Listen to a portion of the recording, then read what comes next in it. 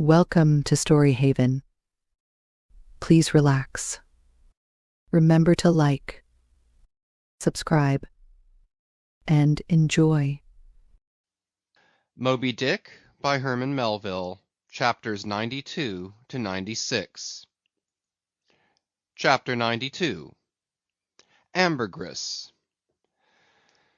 Now this ambergris is a very curious substance, and so important as an article of commerce, that in 1791 a certain Nantucket-born Captain Coffin was examined at the bar of the English House of Commons on the subject.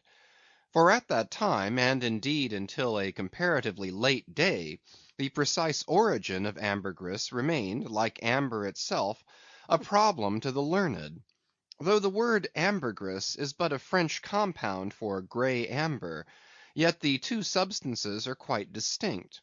For amber, though at times found on the sea coast, is also dug up in some far inland soils, whereas ambergris is never found except upon the sea.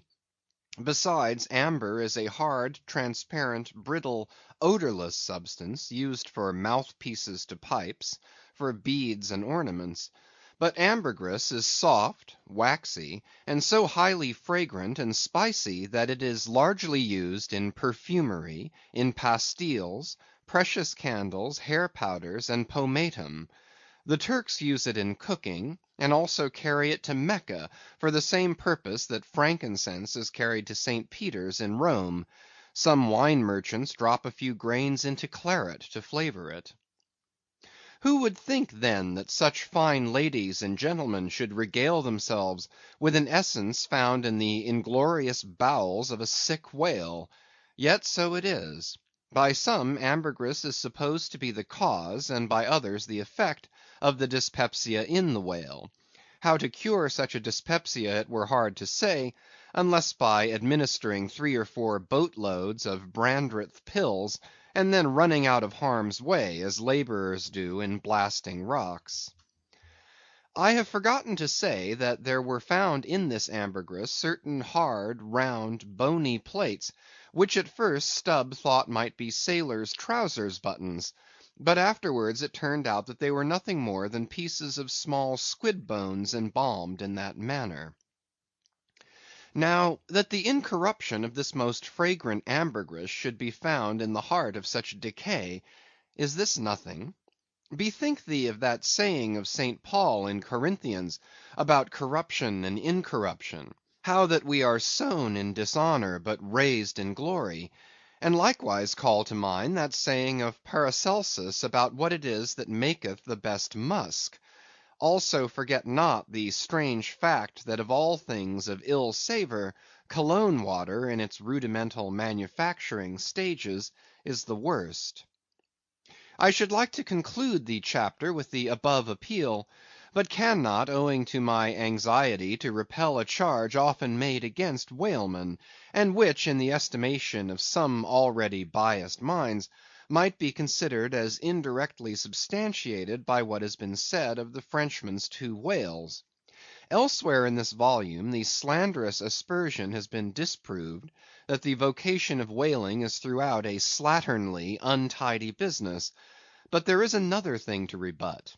They hint that all whales always smell bad. Now how did this odious stigma originate? I opine that it is plainly traceable to the first arrival of the Greenland whaling ships in London, more than 2 centuries ago.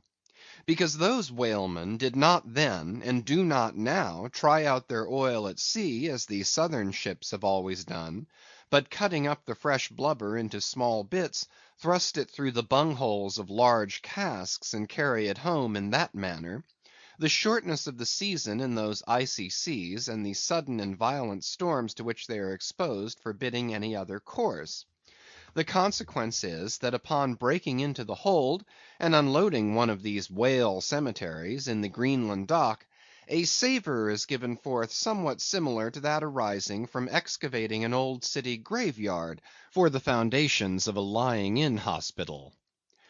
I partly surmise also that this wicked charge against whalers may be likewise imputed to the existence on the coast of Greenland in former times of a Dutch village called Schmerenberg or Smeerenberg, which latter name is the one used by the learned Fogo von Slack in his great work on Smells, a text book on that subject.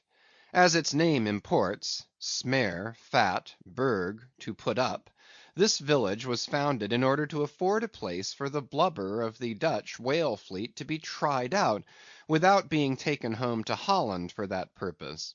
It was a collection of furnaces, fat kettles, and oil sheds, and when the works were in full operation certainly gave forth no very pleasant savor.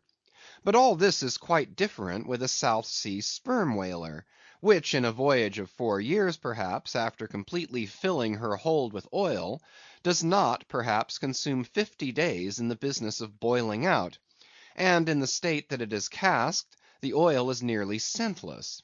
The truth is, that living or dead, if but decently treated, whales as a species are by no means creatures of ill odor. Nor can whalemen be recognized as the people of the Middle Ages affected to detect a Jew in the company by the nose.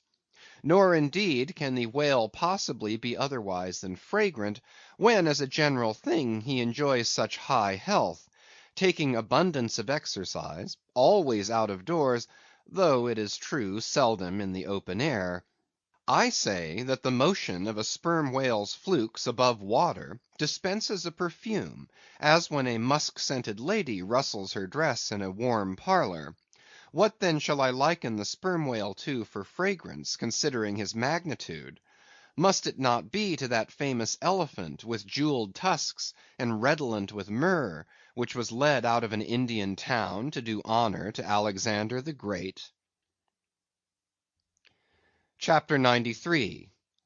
The Castaway.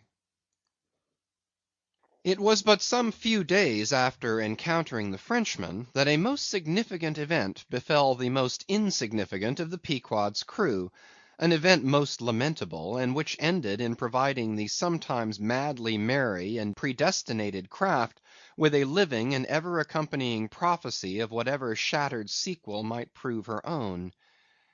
Now, in the whale ship it is not every one that goes in the boats. Some few hands are reserved called ship keepers, whose province it is to work the vessel while the boats are pursuing the whale. As a general thing, these ship keepers are as hardy fellows as the men comprising the boat's crew. But if there happens to be an unduly slender, clumsy, or timorous wight in the ship, that wight is certain to be made a ship keeper. It was so in the Pequod with the little negro Pippin by nickname, Pip by abbreviation. Poor Pip! You have heard of him before; you must remember his tambourine on that dramatic midnight, so gloomy jolly. In outer aspect, Pip and Dough Boy made a match, like a black pony and a white one, of equal developments though of dissimilar color, driven in one eccentric span.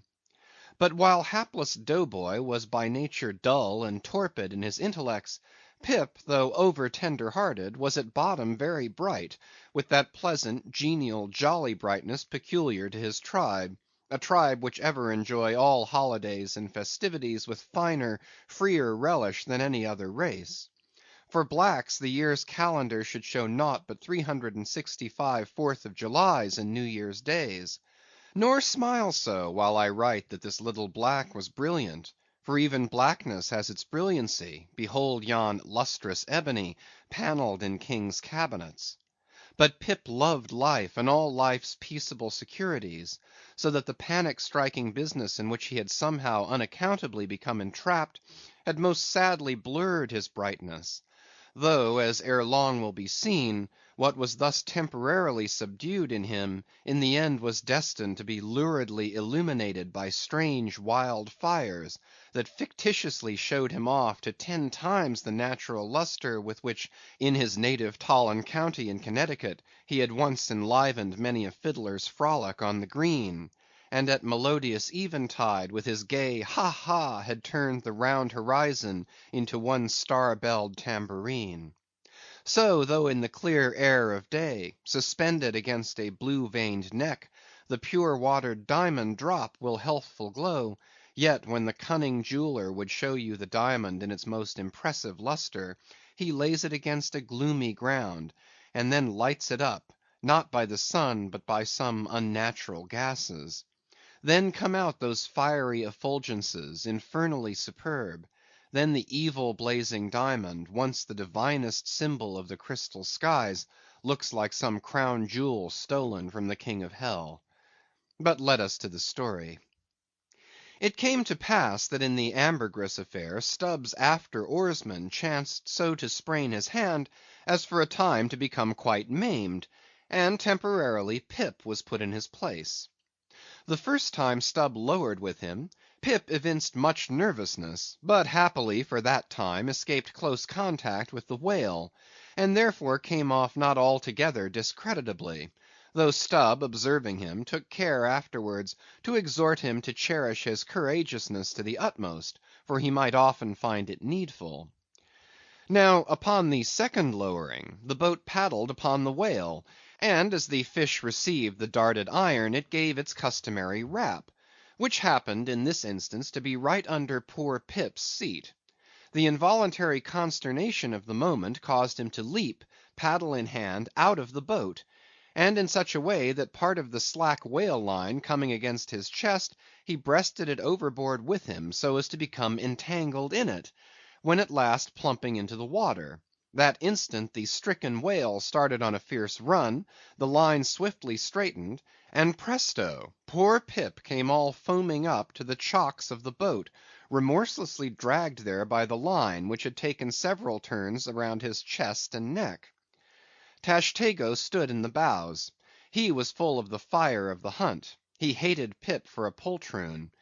Snatching the boat knife from its sheath, he suspended its sharp edge over the line, and turning towards Stubb, exclaimed interrogatively, "Cut?"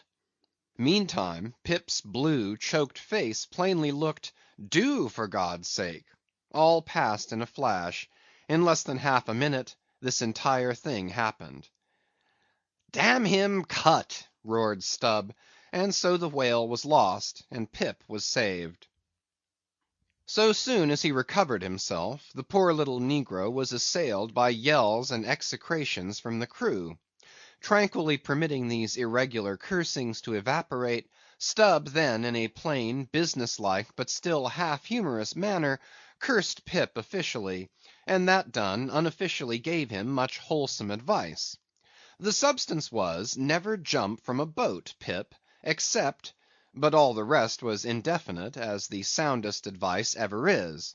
Now, in general, stick to the boat is your true motto in whaling; but cases will sometimes happen when leap from the boat is still better. Moreover, as if perceiving at last that if he should give undiluted conscientious advice to Pip, he would be leaving him too wide a margin to jump in for the future, Stubb suddenly dropped all advice, and concluded with a peremptory command, "Stick to the boat, Pip, or by the Lord, I won't pick you up if you jump, mind that. We can't afford to lose whales by the likes of you. A whale would sell for 30 times what you would, Pip, in Alabama. Bear that in mind, and don't jump any more."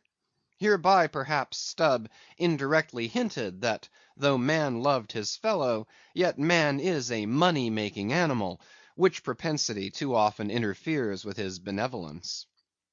But we are all in the hands of the gods, and Pip jumped again. It was under very similar circumstances to the first performance, but this time he did not breast out the line, and hence when the whale started to run, Pip was left behind on the sea, like a hurried traveller's trunk.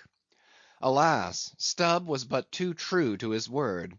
It was a beautiful, bounteous blue day, the spangled sea calm and cool, and flatly stretching away, all round to the horizon, like gold beater's skin hammered out to the extremest. Bobbing up and down in that sea, Pip's ebon head showed like a head of cloves. No boat knife was lifted when he fell so rapidly astern. Stubb's inexorable back was turned upon him, and the whale was winged. In 3 minutes a whole mile of shoreless ocean was between Pip and Stubb.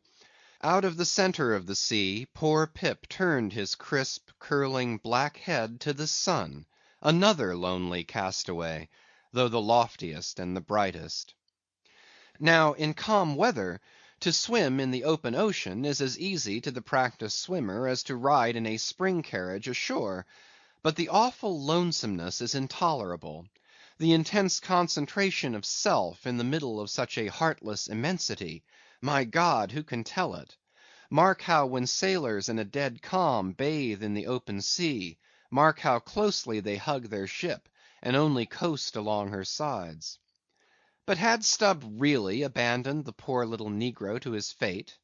No, he did not mean to, at least; because there were two boats in his wake, and he supposed, no doubt, that they would of course come up to Pip very quickly, and pick him up; though, indeed, such considerations towards oarsmen jeopardized through their own timidity is not always manifested by the hunters in all similar instances, and such instances not unfrequently occur. Almost invariably in the fishery, a coward, so called, is marked with the same ruthless detestation peculiar to military navies and armies. But it so happened that those boats, without seeing Pip, suddenly spying whales close to them on one side, turned and gave chase; and Stubb's boat was now so far away, and he and all his crew so intent upon the fish, that Pip's ringed horizon began to expand around him miserably. By the merest chance the ship itself at last rescued him; but from that hour the little negro went about the deck an idiot; such at least they said he was. The sea had jeeringly kept his finite body up, but drowned the infinite of his soul. Not drowned entirely, though; rather carried down alive to wondrous depths, where strange shapes of the unwarped primal world glided to and fro before his passive eyes; and the miser Merman, Wisdom, revealed his hoarded heaps; and among the joyous, heartless, ever juvenile eternities, Pip saw the multitudinous, God omnipresent, coral insects that out of the firmament of waters heaved the colossal orbs. He saw God's foot upon the treadle of the loom, and spoke it; and therefore his shipmates called him mad. So man's insanity is Heaven's sense; and wandering from all mortal reason, man comes at last to that celestial thought, which to reason is absurd and frantic; and weal or woe feels then uncompromised, indifferent as his God. For the rest, blame not Stubb too hardly. The thing is common in that fishery; and in the sequel of the narrative it will then be seen what like abandonment befell myself. CHAPTER 94. A Squeeze of the Hand. That whale of Stubb's, so dearly purchased, was duly brought to the Pequod's side, where all those cutting and hoisting operations previously detailed were regularly gone through, even to the bailing of the Heidelburg tun, or case. While some were occupied with this latter duty, others were employed in dragging away the larger tubs so soon as filled with the sperm; and when the proper time arrived, this same sperm was carefully manipulated ere going to the try works, of which anon. It had cooled and crystallized to such a degree, that when, with several others, I sat down before a large Constantine's bath of it, I found it strangely concreted into lumps, here and there rolling about in the liquid part. It was our business to squeeze these lumps back into fluid. A sweet and unctuous duty. No wonder that in old times this sperm was such a favorite cosmetic. Such a clearer, such a sweetener, such a softener, such a delicious mollifier. After having my hands in it for only a few minutes, my fingers felt like eels, and began, as it were, to serpentine and spiralize. As I sat there at my ease, cross‐legged on the deck, after the bitter exertion at the windlass, under a blue tranquil sky, the ship under indolent sail, and gliding so serenely along; as I bathed my hands among those soft, gentle globules of infiltrated tissues, woven almost within the hour; as they richly broke to my fingers, and discharged all their opulence, like fully ripe grapes their wine; as I snuffed up that uncontaminated aroma, literally and truly like the smell of spring violets. I declare to you that for the time I lived as in a musky meadow. I forgot all about our horrible oath. In that inexpressible sperm I washed my hands and my heart of it. I almost began to credit the old Paracelsian superstition that sperm is of rare virtue in allaying the heat of anger. While bathing in that bath, I felt divinely free from all ill will, or petulance, or malice of any sort whatsoever. Squeeze, squeeze, squeeze, all the morning long I squeezed that sperm till I myself almost melted into it. I squeezed that sperm till a strange sort of insanity came over me, and I found myself unwittingly squeezing my co‐laborers' hands in it, mistaking their hands for the gentle globules. Such an abounding, affectionate, friendly, loving feeling did this avocation beget, that at last I was continually squeezing their hands, and looking up into their eyes sentimentally, as much as to say, "Oh, my dear fellow beings, why should we longer cherish any social acerbities, or know the slightest ill humor or envy? Come, let us squeeze hands all round; nay, let us all squeeze ourselves into each other; let us squeeze ourselves universally into the very milk and sperm of kindness." Would that I could keep squeezing that sperm for ever. For now, since by many prolonged, repeated experiences, I have perceived that in all cases man must eventually lower, or at least shift his conceit of attainable felicity, not placing it anywhere in the intellect or the fancy, but in the wife, the heart, the bed, the table, the saddle, the fireside, the country. Now that I have perceived all this, I am ready to squeeze case eternally.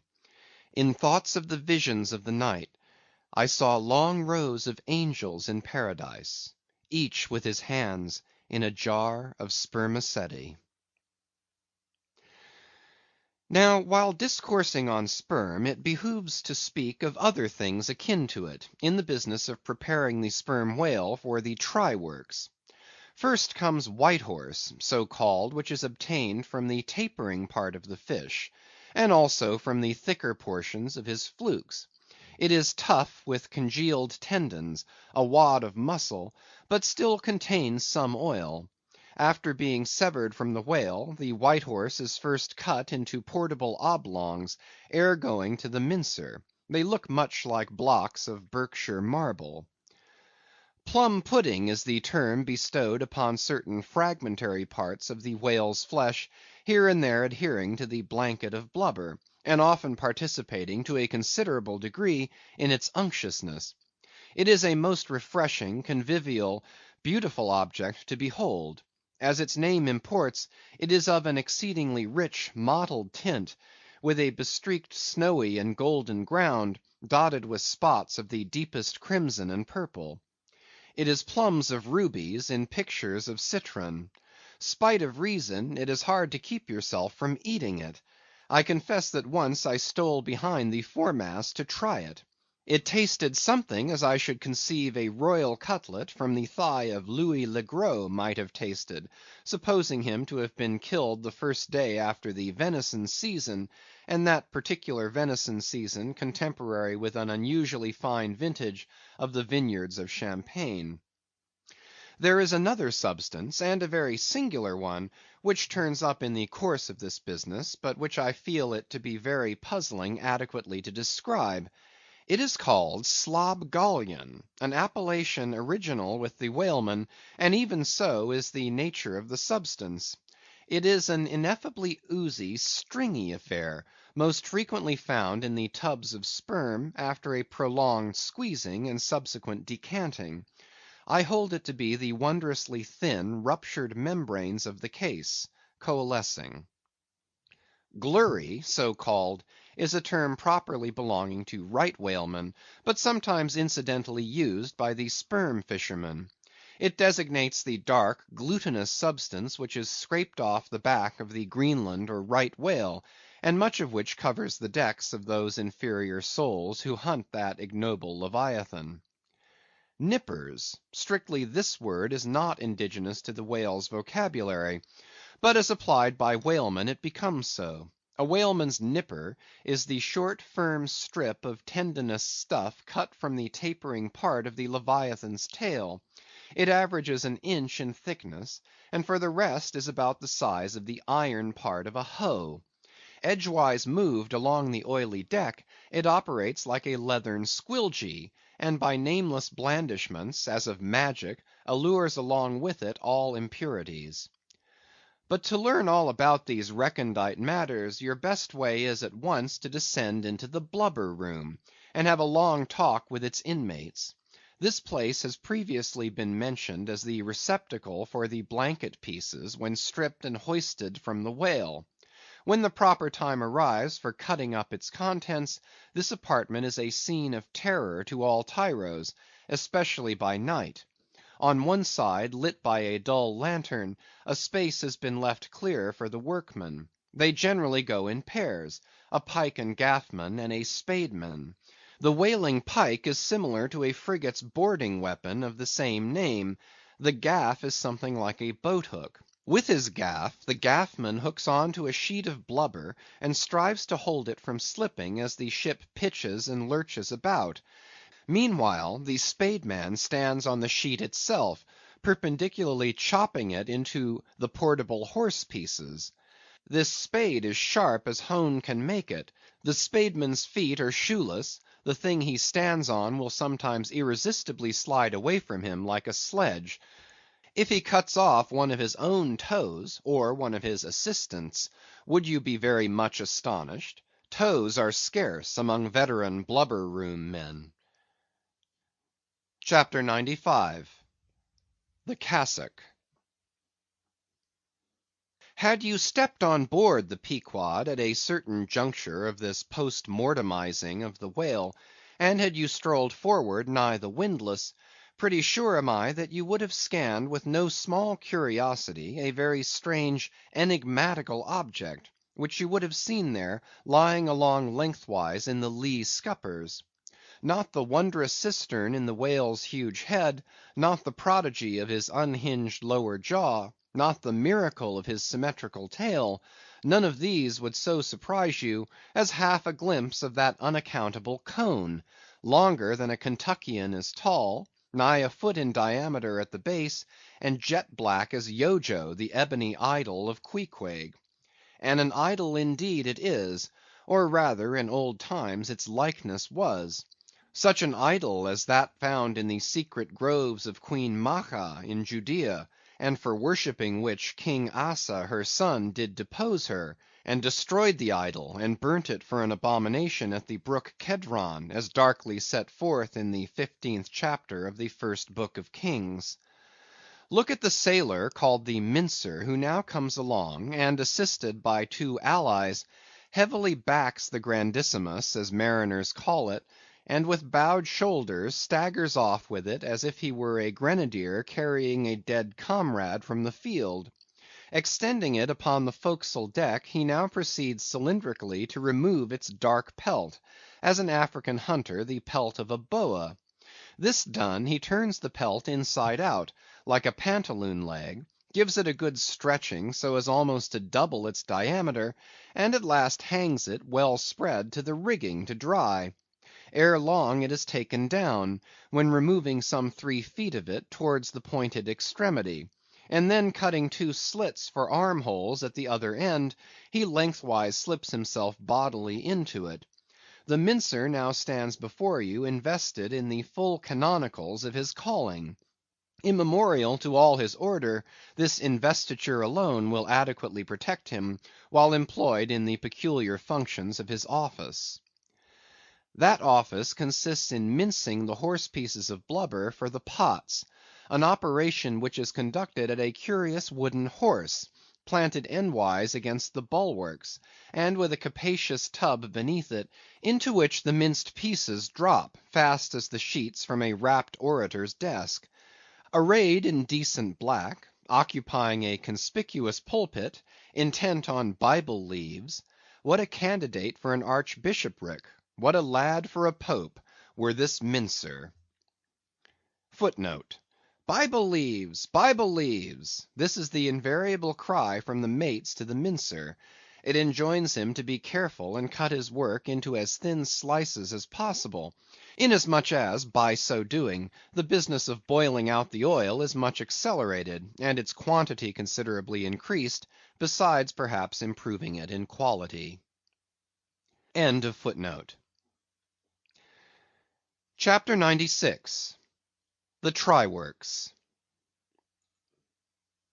Besides her hoisted boats, an American whaler is outwardly distinguished by her try works. She presents the curious anomaly of the most solid masonry joining with oak and hemp in constituting the completed ship. It is as if from the open field a brick kiln were transported to her planks. The try works are planted between the foremast and the mainmast, the most roomy part of the deck. The timbers beneath are of a peculiar strength, fitted to sustain the weight of an almost solid mass of brick and mortar some 10 feet by 8 square, and 5 in height. The foundation does not penetrate the deck, but the masonry is firmly secured to the surface by ponderous knees of iron, bracing it on all sides, and screwing it down to the timbers. On the flanks it is cased with wood, and at top completely covered by a large sloping battened hatchway. Removing this hatch, we expose the great try pots, 2 in number, and each of several barrels' capacity.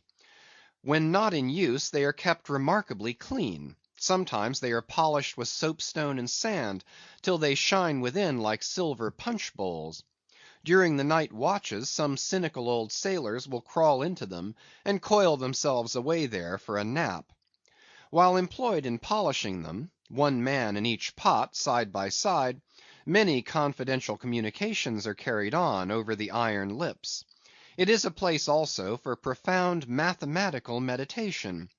It was in the left-hand trypot of the Pequod, with the soapstone diligently circling round me, that I was first indirectly struck by the remarkable fact, that in geometry all bodies gliding along the cycloid, my soapstone for example, will descend from any point in precisely the same time.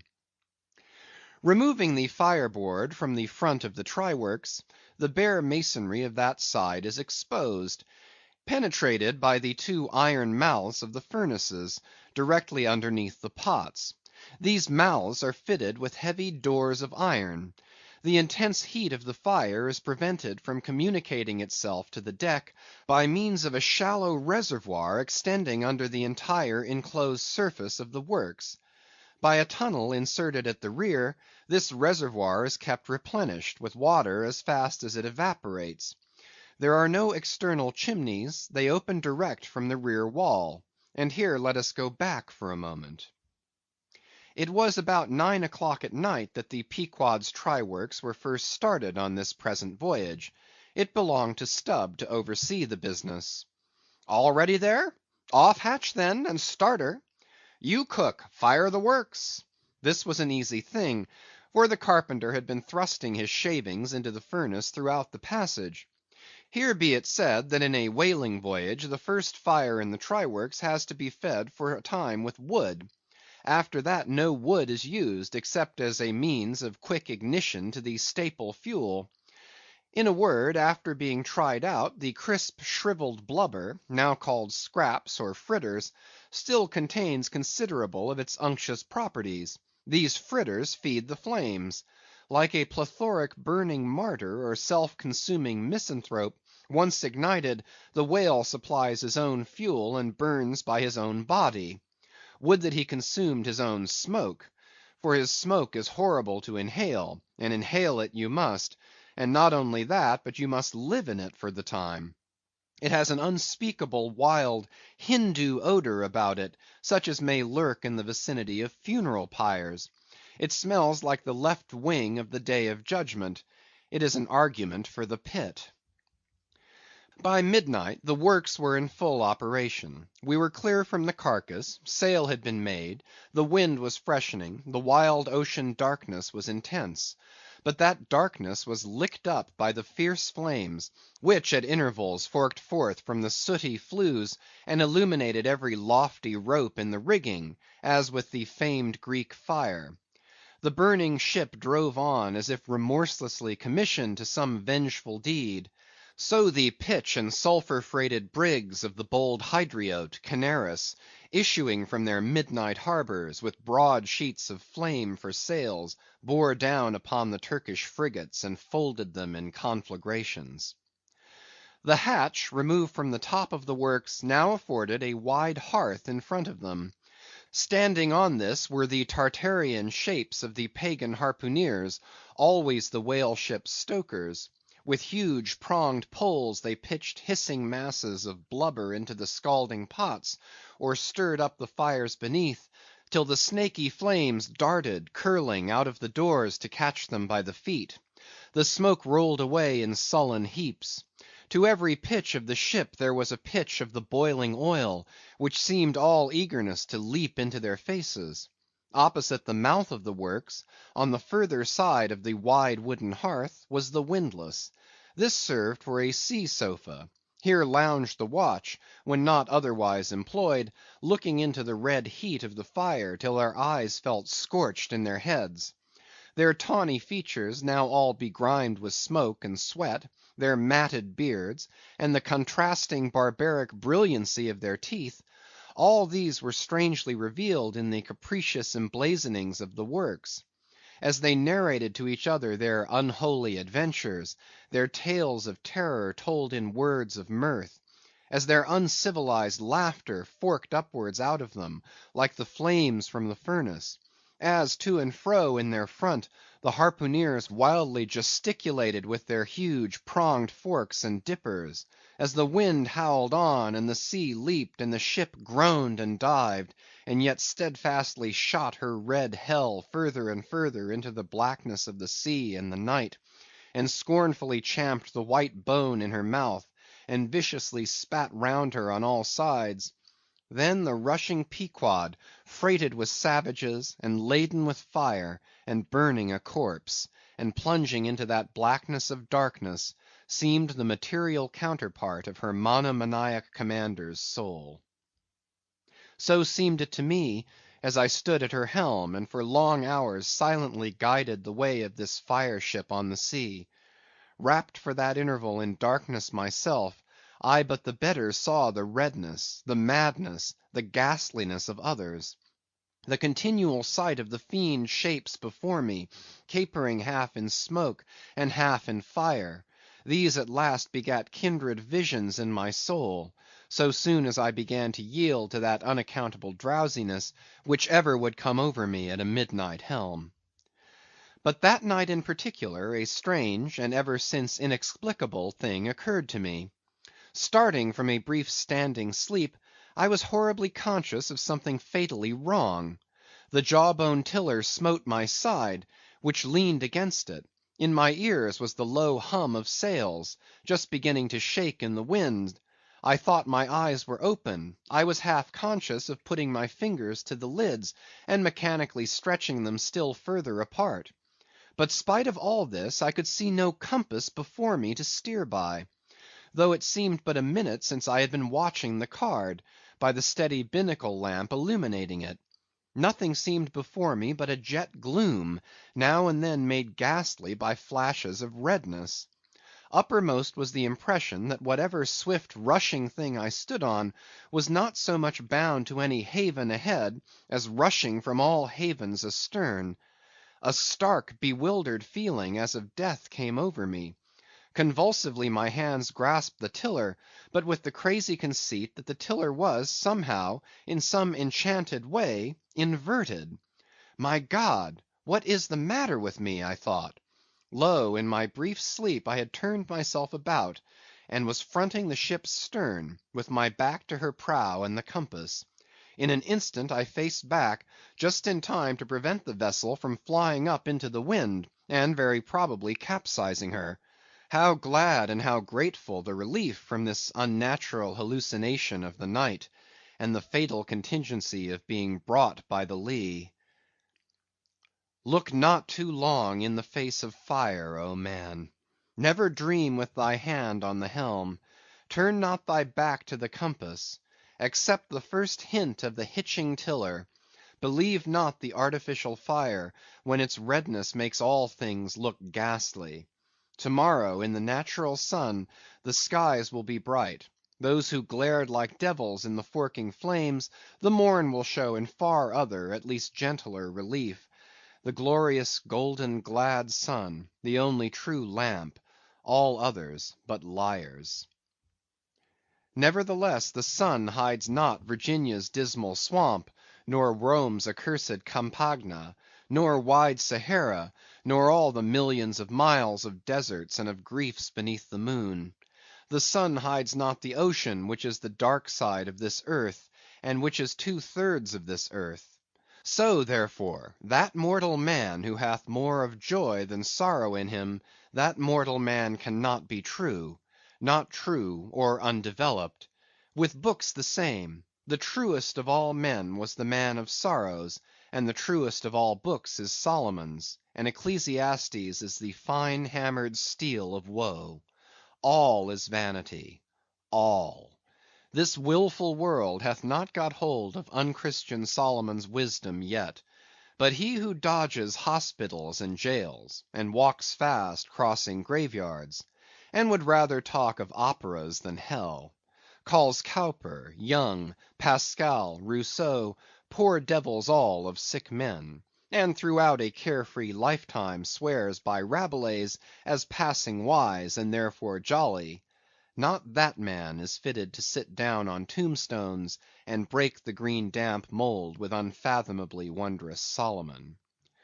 But even Solomon, he says, the man that wandereth out of the way of understanding shall remain, i.e., even while living, in the congregation of the dead. Give not thyself up then to fire, lest it invert thee, deaden thee, as for the time it did me. There is a wisdom that is woe, but there is a woe that is madness. And there is a Catskill eagle in some souls that can alike dive down into the blackest gorges, and soar out of them again, and become invisible in the sunny spaces. And even if he forever flies within the gorge, that gorge is in the mountains; so that even in his lowest swoop, the mountain eagle is still higher than other birds upon the plain, even though they soar. End of chapters 92 to 96.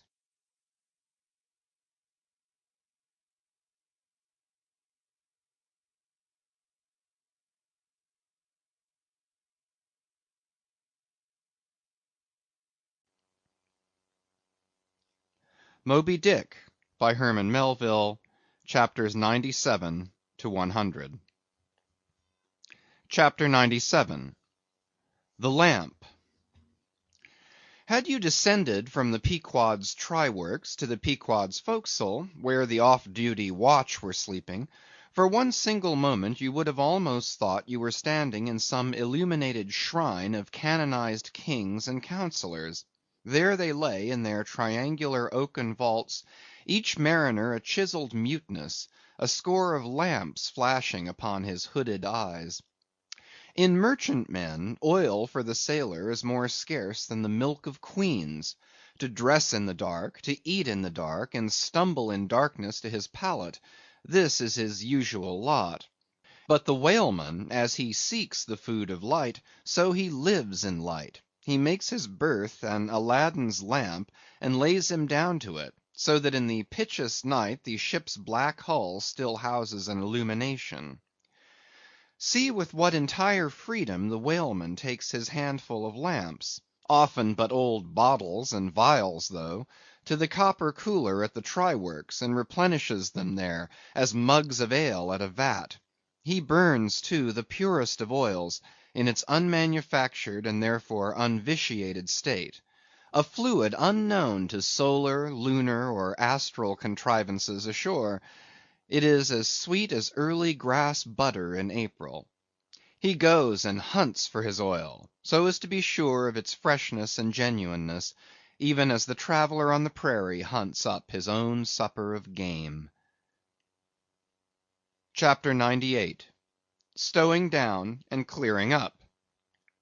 Already it has been related how the great Leviathan is afar off descried from the masthead, how he is chased over the watery moors, and slaughtered in the valleys of the deep, how he is then towed alongside and beheaded, and how, on the principle which entitled the headsman of old to the garments in which the beheaded was killed, his great padded surtout becomes the property of his executioner; how in due time he is condemned to the pots, and like Shadrach, Meshach, and Abednego, his spermaceti, oil, and bone pass unscathed through the fire.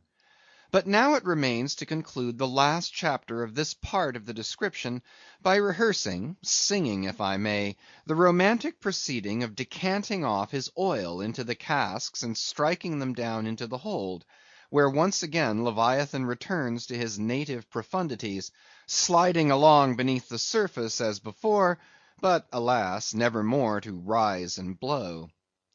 While still warm, the oil, like hot punch, is received into the 6-barrel casks; and while, perhaps, the ship is pitching and rolling this way and that in the midnight sea, the enormous casks are slewed round and headed over, end for end, and sometimes perilously scoot across the slippery deck, like so many landslides, till at last, man–handled and stayed in their course, and all round the hoops rap rap go as many hammers as can play upon them, for now ex officio every sailor is a cooper.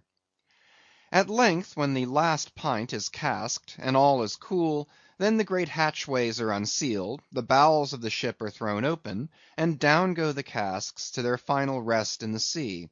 This done, the hatches are replaced and hermetically closed, like a closet walled up. In the sperm fishery this is perhaps one of the most remarkable incidents in all the business of whaling. One day the planks stream with freshets of blood and oil; on the sacred quarter deck enormous masses of the whale's head are profanely piled; great rusty casks lie about as in a brewery yard; the smoke from the try works has besooted all the bulwarks; the mariners go about suffused with unctuousness; the entire ship seems great Leviathan himself, while on all hands the din is deafening. But a day or two after, you look about you and prick your ears in this selfsame ship, and were it not for the tell–tale boats and try works, you would all but swear you trod some silent merchant vessel with a most scrupulously neat commander. The unmanufactured sperm oil possesses a singularly cleansing virtue. This is the reason why the decks never look so white as just after what they call an affair of oil. Besides, from the ashes of the burned scraps of the whale, a potent lye is readily made; and whenever any adhesiveness from the back of the whale remains clinging to the side, that lye quickly exterminates it. Hands go diligently along the bulwarks, and with buckets of water and rags restore them to their full tidiness. The soot is brushed from the lower rigging; all the numerous implements which have been in use are likewise faithfully cleansed and put away. The great hatch is scrubbed and placed upon the try works, completely hiding the pots. Every cask is out of sight; all tackles are coiled in unseen nooks; and when by the combined and simultaneous industry of almost the entire ship's company, the whole of this conscientious duty is at last concluded, then the crew themselves proceed to their own ablutions, shift themselves from top to toe, and finally issue to the immaculate deck, fresh and all aglow, as bridegroom new leaped from out of the daintiest Holland. Now with elated step they pace the planks in twos and threes, and humorously discourse of parlors, sofas, carpets, and fine cambrics; propose to mat the deck; think of having hanging to the top; object not to taking tea by moonlight on the piazza of the forecastle. To hint to such musked mariners of oil and bone and blubber were little short of audacity. They know not the thing you distantly allude to. Away, and bring us napkins! But mark, aloft there, at the three mast heads, stand three men intent on spying out more whales, which, if caught, infallibly will again soil the old oaken furniture, and drop at least one small grease spot somewhere. Yes, and many is the time when, after the severest uninterrupted labors which know no night, continuing straight through for 96 hours, when from the boat, where they have swelled their wrists with all day rowing on the line, they only step to the deck to carry vast chains, and heave the heavy windlass, and cut and slash; yea, and in their very sweatings to be smoked and burned anew by the combined fires of the equatorial sun and the equatorial try-works; when, on the heels of all this, they have finally bestirred themselves to cleanse the ship, and make a spotless dairy room of it; many is the time the poor fellows, just buttoning the necks of their clean frocks, are startled by the cry of "There she blows!" and away they fly to fight another whale, and go through the whole weary thing again. Oh, my friends, but this is man killing! Yet this is life; for hardly have we mortals, by long toilings, extracted from this world's vast bulk its small but valuable sperm, and then with weary patience cleansed ourselves from its defilements, and learned to live here in clean tabernacles of the soul; hardly is this done, when, there she blows! the ghost is spouted up, and away we sail to fight some other world, and go through young life's old routine again. Oh, the metempsychosis! Oh, Pythagoras, that in bright Greece 2000 years ago did die, so good, so wise, so mild! I sailed with thee along the Peruvian coast last voyage, and, foolish as I am, taught thee, a green simple boy, how to splice a rope. CHAPTER 99. The Doubloon. Ere now it has been related how Ahab was wont to pace his quarter deck, taking regular turns at either limit, the binnacle and mainmast; but in the multiplicity of other things requiring narration, it has not been added how that sometimes in these walks, when most plunged in his mood, he was wont to pause in turn at each spot, and stand there strangely eyeing the particular object before him. When he halted before the binnacle, with his glance fastened on the pointed needle in the compass, that glance shot like a javelin with the pointed intensity of his purpose; and when resuming his walk, he again paused before the mainmast, then, as the same riveted glance fastened upon the riveted gold coin there, he still wore the same aspect of nailed firmness, only dashed with a certain wild longing, if not hopefulness. But one morning, turning to pass the doubloon, he seemed to be newly attracted by the strange figures and inscriptions stamped on it, as though now for the first time beginning to interpret for himself, in some monomaniac way, whatever significance might lurk in them. And some certain significance lurks in all things, else all things are little worth, and the round world itself but an empty cipher, except to sell by the cartload, as they do hills about Boston, to fill up some morass in the Milky Way. Now this doubloon was of purest virgin gold, raked somewhere out of the heart of gorgeous hills, whence, east and west, over golden sands, the head waters of many a Pactolus flows; and though now nailed amidst all the rustiness of iron bolts and the verdigris of copper spikes, yet untouchable and immaculate to any foulness, it still preserved its Quito glow; nor, though placed amongst a ruthless crew, and every hour passed by ruthless hands, and through the livelong nights shrouded with thick darkness which might cover any pilfering approach, nevertheless every sunrise found the doubloon where sunset left it last; for it was set apart and sanctified to one awe-striking end; and however wanton in their sailor ways, one and all, the mariners revered it as the white whale's talisman. Sometimes they talked it over in the weary watch by night, wondering whose it was to be at last, and whether he would ever live to spend it. Now those noble golden coins of South America are as medals of the sun and tropic token pieces. Here palms, alpacas, and volcanoes, sun's disks and stars, ecliptics, horns of plenty, and rich banners waving, are in luxuriant profusion stamped, so that the precious gold seems almost to derive an added preciousness and enhancing glories by passing through those fancy mints, so Spanishly poetic. It so chanced that the doubloon of the Pequod was a most wealthy example of these things. On its round border it bore the letters Republica del Ecuador, Quito. So this bright coin came from a country planted in the middle of the world, and beneath the great equator, and named after it.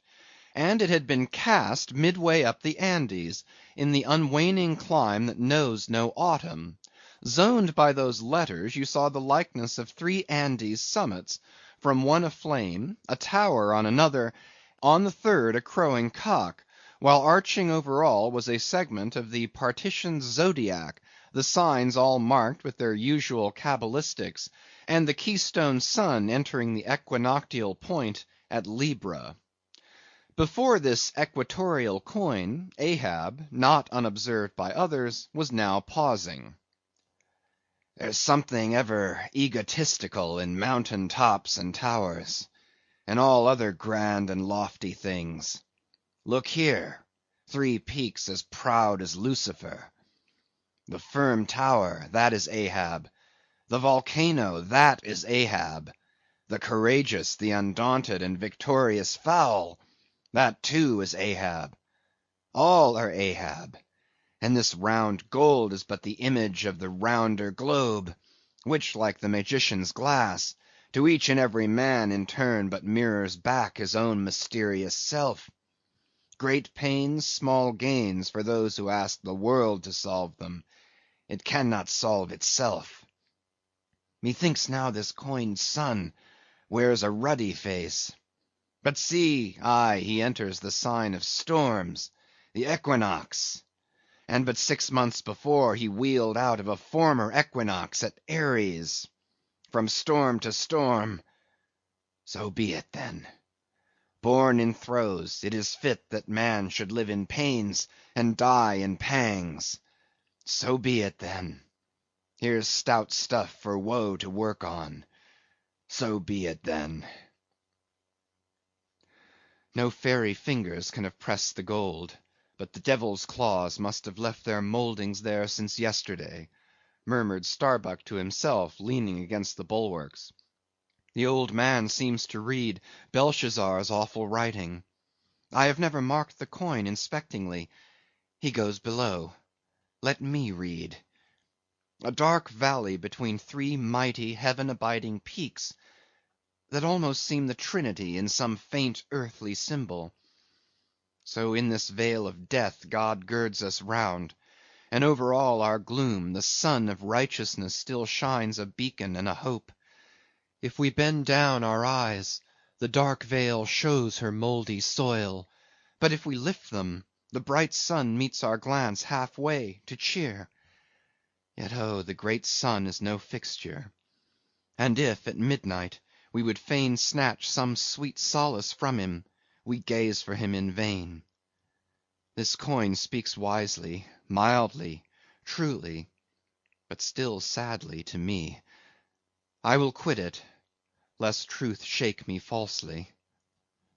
There now's the old Mogul, soliloquized Stubb by the try works. He's been twigging it, and there goes Starbuck from the same, and both with faces which I should say might be somewhere within 9 fathoms long, and all from looking at a piece of gold, which did I have it now on Negro Hill or in Corlier's Hook, I'd not look at it very long ere spending it. Humph! In my poor insignificant opinion, I regard this as queer. I have seen doubloons before now in my voyagings, your doubloons of old Spain, your doubloons of Peru, your doubloons of Chile, your doubloons of Bolivia, your doubloons of Popayan, with plenty of gold moidores and pistoles, and joes and half-joes and quarter-joes. What should there then be in this doubloon of the equator that is so killing wonderful? By Golconda, let me read it once. Hallo! Here's signs and wonders truly. That, now, is what old Bowditch in his epitome calls the zodiac, and what my almanac below calls ditto. I'll get the almanac, and as I have heard devils can be raised with Daboll's arithmetic, I'll try my hand at raising a meaning out of these queer curvicues here with the Massachusetts calendar. Here's the book. Let's see now. Signs and wonders, and the sun, he's always among 'em. Hem, hem, hem. Here they are. Here they go, all alive. Aries, or the ram, Taurus, or the bull, and Jiminy, here's Gemini himself, or the twins. Well, the sun he wheels among 'em. Aye, here on the coin he's just crossing the threshold between two of the 12 sitting rooms all in a ring. Book, you lie there. The fact is, you books must know your places. You do to give us the bare words and facts, but we come in to supply the thoughts. That's my small experience, so far as the Massachusetts calendar, and Bowditch's navigator, and Daboll's arithmetic go. Signs and wonders, eh? Pity if there is nothing wonderful in signs and significant in wonders. There's a clue somewhere. Wait a bit. Hist! Hark! By Jove! I have it! Look you, doubloon, your zodiac here is the life of man in one round chapter, and now I'll read it off, straight out of the book. Come, almanac. To begin, there's Aries, or the ram. Lecherous dog, he begets us. Then Taurus, or the bull, he bumps us the first thing. Then Gemini, or the twins, that is virtue and vice. We try to reach virtue, when lo, comes Cancer the crab, and drags us back. And here, going from virtue, Leo, a roaring lion, lies in the path. He gives a few fierce bites and surly dabs with his paw. We escape and hail Virgo, the virgin. That's our first love. We marry and think to be happy, for aye, when pop comes Libra, or the scales, happiness weighed and found wanting. And while we are very sad about that, Lord, how we suddenly jump, as Scorpio, or the scorpion, stings us in the rear. We are curing the wound, when whang come the arrows all around. Sagittarius, or the archer, is amusing himself. As we pluck out the shafts, stand aside. Here's the battering ram, Capricornus, or the goat. Full tilt he comes rushing, and headlong we are tossed, when Aquarius, or the water bearer, pours out his whole deluge and drowns us. And to wind up with Pisces, or the fishes, we sleep. There's a sermon now, writ in high heaven, and the sun goes through it every year, and yet comes out of it all alive and hearty. Jollily he, aloft there, wheels through toil and trouble, and so, alow here, does jolly Stubb. Ah, jolly's the word for aye. Adieu, doubloon. But stop, here comes little King Post. Dodge round the try-works, now, and let's hear what he'll have to say. There, he's before it. He'll out with something presently. So, he's beginning. I see nothing here but a round thing made of gold, and whoever raises a certain whale, this round thing belongs to him. So what's all this staring been about? It is worth $16, that's true, and at 2 cents the cigar, that's 960 cigars. I won't smoke dirty pipes like Stubb, but I like cigars, and here's 960 of them. So here goes Flask aloft to spy 'em out. Shall I call that wise or foolish now? If it be really wise, it has a foolish look to it. Yet if it be really foolish, then it has a sort of wisish look to it. But avast, here comes our old Manxman, the old hearse driver he must have been, that is, before he took to the sea. He luffs up before the doubloon. Hallo, and goes round the other side of the mast. Why, there's a horseshoe nailed on that side. And now he's back again. What does that mean? Hark! He's muttering, voice like an old worn-out coffee-mill. Prick ears and listen. If the white whale be raised, it must be in a month and a day when the sun stands in some one of these signs. I've studied signs, and know their marks. They were taught me 20 years ago by an old witch in Copenhagen. Now, in what sign will the sun then be? The horseshoe sign. For there it is right opposite the gold. And what's the horseshoe sign? The lion is the horseshoe sign. The roaring and devouring lion. Ship, old ship, my old head shakes to think of thee. There's another rendering now. But still one text. All sorts of men in one kind of world, you see. Dodge again. Here comes Queequeg, all tattooing. Looks like the signs of the Zodiac himself. What says the cannibal?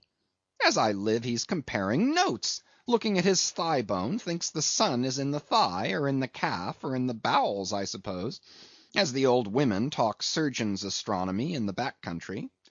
And by Jove, he's found something there in the vicinity of his thigh. I guess it's Sagittarius, or the Archer. No, he don't know what to make of the doubloon. He takes it for an old button off some king's trousers. But aside again, here comes that ghost devil Fedallah, tail coiled out of sight as usual, oakum in the toes of his pumps as usual. What does he say with that look of his? Only makes a sign to the sign, and bows himself. There is a sun on the coin. Fire worshipper, depend upon it. Ho! More and more. This way comes Pip. Poor boy. Would he had died, or I. He's half horrible to me. He too has been watching all these interpreters, myself included. And look now, he comes to read, with that unearthly idiot face. Stand away again, and hear him. Hark! I look, you look, he looks, we look, ye look, they look. Upon my soul, he's been studying Murray's grammar, improving his mind, poor fellow. But what's that he says now? Hist! I look, you look, he looks, we look, ye look, they look. Why, he's getting it by heart. Hist! Again. I look, you look, he looks, we look, ye look, they look. Well, that's funny. And I, you, and he, and we, ye, and they, are all bats, and I'm a crow, especially when I stand atop of this pine tree here. Caw, caw, caw, caw, caw, caw. Ain't I a crow? And where's the scarecrow? There he stands, 2 bones stuck into a pair of old trousers, and 2 more poked into the sleeves of an old jacket. Wonder if he means me? Complimentary. Poor lad, I could go and hang myself. Anyway, for the present I'll quit Pip's vicinity. I can stand the rest, for they have plain wits, but he's too crazy witty for my sanity. So I leave him muttering. Here's the ship's navel, this doubloon here, and they are all on fire to unscrew it. But unscrew your navel, and what's the consequence? Then again, if it stays here, that is ugly too, for when aught's nailed to the mast, it's a sign that things grow desperate. Ha! ha! Old Ahab, the white whale, he'll nail you. This is a pine tree. My father, in old Tolland County, cut down a pine tree once, and found a silver ring grown over in it, some old darkey's wedding ring. How did it get there? And so they'll say in the resurrection, when they come to fish up this old mast, and find a doubloon lodged in it, with bedded oysters for the shaggy bark. Oh, the gold, the precious, precious gold! The green miser'll hoard ye soon. Hish, hish! God goes 'mong the worlds blackberrying. Cook, ho, cook, and cook us. Jenny, hey, hey, hey, hey, hey, Jenny, Jenny, and get your hoe cake done. Chapter 100. Leg and Arm. The Pequod of Nantucket meets the Samuel Enderby of London. Ship ahoy! Hast seen the white whale? So cried Ahab, once more hailing a ship showing English colors, bearing down under the stern. Trumpet to mouth, the old man was standing in his hoisted quarter-boat, his ivory leg plainly revealed to the stranger captain, who was carelessly reclining in his own boat's bow. He was a darkly tanned, burly, good-natured, fine-looking man of 60 or thereabouts, dressed in a spacious roundabout that hung round him in festoons of blue pilot cloth, and one empty arm of this jacket streamed behind him like the broidered arm of a hussar's surcoat. "Hast seen the white whale?" "See you this?" And withdrawing it from the folds that had hidden it, he held up a white arm of sperm whale bone, terminating in a wooden head like a mallet. "Man my boat!" cried Ahab, impetuously, and tossing about the oars near him. "Stand by to lower!"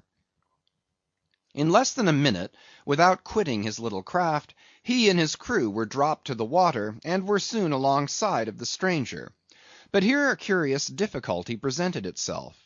In the excitement of the moment, Ahab had forgotten that since the loss of his leg, he had never once stepped on board of any vessel at sea but his own, and then it was always by an ingenious and very handy mechanical contrivance peculiar to the Pequod, and a thing not to be rigged and shipped in any other vessel at a moment's warning. Now it is no very easy matter for anybody, except those who are almost hourly used to it like whalemen, to clamber up a ship's side from a boat on the open sea, for the great swells now lift the boat high up toward the bulwarks, then instantaneously drop it halfway down to the kelson. So deprived of one leg, and the strange ship of course being altogether unsupplied with the kindly invention, Ahab now found himself abjectly reduced to a clumsy landsman again, hopelessly eyeing the uncertain changeful height he could hardly hope to attain. It has before been hinted, perhaps, that every little untoward circumstance that befell him, and which indirectly sprang from his luckless mishap, almost invariably irritated or exasperated Ahab. And in the present instance, all this was heightened by the sight of the two officers of the strange ship leaning over the side, by the perpendicular ladder of nailed cleats there, and swinging towards him a pair of tastefully ornamented man-ropes. For at first they did not seem to bethink them that a one-legged man must be too much of a cripple to use their sea banisters. But this awkwardness only lasted a minute, because the strange captain, observing at a glance how affairs stood, cried out, "I see, I see! Avast heaving there! Jump, boys, and swing over the cutting tackle!" As good luck would have it, they had had a whale alongside a day or two previous, and the great tackles were still aloft, and the massive curved blubber hook, now clean and dry, was still attached to the end. This was quickly lowered to Ahab, who, at once comprehending it all, slid his solitary thigh into the curve of the hook (it was like sitting in the fluke of an anchor, or the crotch of an apple tree), and then giving the word, held himself fast, and at the same time also helped to hoist his own weight by pulling hand over hand upon one of the running parts of the tackle. Soon he was carefully swung inside the high bulwarks, and gently landed upon the capstan head. With his ivory arm frankly thrust forth in welcome, the other captain advanced, and Ahab putting out his ivory leg, and crossing the ivory arm like two swordfish blades, cried out in his walrus way, "Aye, aye, hearty! Let us shake bones together, an arm and a leg. An arm that never can shrink, d'ye see, and a leg that never can run. Where didst thou see the white whale? How long ago?" "The white whale," said the Englishman, pointing his ivory arm towards the east, and taking a rueful sight along it, as if it had been a telescope. "There I saw him, on the line last season." "And he took that arm off, did he?" asked Ahab, now sliding down from the capstan, and resting on the Englishman's shoulder as he did so. "Aye, he was the cause of it at least. And that leg too?" "Spin me the yarn," said Ahab. "How was it?" "It was the first time in my life that I ever cruised on the line," began the Englishman. "I was ignorant of the white whale at that time. Well, one day we lowered for a pod of 4 or 5 whales, and my boat fastened to one of them. A regular circus horse he was too, that went milling and milling round so, that my boat's crew could only trim dish by setting all their sterns on the outer gunwale.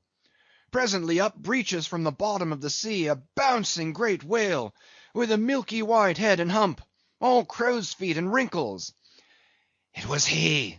it was he, cried Ahab, suddenly letting out his suspended breath. And harpoon sticking in near his starboard fin. Aye, aye, they were mine, my irons, cried Ahab exultingly. But on. Give me a chance then, said the Englishman good-humouredly. Well, this old great-grandfather with a white head and hump runs all afoam into the pod, and goes to snapping furiously at my fast line. Aye, I see. Wanted to part it, free the fast fish. An old trick. I know him. How it was exactly, continued the one-armed commander, I do not know, but in biting the line it got foul of his teeth, caught there somehow, but we didn't know it then, so that when we afterwards pulled on the line, bounce we came plump onto his hump, instead of the other whales that went off to windward, all fluking.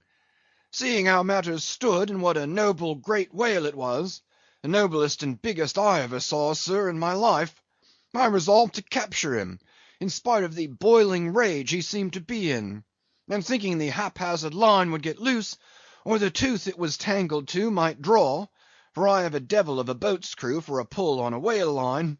Seeing all this, I say, I jumped into my first mate's boat, Mr. Mounttop's here. By the way, Captain, Mounttop, the captain. As I was saying, I jumped into Mounttop's boat, which d'ye see was gunwale and gunwale with mine. Then snatching the first harpoon, let this old great-grandfather have it. But Lord, look you, sir, hearts and souls alive, man, the next instant, in a jiff, I was blind as a bat, both eyes out, all befogged and bedeadened with black foam, the whale's tail looming straight up out of it, perpendicular in the air like a marble steeple. No use sterning all then, but as I was groping at midday, with a blinding sun all crown jewels, as I was groping, I say, after the second iron to toss it overboard, down comes the tail like a Lima tower, cutting my boat in two, leaving each half in splinters, and flukes first the white hump backed through the wreck, as though it was all chips. We all struck out. To escape his terrible flailings, I seized hold of my harpoon pole sticking in him, and for a moment clung to that like a sucking fish, but the combing sea dashed me off, and at the same instant the fish, taking one good dart forward, went down in a flash, and the barb of that cursed second iron towing along near me caught me here, clapping his hand just below his shoulder. Yes, caught me just here, I say, and bore me down to hell's flames, I was thinking, when all of a sudden, thank the good God, the barb ripped its way along the flesh, clear along the whole length of my arm, came out nigh my wrist, and up I floated. And that gentleman there will tell you the rest. By the way, Captain, Dr. Bunger, ship's surgeon. Bunger, my lad, the captain. Now, Bunger, boy, spin your part of the yarn. The professional gentleman thus familiarly pointed out had been all the time standing near them, with nothing specific visible to denote his gentlemanly rank on board. His face was an exceedingly round but sober one. He was dressed in a faded blue woolen frock or shirt, and patched trousers, and had thus far been dividing his attention between a marling spike he held in one hand, and a pill-box held in the other, occasionally casting a critical glance at the ivory limbs of the two crippled captains. But at his superior's introduction of him to Ahab, he politely bowed, and straightway went on to do his captain's bidding. "It was a shocking bad wound," began the whale surgeon, "and taking my advice, Captain Boomer here stood our old Sammy—" "Samuel Enderby is the name of my ship," interrupted the one-armed captain, addressing Ahab. "Go on, my boy." "Stood our old Sammy off to the northward, to get out of the blazing hot weather there on the line. But it was no use. I did all I could, sat up with him nights, was very severe with him in the matter of diet." "Oh, very severe," chimed in the patient himself, then suddenly altering his voice, "drinking hot rum toddies with me every night, till he couldn't see to put on the bandages, and sending me to bed half seas over, about 3 o'clock in the morning. Oh, ye stars! He sat up with me, indeed, and was very severe in my diet. Oh, a great watcher, and very dietetically severe is Dr. Bunger. Bunger, you dog, laugh out, why don't you? You know you're a precious jolly rascal. But heave ahead, boy. I'd rather be killed by you than kept alive by any other man. My captain, you must have ere this perceived, respected sir, said the imperturbable, godly-looking Bunger, slightly bowing to Ahab, is apt to be facetious at times. He spins us many clever things of that sort. But I may as well say, en passant, as the French remark, that I myself, that is to say, Jack Bunger, late of the reverend clergy, am a strict, total abstinence man. I never drink. Water! cried the captain. He never drinks it. It's a sort of fits to him. Fresh water throws him into the hydrophobia. But go on with the arm story. Yes, I may as well, said the surgeon coolly. I was about observing, sir, before Captain Boomer's facetious interruption, that, spite of my best and severest endeavours, the wound kept getting worse and worse. The truth was, sir, it was as ugly gaping a wound as surgeon ever saw, more than 2 feet and several inches long. I measured it with the lead line. In short, it grew black. I knew what was threatened, and off it came. But I had no hand in shipping that ivory arm there. That thing is against all rule, pointing at it with the marling spike. That is the captain's work, not mine. He ordered the carpenter to make it. He had that club hammer there put to the end to knock someone's brains out with, I suppose, as he tried mine once. He flies into diabolical passions sometimes. Do you see this dent, sir? Removing his hat, and brushing aside his hair, and exposing a bowl-like cavity in his skull, but which bore not the slightest scarry trace, nor any token of ever having been a wound. Well, the captain there will tell you how that came here. He knows. No, I don't, said the captain, but his mother did. He was born with it. Oh, you solemn rogue, you Bunger. Was there ever such another Bunger in the watery world? Bunger, when you die, you ought to die in pickle, you dog. You should be preserved to future ages, you rascal. What became of the white whale? Now cried Ahab, who thus far had been impatiently listening to this by-play between the 2 Englishmen. Oh, cried the one-armed captain. Oh, yes. Well, after he sounded, we didn't see him again for some time.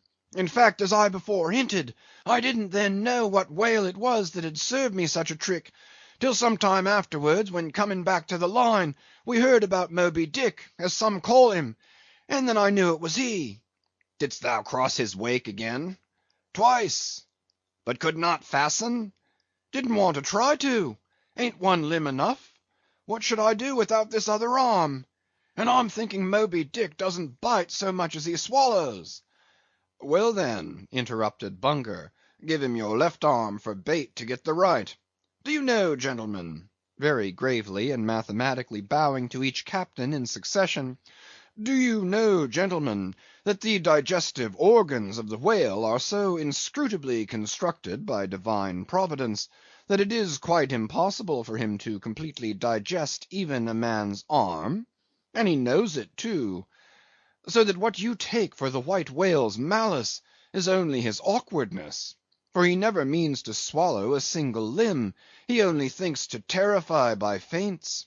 But sometimes he is like the old juggling fellow, formerly a patient of mine in Ceylon, that making believe to swallow jackknives, once upon a time let one drop into him in good earnest, and there it stayed for a 12-month or more, when I gave him an emetic, and he heaved it up in small tacks, d'ye see. No possible way for him to digest that jackknife and fully incorporate it into his general bodily system. Yes, Captain Boomer, if you are quick enough about it, and have a mind to pawn one arm for the sake of the privilege of giving a decent burial to the other, why, in that case, the arm is yours. Only let the whale have another chance at you shortly, that's all. No thank you, Bunger, said the English captain. He's welcome to the arm he has, since I can't help it, and didn't know him then, but not to the other one. No more white whales for me. I've lowered for him once, and that has satisfied me. There would be great glory in killing him, I know that, and there is a shipload of precious sperm in him. But hark ye, he's best let alone. Don't you think so, captain? glancing at the ivory leg. He is, but he will still be hunted for all that. What's best let alone, that accursed thing is not always what least allures. He's all a magnet. How long since thou saw him last? Which way heading? Bless my soul, and curse the foul fiends! cried Bunger, stoopingly walking round Ahab, and like a dog strangely snuffing. This man's blood! Bring the thermometer! It's at the boiling point! His pulse makes these planks beat! Sir! taking a lancet from his pocket, and drawing near to Ahab's arm. Avast! roared Ahab, dashing him against the bulwarks. Man the boat! Which way heading? Good God! cried the English captain, to whom the question was put. What's the matter? He was heading east, I think.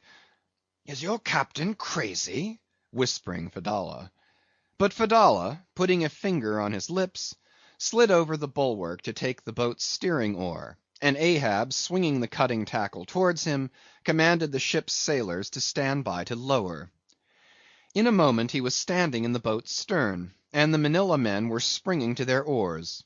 In vain the English captain hailed him.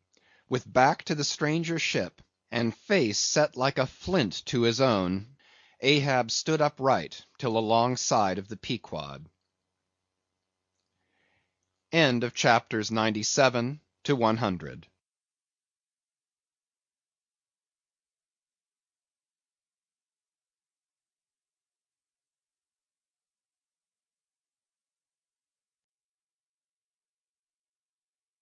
Moby Dick, by Herman Melville, chapters 101 to 104. Chapter 101. The Decanter. Ere the English ship fades from sight, be it set down here, that she hailed from London, and was named after the late Samuel Enderby, merchant of that city, the original of the famous whaling house of Enderby and Sons. A house which, in my poor whaleman's opinion, comes not far behind the united royal houses of the Tudors and Bourbons in point of real historical interest. How long prior to the year of our Lord 1775 this great whaling house was in existence, my numerous fish documents do not make plain. But in that year, 1775, it fitted out the first English ships that ever regularly hunted the sperm whale; though for some score of years previous, ever since 1726, our valiant Coffins and Maceys of Nantucket and the Vineyard had in large fleets pursued that leviathan; but only in the North and South Atlantic, not elsewhere. Be it distinctly recorded here, that the Nantucketers were the first among mankind to harpoon with civilized steel the great sperm whale, and that for a half century they were the only people of the whole globe who so harpooned him. In 1778 a fine ship, the Amelia, fitted out for the express purpose and at the sole charge of the vigorous Enderbys, boldly rounded Cape Horn, and was the first among the nations to lower a whale boat of any sort in the great South Sea.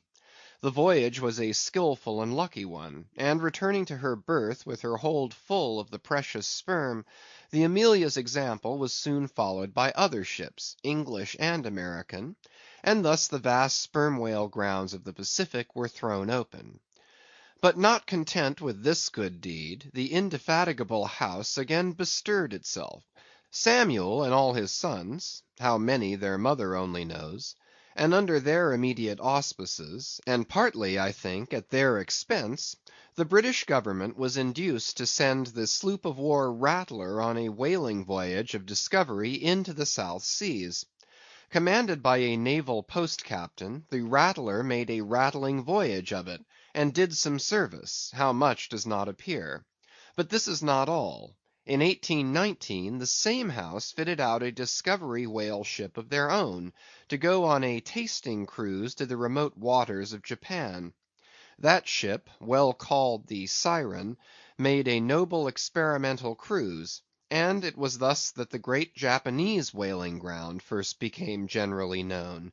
The Siren in this famous voyage was commanded by a Captain Coffin, a Nantucketer. All honor to the Enderbys, therefore, whose house, I think, exists to the present day, though doubtless the original Samuel must long ago have slipped his cable for the great South Sea of the other world. The ship named after him was worthy of the honor, being a very fast sailer and a noble craft in every way. I boarded her once at midnight somewhere off the Patagonian coast, and drank good flip down in the forecastle. It was a fine gam we had, and they were all trumps, every soul on board; a short life to them and a jolly death. And that fine gam I had, long, very long after old Ahab touched her planks with his ivory heel. It minds me of the noble, solid Saxon hospitality of that ship. And may my parson forget me, and the devil remember me, if ever I lose sight of it. Flip? Did I say we had flip? Yes, and we flipped it at the rate of 10 gallons the hour; and when the squall came, for it's squally off there by Patagonia, and all hands, visitors and all, were called to reef topsails, we were so top heavy that we had to swing each other aloft in bowlines; and we ignorantly furled the skirts of our jackets into the sails, so that we hung there, reefed fast, in the howling gale, a warning example to all drunken tars. However, the mast did not go overboard, and by we scrambled down, so sober that we had to pass the flip again, though the savage salt spray bursting down the forecastle scuttle rather too much diluted and pickled it to my taste. The beef was fine; tough, but with body in it. They said it was bull beef; others that it was dromedary beef; but I do not know for certain how that was. They had dumplings too; small but substantial, symmetrically globular, and indestructible dumplings. I fancied you could feel them, and roll them about in you after they were swallowed. If you stooped over too far forward, you risked their pitching out of you like billiard balls. The bread—but that couldn't be helped. Besides, it was an anti—scorbutic. In short, the bread contained the only fresh fare they had. But the forecastle was not very light, and it was very easy to step over into a dark corner when you ate it. But all in all, taking her from truck to helm, considering the dimensions of the cook's boilers, including his own live parchment boilers, fore and aft, I say, the Samuel Enderby was a jolly ship, of good fare and plenty, fine flip and strong, crack fellows all, and capital from boot heels to hat band. But why was it, think ye, that the Samuel Enderby, and some other English whalers I know of, not all though, were such famous hospitable ships, that passed round the beef and the bread and the can and the joke, and were not soon weary of eating and drinking and laughing? I will tell you. The abounding good cheer of these English whalers is a matter for historical research; nor have I been at all sparing of historical whale research when it has seemed needed. The English were preceded in the whale fishery by the Hollanders, Zealanders, and Danes, from whom they derived many terms still extant in the fishery; and what is yet more, their fat old fashions, touching plenty to eat and drink. For, as a general thing, the English merchant ship scrimps her crew, but not so the English whaler. Hence, in the English, this thing of whaling good cheer is not normal and natural, but incidental and particular, and therefore must have some special origin, which is here pointed out, and will be still further elucidated. During my researches in the Leviathanic histories, I stumbled upon an ancient Dutch volume, which, by the musty whaling smell of it, I knew must be about whalers. The title was Dan Koopman, wherefore I concluded that this must be the invaluable memoirs of some Amsterdam cooper in the fishery, as every whale ship must carry its cooper. I was reinforced in this opinion by seeing that it was the production of one Fitz Swackhammer. But my friend Dr. Snodhead, a very learned man, professor of Low Dutch and High German in the College of Santa Claus and St. Potts, to whom I handed the work for translation, giving him a box of sperm candles for his trouble, this same Dr. Snodhead, so soon as he spied the book, assured me that Dan Koopman did not mean the cooper, but the merchant. In short, this ancient and learned Low Dutch book treated of the commerce of Holland, and among other subjects contained a very interesting account of its whale fishery; and in this chapter it was, headed Smeer, or Fat, that I found a long detailed list of the outfits for the larders and cellars of 180 sail of Dutch whalemen, from which list, translated by Dr. Snodhead, I transcribe the following: 400,000 pounds of beef, 60,000 pounds Friesland pork, 150,000 pounds of stockfish, 550,000 pounds of biscuit, 72,000 pounds of soft bread, 2,800 firkins of butter, 20,000 pounds Texel and Leyden cheese, 144,000 pounds cheese, probably an inferior article, 550 anchors of Geneva, 10,800 barrels of beer. Most statistical tables are parchingly dry in the reading. Not so in the present case, however, where the reader is flooded with whole pipes, barrels, quarts, and gills of good gin and good cheer. At the time I devoted 3 days to the studious digesting of all this beer, beef, and bread, during which many profound thoughts were incidentally suggested to me, capable of a transcendental and Platonic application; and furthermore I compiled supplementary tables of my own, touching the probable quantity of stockfish, etc., consumed by every Low Dutch harpooneer in that ancient Greenland and Spitzbergen whale fishery. In the first place, the amount of butter and Texel and Leyden cheese consumed seems amazing. I impute it, though, to their naturally unctuous natures, being rendered still more unctuous by the nature of their vocation, and especially by their pursuing their game in those frigid polar seas, on the very coasts of that Esquimaux country where the convivial natives pledge each other in bumpers of train oil. The quantity of beer, too, is very large, 10,800 barrels. Now, as those polar fisheries could only be prosecuted in the short summer of that climate, so that the whole cruise of one of these Dutch whalemen, including the short voyage to and from the Spitzbergen Sea, did not much exceed 3 months, say, and reckoning 30 men to each of their fleet of 180 sail, we have 5,400 Low Dutch seamen in all. Therefore, I say, we have precisely 2 barrels of beer per man for a 12 weeks' allowance, exclusive of his fair proportion of that 550 anchors of gin. Now, whether these gin and beer harpooneers, so fuddled as one might fancy them to have been, were the right sort of men to stand up in a boat's head and take good aim at flying whales, this would seem somewhat improbable; yet they did aim at them, and hit them too. But this was very far north, be it remembered, where beer agrees well with the constitution; upon the equator, in our southern fishery, beer would be apt to make the harpooneer sleepy at the masthead and boozy in his boat, and grievous loss might ensue to Nantucket and New Bedford. But no more. Enough has been said to show that the old Dutch whalers of 2 or 3 centuries ago were high livers, and that the English whalers have not neglected so excellent an example.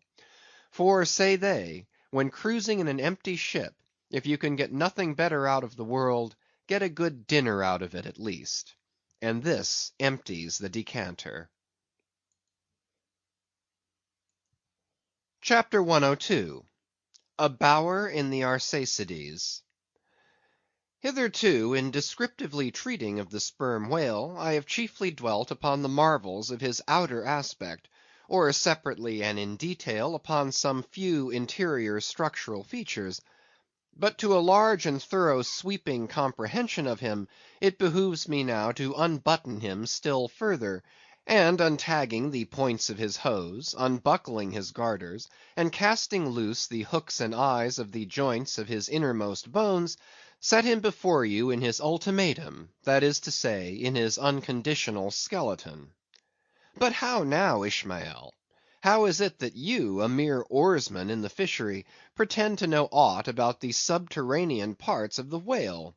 Did erudite Stubb, mounted upon your capstan, deliver lectures on the anatomy of the cetacea, and by help of the windlass hold up a specimen rib for exhibition? Explain thyself, Ishmael. Can you land a full-grown whale on your deck for examination, as a cook dishes a roast pig? Surely not.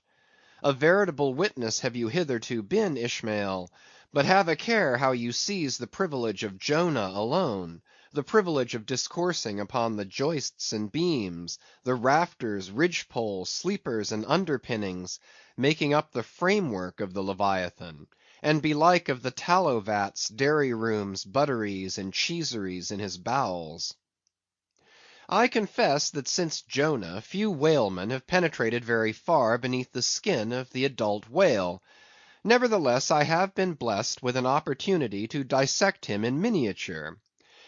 In a ship I belonged to, a small cub sperm whale was once bodily hoisted to the deck, for his poke or bag, to make sheaths for the barbs of the harpoons, and for the heads of the lances. Think you I let that chance go, without using my boat hatchet and jackknife, and breaking the seal, and reading all the contents of that young cub? And as for my exact knowledge of the bones of the Leviathan in their gigantic, full-grown development, for that rare knowledge I am indebted to my late royal friend Tranquo, King of Tranque, one of the Arsacides. For being at Tranque, years ago, when attached to the trading ship Dey of Algiers, I was invited to spend part of the Arsacidean holidays with the Lord of Tranque, at his retired palm villa at Pupella, a seaside glen not very far distant from what our sailors called Bamboo Town, his capital. Among many other fine qualities, my royal friend Tranquo, being gifted with a devout love for all matters of barbaric vertu, had brought together in Pupella whatever rare things the more ingenious of his people could invent; chiefly carved woods of wonderful devices, chiseled shells, inlaid spears, costly paddles, aromatic canoes, and all these distributed among whatever natural wonders the wonder-freighted, tribute-rendering waves had cast upon his shores. Chief among the latter was a great sperm whale, which, after an unusually long, raging gale, had been found dead and stranded, with his head against a cocoa-nut tree, whose plumage-like, tufted droopings seemed his verdant jet. When the vast body had at last been stripped of its fathom-deep enfoldings, and the bones became dust-dry in the sun, then the skeleton was carefully transported up the Pupella glen, where a grand temple of lordly palms now sheltered it. The ribs were hung with trophies; the vertebrae were carved with Arsacidean annals in strange hieroglyphics; in the skull the priests kept up an unextinguished aromatic flame, so that the mystic head again sent forth its vapory spout; while suspended from a bough, the terrific lower jaw vibrated over all the devotees, like the hair-hung sword that so affrighted Damocles. It was a wondrous sight. The wood was green as mosses of the icy glen; the trees stood high and haughty, feeling their living sap; the industrious earth beneath was as a weaver's loom, with a gorgeous carpet on it, whereof the ground-vine tendrils formed the warp and woof, and the living flowers the figures. All the trees with all their laden branches, all the shrubs and ferns and grasses, the message-carrying air, all these unceasingly were active. Through the lacings of the leaves the great sun seemed a flying shuttle, weaving the unwearied verdure. Oh, busy weaver, unseen weaver! Pause! One word! Whither flows the fabric? What palace may it deck? Wherefore all these ceaseless toilings? Speak, weaver! Stay thy hand! But one single word with thee! Nay, the shuttle flies, the figures float from forth the loom, the freshet rushing carpet for ever slides away. The weaver god, he weaves, and by that weaving is he deafened, that he hears no mortal voice; and by that humming, we too, who look on the loom, are deafened, and only when we escape it shall we hear the thousand voices that speak through it. For even so it is in all material factories. The spoken words that are inaudible among the flying spindles, those same words are plainly heard without the walls, bursting from the opened casements. Thereby have villainies been detected. Ah, mortal, then be heedful, for so in all this din of the great world's loom, thy subtlest thinkings may be overheard afar. Now, amid the green, life-restless loom of that Arsacidean wood, the great, white, worshipped skeleton lay lounging, a gigantic idler. Yet, as the ever-woven, verdant warp and woof intermixed and hummed around him, the mighty idler seemed the cunning weaver, himself all woven over with the vines, every month assuming greener, fresher verdure, but himself a skeleton.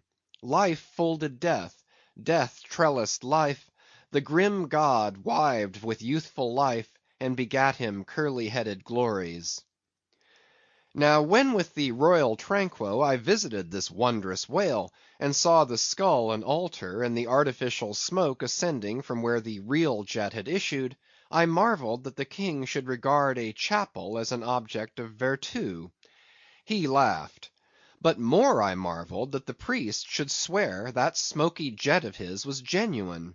To and fro I paced before this skeleton, brushed the vines aside, broke through the ribs, and with a ball of Arsacidean twine, wandered, eddied long amid its many winding, shaded colonnades and arbors. But soon my line was out, and following it back, I emerged from the opening where I entered. I saw no living thing within; naught was there but bones. Cutting me a green measuring rod, I once more dived within the skeleton. From their arrow slit in the skull, the priests perceived me taking the altitude of the final rib. "How now?" they shouted. "Darest thou measure this our god? That's for us."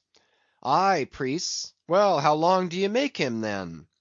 But hereupon a fierce contest rose among them, concerning feet and inches. They cracked each other's sconces with their yardsticks. The great skull echoed, and seizing that lucky chance, I quickly concluded my own admeasurements. These admeasurements I now propose to set before you. But first be it recorded that, in this matter, I am not free to utter any fancied measurement I please, because there are skeleton authorities you can refer to test my accuracy. There is a Leviathanic museum, they tell me, in Hull, England, one of the whaling ports of that country, where they have some fine specimens of finbacks and other whales. Likewise I have heard that in the Museum of Manchester, in New Hampshire, they have what the proprietors call "the only perfect specimen of a Greenland or river whale in the United States." Moreover, at a place in Yorkshire, England, Burton Constable by name, a certain Sir Clifford Constable has in his possession the skeleton of a sperm whale, but of moderate size, by no means of the full-grown magnitude of my friend King Tranquo's. In both cases the stranded whales to which these two skeletons belonged were originally claimed by their proprietors upon similar grounds. King Tranquo seizing his because he wanted it, and Sir Clifford because he was lord of the seigneuries in those parts. Sir Clifford's whale has been articulated throughout, so that like a great chest of drawers you can open and shut him in all of his bony cavities, spread out his ribs like a gigantic fan, and swing all day upon his lower jaw. Locks are to be put upon some of his trap doors and shutters, and a footman will show round future visitors with a bunch of keys at his side.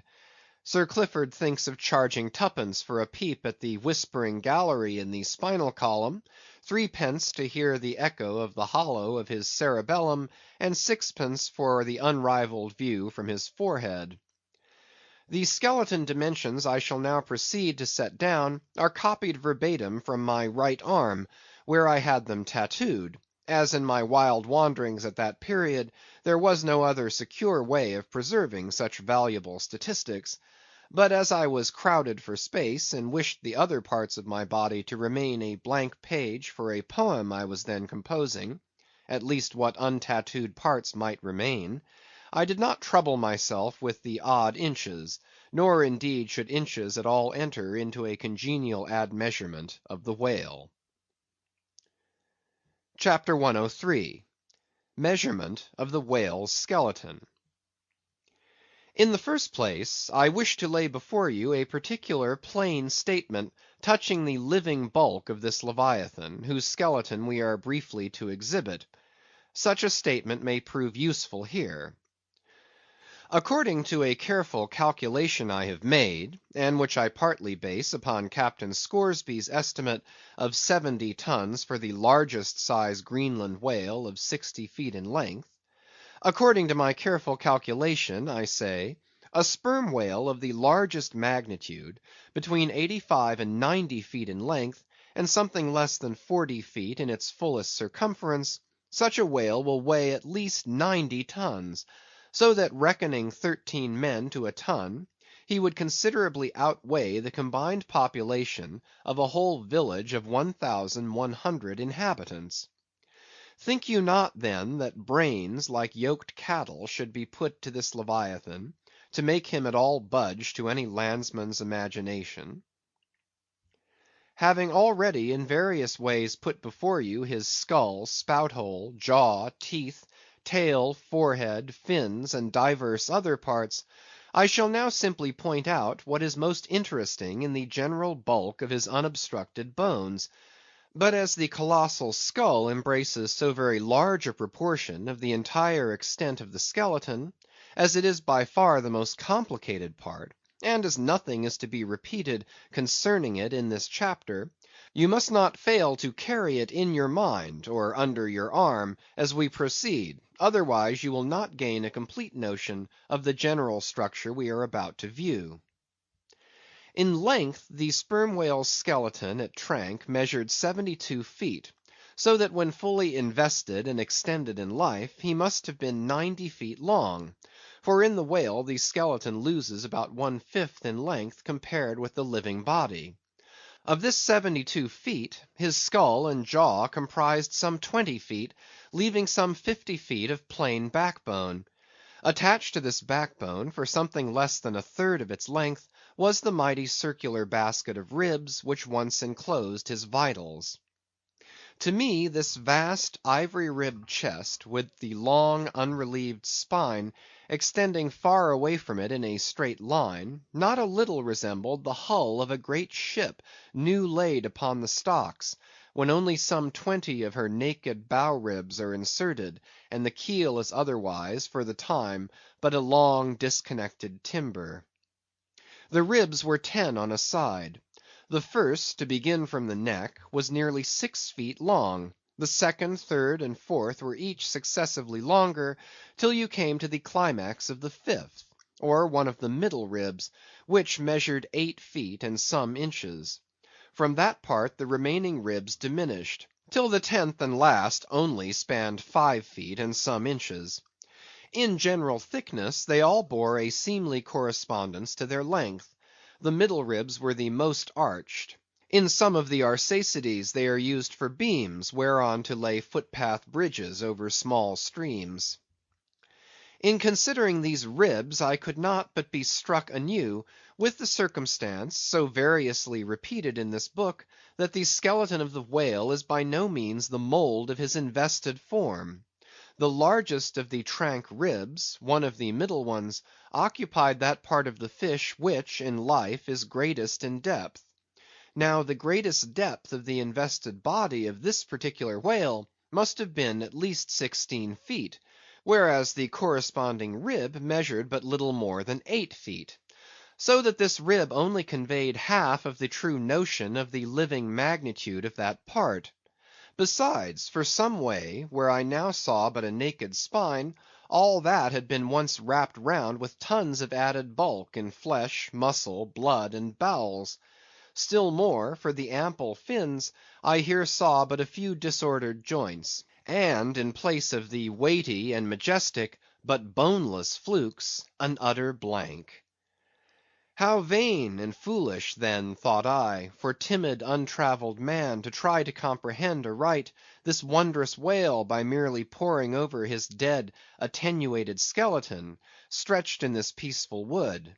No, only in the heart of quickest perils, only when within the eddyings of his angry flukes, only on the profound unbounded sea, can the fully invested whale be truly and livingly found out.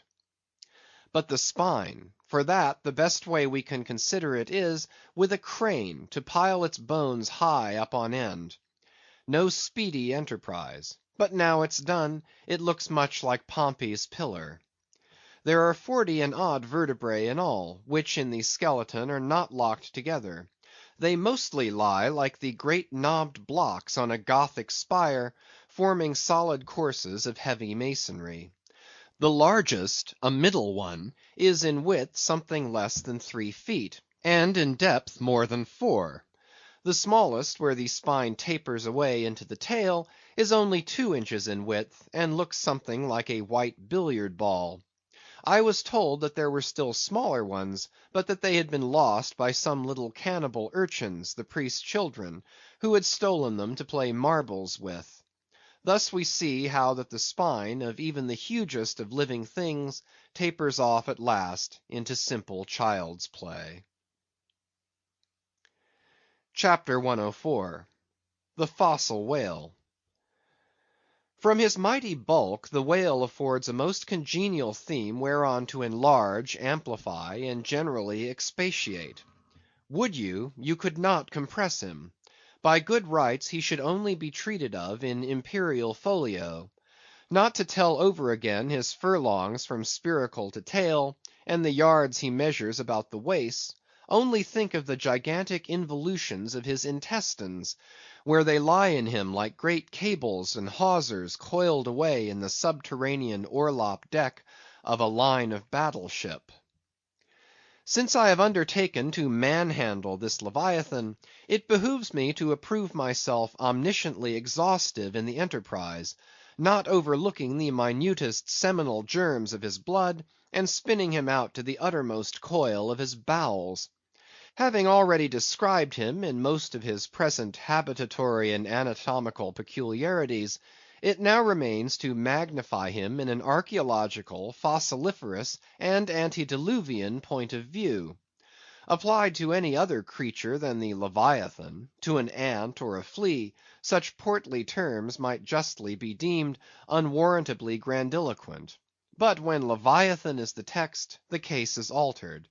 Fain am I to stagger to this emprise under the weightiest words of the dictionary.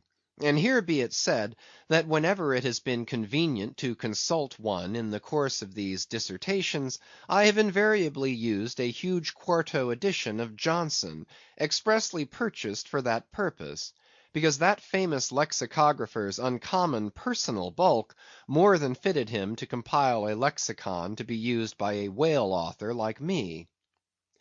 One often hears of writers that rise and swell with their subject, though it may seem but an ordinary one. How then with me writing of this Leviathan?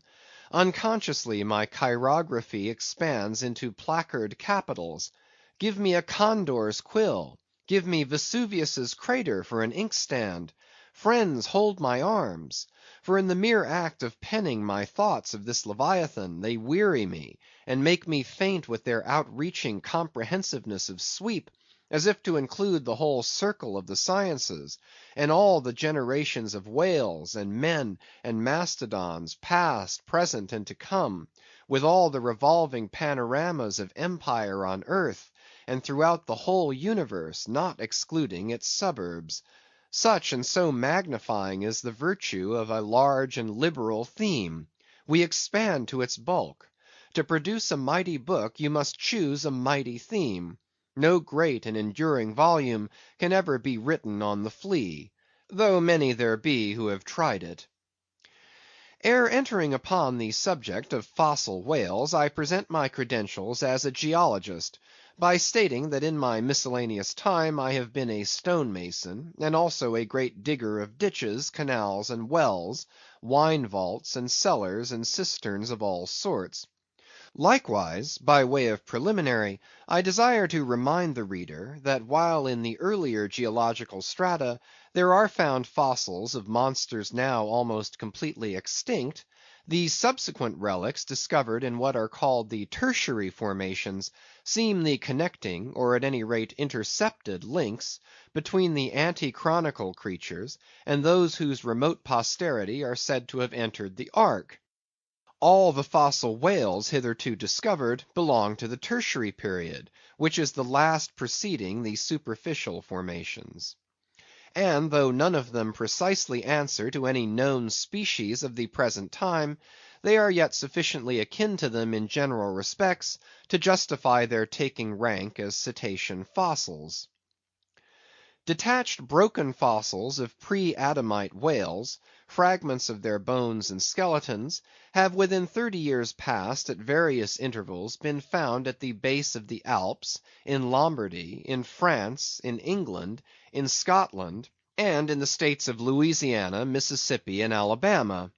Among the more curious of such remains is part of a skull, which in the year 1779 was disinterred in the Rue Dauphine in Paris, a short street opening almost directly upon the palace of the Tuileries, and bones disinterred in excavating the great docks of Antwerp in Napoleon's time.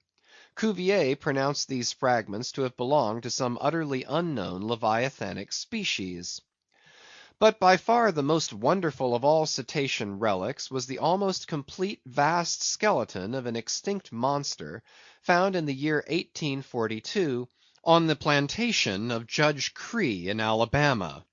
The awe-stricken, credulous slaves in the vicinity took it for the bones of one of the fallen angels.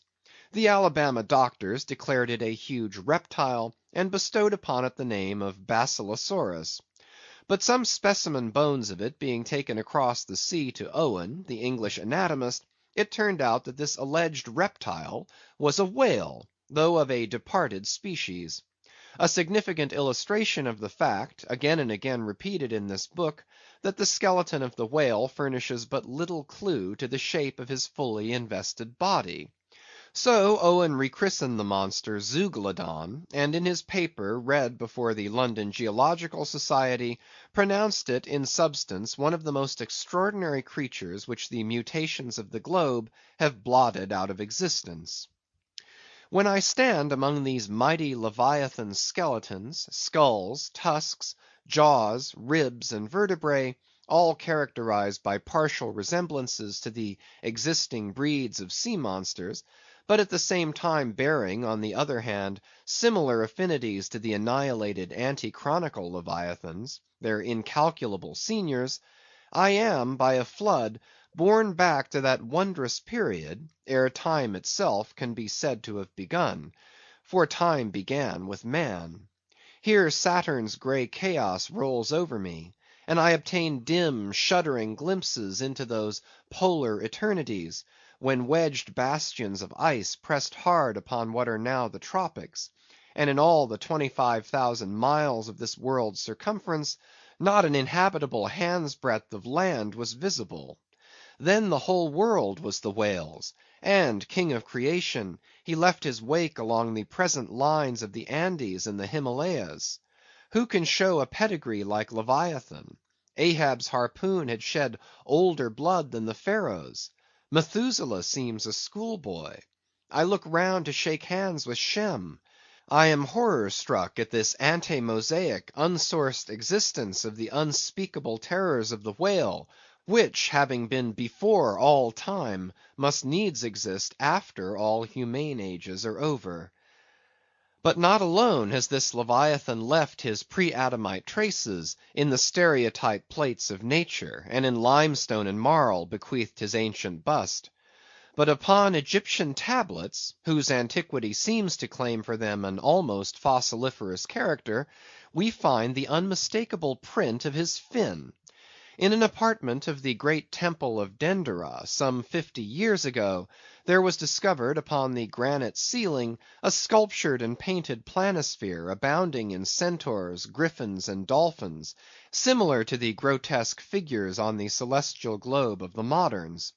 Gliding among them, old Leviathan swam as of yore; was there, swimming in that planisphere, centuries before Solomon was cradled.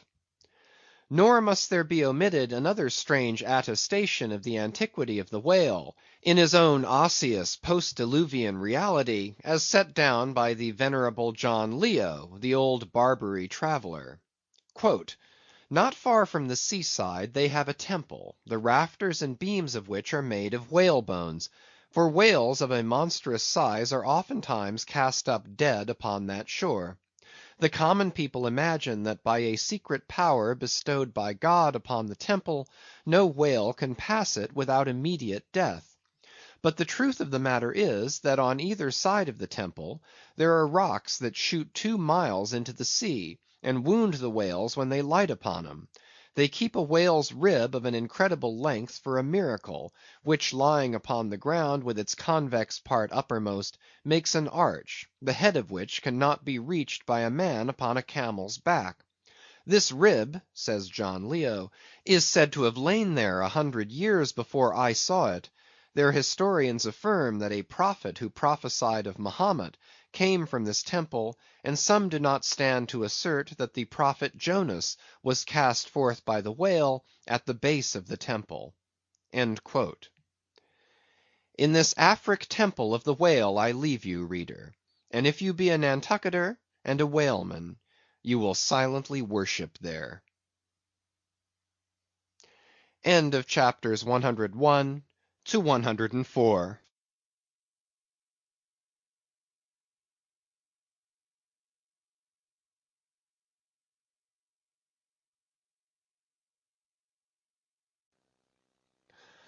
Moby Dick, by Herman Melville.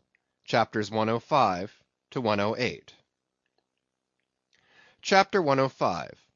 Does the Whale's Magnitude Diminish? Will he perish? Inasmuch then as this Leviathan comes floundering down upon us from the head waters of the eternities, it may be fitly inquired whether, in the long course of his generations, he has not degenerated from the original bulk of his sires.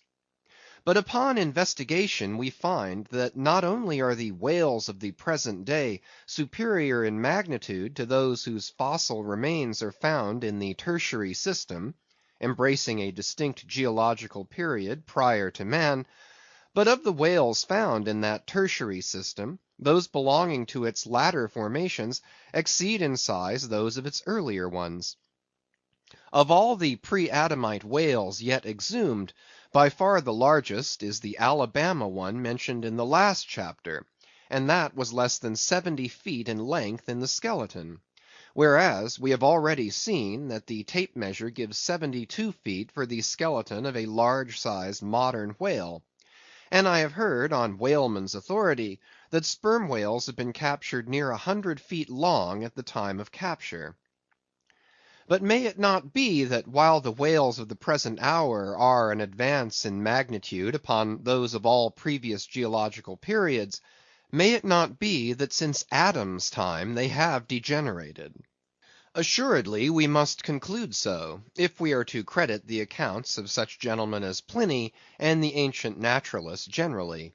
For Pliny tells us of whales that embraced acres of living bulk, and Aldrovandus of others which measured 800 feet in length; rope walks and Thames tunnels of whales. And even in the days of Banks and Solander, Cook's naturalists, we find a Danish member of the Academy of Sciences setting down certain Iceland whales (Raden sisker, or wrinkled bellies) at 120 yards, that is, 360 feet. And Lacepede, the French naturalist, in his elaborate history of whales, in the very beginning of his work (page 3), sets down the right whale at 100 meters, 328 feet; and this work was published so late as A.D. 1825. But will any whaleman believe these stories? No. The whale of today is as big as his ancestors in Pliny's times; and if ever I go where Pliny is, I, a whaleman (more than he was), will make bold to tell him so. because I cannot understand how it is, that while the Egyptian mummies that were buried thousands of years before even Pliny was born, do not measure so much in their coffins as a modern Kentuckian in his socks, and while the cattle and other animals sculptured on the oldest Egyptian and Nineveh tablets, by the relative proportions in which they are drawn, just as plainly prove that the high-bred, stall-fed, prize cattle of Smithfield not only equal, but far exceed in magnitude the fattest of Pharaoh's fat kine. In the face of all this, I will not admit that of all animals the whale alone should have degenerated. But still another inquiry remains, one often agitated by the more recondite Nantucketers. Whether owing to the almost omniscient lookouts at the mastheads of the whale ships, now penetrating even through Behring Straits and into the remotest secret drawers and lockers of the world, and the thousand harpoons and lances darted along all continental coasts, the moot point is, whether Leviathan can long endure so wide a chase, and so remorseless a havoc; whether he must not at last be exterminated from the waters, and the last whale, like the last man, smoke his last pipe, and then himself evaporate in the final puff. Comparing the humped herds of whales with the humped herds of buffalo, which not 40 years ago overspread by tens of thousands the prairies of Illinois and Missouri, and shook their iron manes, and scowled with their thunder-clotted brows upon the sites of populous river capitals, where now the polite broker sells you land at $1 an inch; in such a comparison an irresistible argument would seem furnished to show that the hunted whale cannot now escape speedy extinction. But you must look at this matter in every light. Though so short a period ago, not a good lifetime, the census of the buffalo in Illinois exceeded the census of men now in London, and though at the present day not one horn or hoof of them remains in all that region, and though the cause of this wondrous extermination was the spear of man, yet the far different nature of the whale hunt peremptorily forbids so inglorious an end to the Leviathan. 40 men in one ship hunting the sperm whales for 48 months think that they have done extremely well, and thank God if at last they carry home the oil of 40 fish; whereas in the days of the old Canadian and Indian hunters and trappers of the West, when the far West, in whose sunsets suns still rise, was a wilderness and a virgin, the same number of moccasined men for the same number of months, mounted on horse instead of sailing in ships, would have slain not 40 but 40,000 and more buffaloes; a fact that, if need were, could be statistically stated. Nor, considered aright, does it seem any argument in favor of the gradual extinction of the sperm whale, for example, that in former years, the latter part of the last century, say, these leviathans in small pods were encountered much oftener than at present, and in consequence the voyages were not so prolonged, and were also much more remunerative; because, as has been elsewhere noticed, those whales, influenced by some views to safety, now swim the seas in immense caravans, so that to a large degree the scattered solitaries, yolks, and pods, and schools of other days are now aggregated into vast, but widely separated, unfrequent armies. That is all. And equally fallacious seems the conceit, that because the so‐called whalebone whales no longer haunt many grounds in former years abounding with them, hence that species also is declining. For they are only being driven from promontory to cape; and if one coast is no longer enlivened with their jets, then be sure some other and remoter strand has been very recently startled by the unfamiliar spectacle. Furthermore, concerning these last mentioned leviathans, they have 2 firm fortresses, which in all human probability will forever remain impregnable. And as upon the invasion of their valleys the frosty Swiss have retreated to their mountains, so, hunted from the savannas and glades of the middle seas, the whalebone whales can at last resort to their polar citadels, and diving under the ultimate glassy barriers and walls there, come up among icy fields and floes, and in a charmed circle of everlasting December bid defiance to all pursuit from man. But as perhaps 50 of these whalebone whales are harpooned for one cachalot, some philosophers of the forecastle have concluded that this positive havoc has already very seriously diminished their battalions. But though for some time past a number of these whales, not less than 13,000, have been annually slain on the Norwest coast by the Americans alone, yet there are considerations which render even this circumstance of little or no account as an opposing argument in this matter. Natural as it is to be somewhat incredulous concerning the populousness of the more enormous creatures of the globe, yet what shall we say to Harto, the historian of Goa, when he tells us that at one hunting the king of Siam took 4,000 elephants, that in those regions elephants are as numerous as droves of cattle in the temperate climes. And there seems no reason to doubt that if these elephants, which have now been hunted for thousands of years by Semiramis, by Porus, by Hannibal, and by all the successive monarchs of the East, if they still survive there in great numbers, much more may the great whale outlast all hunting, since he has a pasture to expatiate in which is precisely twice as large as all Asia, both Americas, Europe, and Africa, New Holland, and all the isles of the sea combined. Moreover, we are to consider that from the presumed great longevity of whales, their probably attaining an age of a century or more, therefore at any one period of time several distinct adult generations must be contemporary. And what that is, we may soon gain some idea of by imagining all the graveyards, cemeteries, and family vaults of creation yielding up the live bodies of all the men, women, and children who were alive 75 years ago, and adding this countless host to the present human population of the globe. Wherefore, for all these things, we account the whale immortal in his species, however perishable in his individuality. He swam the seas before the continents broke water. He once swam over the site of the Tuileries and Windsor Castle and the Kremlin. In Noah's flood he despised Noah's ark, and if ever the world is to be again flooded, like the Netherlands, to kill off its rats, then the eternal whale will still survive, and rearing upon the topmost crest of the equatorial flood, spout his frothed defiance to the skies.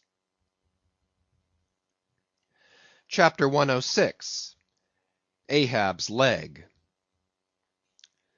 The precipitating manner in which Captain Ahab had quitted the Samuel Enderby of London had not been unattended with some small violence to his own person.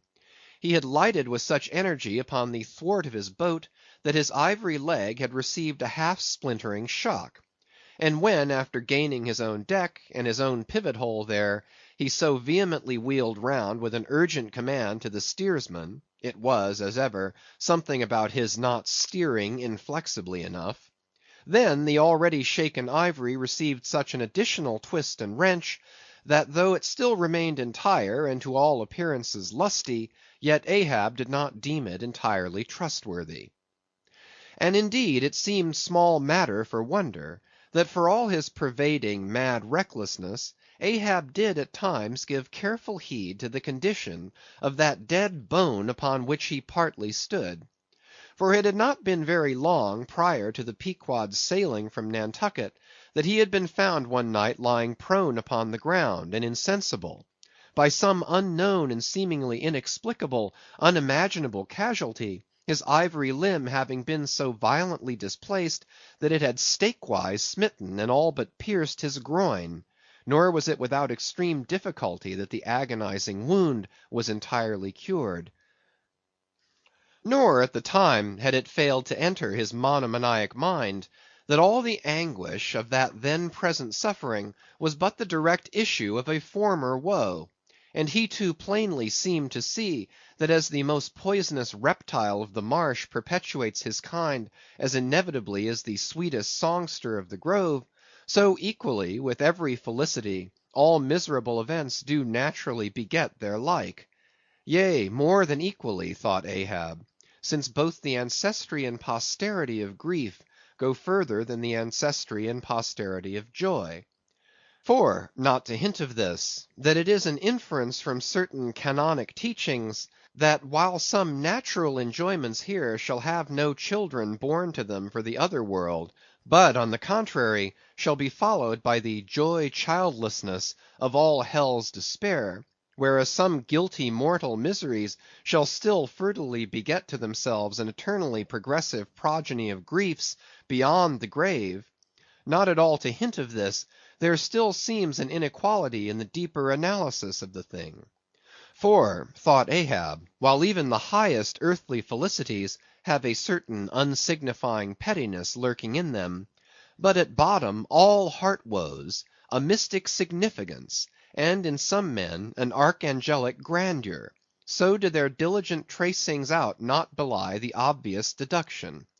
To trail the genealogies of these high mortal miseries carries us at last among the sourceless primogenitors of the gods, so that in the face of all the glad haymaking suns, and soft cymballing round harvest moons, we must needs give in to this, that the gods themselves are not for ever glad.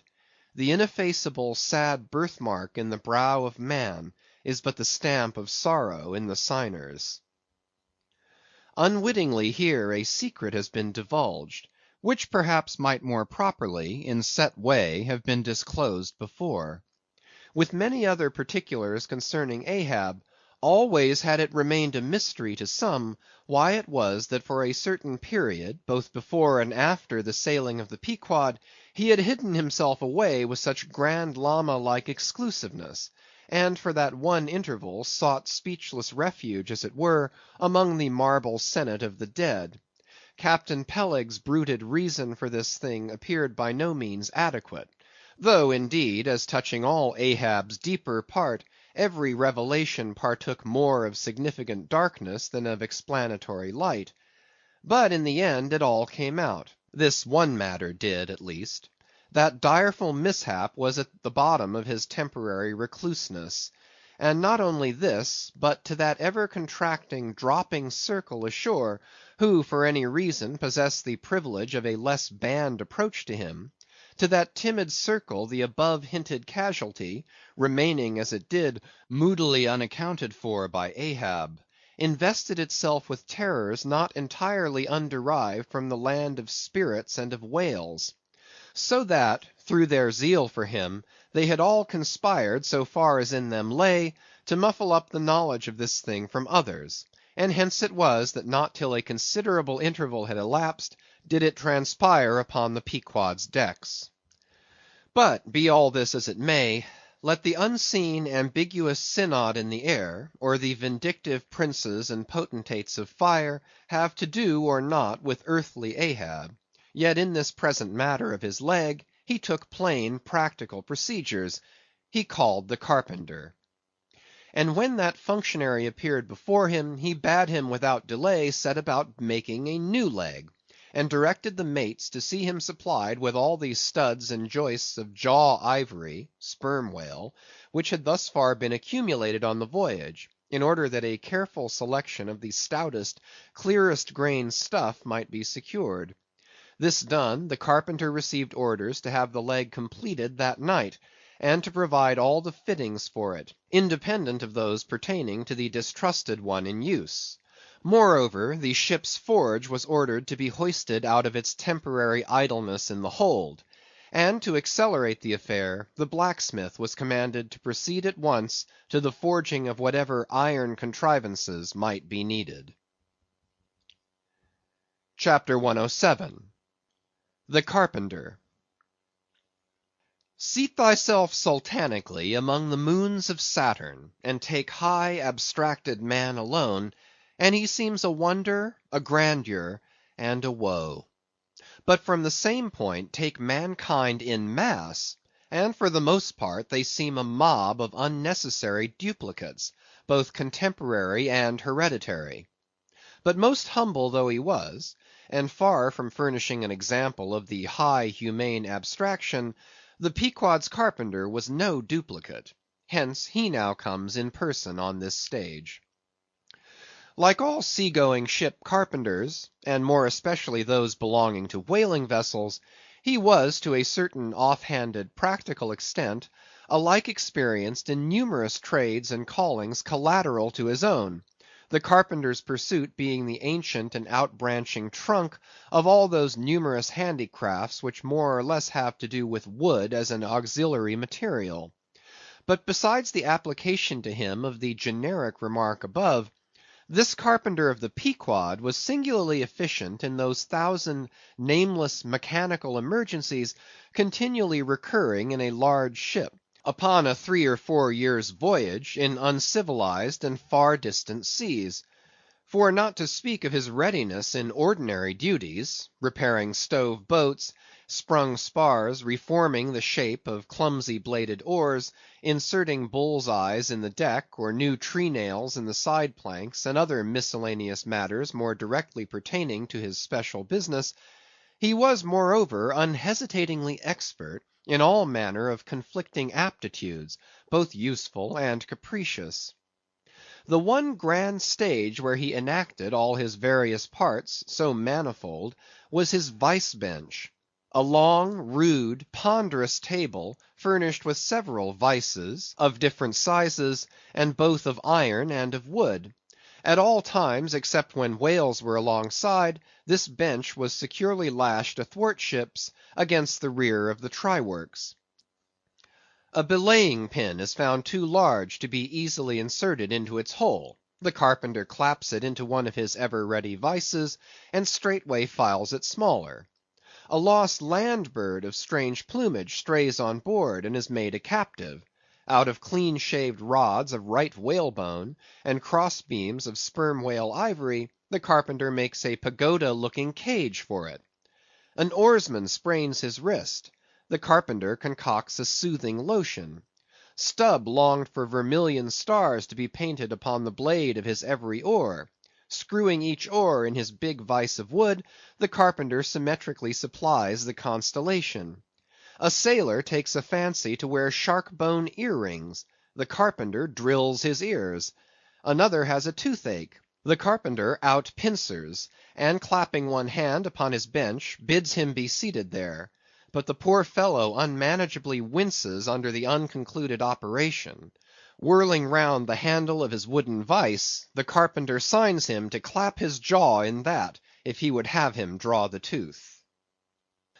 Thus this carpenter was prepared at all points, and alike indifferent and without respect in all. Teeth he accounted bits of ivory; heads he deemed but top blocks; men themselves he lightly held for capstans. But while now upon so wide a field thus variously accomplished, and with such liveliness of expertness in him too, all this would seem to argue some uncommon vivacity of intelligence.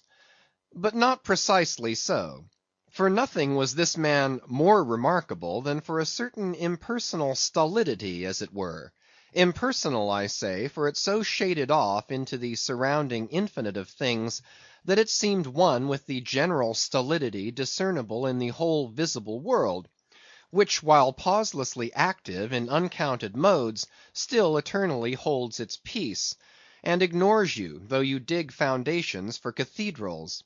Yet was this half horrible stolidity in him, involving too, as it appeared, an all ramifying heartlessness, yet was it oddly dashed at times with an old, crutch-like, antediluvian, wheezing humorousness, not unstreaked now and then with a certain grizzled wittiness, such as might have served to pass the time during the midnight watch on the bearded forecastle of Noah's Ark.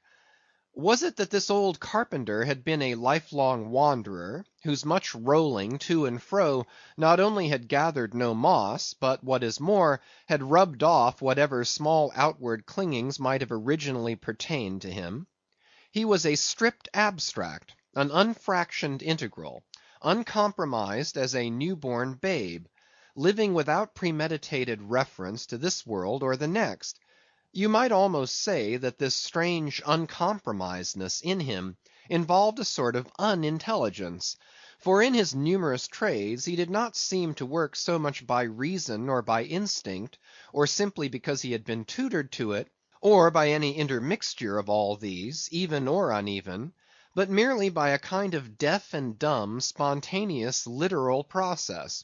He was a pure manipulator. His brain, if he had ever had one, must have early oozed along into the muscles of his fingers. He was like one of those unreasoning but still highly useful, multum in parvo, Sheffield contrivances, assuming the exterior, though a little swelled, of a common pocket knife, but containing not only blades of various sizes, but also screwdrivers, corkscrews, tweezers, awls, pens, rulers, nail filers, countersinkers. So, if his superiors wanted to use the carpenter for a screwdriver, all they had to do was to open that part of him and the screw was fast; or if for tweezers, take him up by the legs, and there they were. Yet, as previously hinted, this omni-tooled, open and shut carpenter was, after all, no mere machine of an automaton. If he did not have a common soul in him, he had a subtle something that somehow anomalously did its duty. What that was, whether essence of quicksilver or a few drops of hartshorn, there was no telling; but there it was, and there it had abided for now some 60 years or more.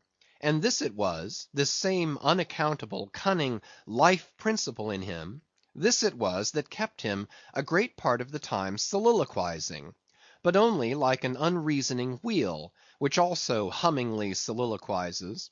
Or rather, his body was a sentry box, and this soliloquizer on guard there, and talking all the time to keep himself awake. CHAPTER 108. Ahab and the Carpenter. The deck. First night watch. Carpenter standing before his vice bench, and by the light of 2 lanterns, busily filing the ivory joist for the leg, which joist is firmly fixed in the vice. Slabs of ivory, leather straps, pads, screws, and various tools of all sorts lying about the bench. Forward, the red flame of the forge is seen, where the blacksmith is at work. Drat the file, and drat the bone. That is hard which should be soft, and that is soft which should be hard. So we go, who file old jaws and shin bones. Let's try another. Aye, now this works better. Sneezes. Hallo, this bone dust is... Sneezes. Why, it's... Sneezes. Yes, it's... Sneezes. Bless my soul, it won't let me speak. That is what an old fellow gets now for working in dead lumber. Saw a live tree, and you don't get this dust. Amputate a live bone, and you don't get it. Sneezes. Come, come, you, old smut, there, bear a hand, and let's have that ferrule and buckle screw. I'll be ready for them presently. Lucky now, sneezes, there's no knee joint to make. That might puzzle a little. But a mere shin bone, why, it's as easy as making hop poles, only I should like to put a good finish on. Time, time. If I but only had the time, I could turn him out as neat a leg now as ever, sneezes, scraped to a lady in a parlor. Those buckskin legs and calves of legs I've seen in shop windows wouldn't compare at all. They soak water, they do, and of course get rheumatic, and have to be doctored, sneezes, with washes and lotions, just like live legs. There, before I saw it off now, I must call his old Mogulship, and see whether the length will be all right. Too short, if anything, I guess. Ha! That's the heel. We are in luck. Here he comes. Or it's somebody else, that's certain. Ahab advancing. During the ensuing scene, the carpenter continues, sneezing at times. Well, man-maker? Just in time, sir. If the captain pleases, I will now mark the length. Let me measure, sir. Measured for a leg. Good. Well, it's not the first time. About it. There, keep thy finger on it. This is a cogent vice thou hast here, carpenter. Let me feel its grip once. So, so, it does pinch some. Oh, sir, it will break bones. Beware, beware. No fear, I like a good grip. I like to feel something in this slippery world that can hold man. What's Prometheus about there? The blacksmith, I mean. What's he about? He must be forging the buckle screw, sir, now. Right. It's a partnership. He supplies the muscle part. He makes a fierce red flame there. Aye, sir. He must have the white heat for this kind of fine work. So he must. I do deem it now a most meaning thing, that this old Greek Prometheus, who made men, they say, should have been a blacksmith, and animated them with fire. For what's made in fire must properly belong to fire, and so hell's probable. How the soot flies! This must be the remainder the Greek made the Africans of. Carpenter, when he's through with that buckle, tell him to forge a pair of steel shoulder blades. There's a peddler aboard with a crushing pack. Sir. Hold.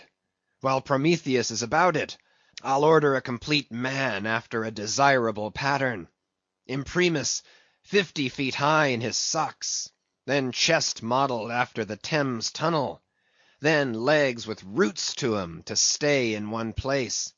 Then arms 3 feet through the wrist, no heart at all, brass forehead, and about 1/4 of an acre of fine brains. And let me see. Shall I order eyes to see outwards? No, but put a skylight on top of his head to illuminate inwards. There, take the order and away. Now what's he speaking about, and who's he speaking to? I should like to know. Shall I keep standing here? Aside. 'Tis but indifferent architecture to make a blind dome. Here's one. No, no, no. I must have a lantern. Ho, ho. That's it, eh? Here are two, sir. One will serve my turn. What art thou thrusting that thief-catcher into my face for, man? Thrusted light is worse than presented pistols. I thought, sir, that you spoke to Carpenter. Carpenter? Why, but no. A very tidy, and I may say, an extremely gentlemanlike sort of business thou art in here, Carpenter. Or wouldst thou rather work in clay? Sir, clay? Clay, sir, that's mud. We leave clay to ditchers, sir. The fellow's impious. What art thou sneezing about? Bone is rather dusty, sir. Take the hint, then, and when thou art dead, never bury thyself under living people's noses. Sir? Oh, I guess so. Yes, dear.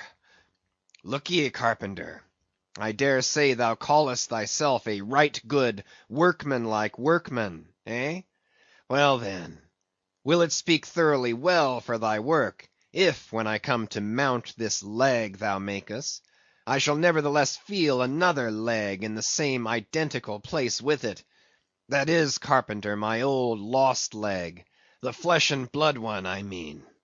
Canst thou not drive that old Adam away? Truly, sir, I begin to understand somewhat now. Yes, I have heard something curious on that score, sir. How a dismasted man never entirely loses the feeling of his old spar, but it will be still pricking him at times. May I humbly ask if it really be so, sir? It is, man.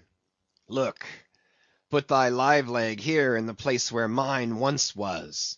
So, now, here is only one distinct leg to the eye, yet two to the soul.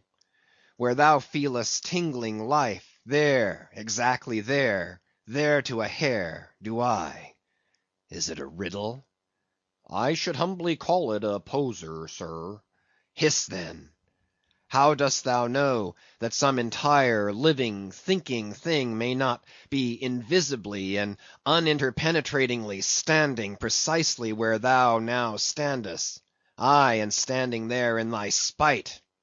In thy most solitary hours, then, dost thou not fear eavesdroppers? Hold!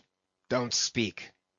And if I still feel the smart of my crushed leg, though it be now so long dissolved. Then why mayest not thou, carpenter, feel the fiery pains of hell for ever, and without a body? Ha? Good Lord! Truly, sir, if it comes to that, I must calculate over again. I think I didn't carry a small figure, sir. Look ye, Puddinghead should never grant premises.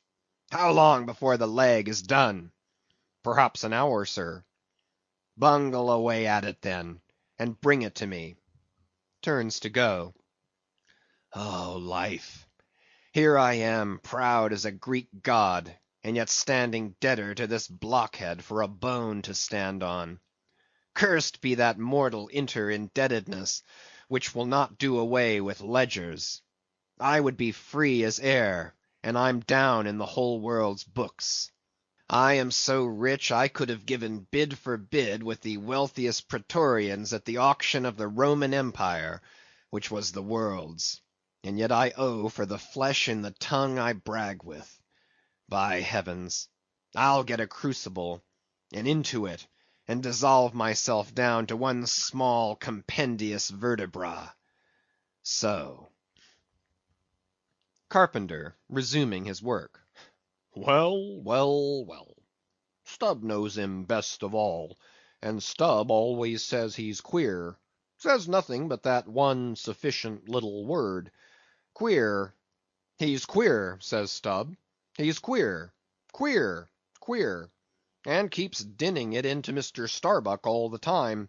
Queer, sir, queer, queer, very queer. And here's his leg. Yes, now that I think of it, here's his bedfellow. He has a stick of whale's jawbone for a wife, and this is his leg. He'll stand on this. What was that now about one leg standing in 3 places, and all the 3 places standing in one hell? How was that? Oh, I don't wonder he looked so scornful at me. I'm a sort of strange-thoughted sometimes, they say, but that's only haphazard like. Then a short, little old body like me should never undertake to wade out into deep waters with tall, heron-built captains. The water chucks you under the chin pretty quick, and there's a great cry for life-boats. And here's the heron's leg, long and slim, sure enough. Now, for most folks, one pair of legs lasts a lifetime, and that must be because they use them mercifully, as a tender-hearted old lady uses her roly-poly old coach-horses. But Ahab, oh, he's a hard driver.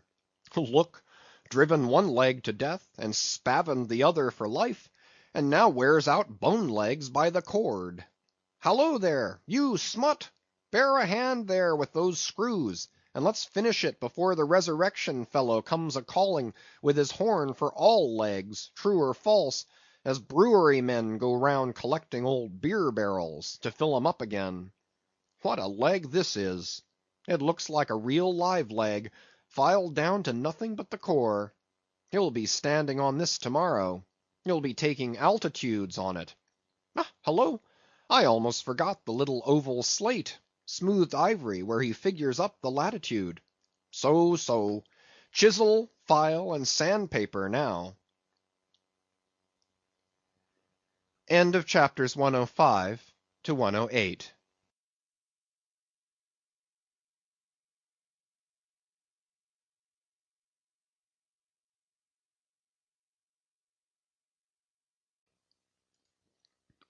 Moby Dick by Herman Melville, chapters 109 to 113.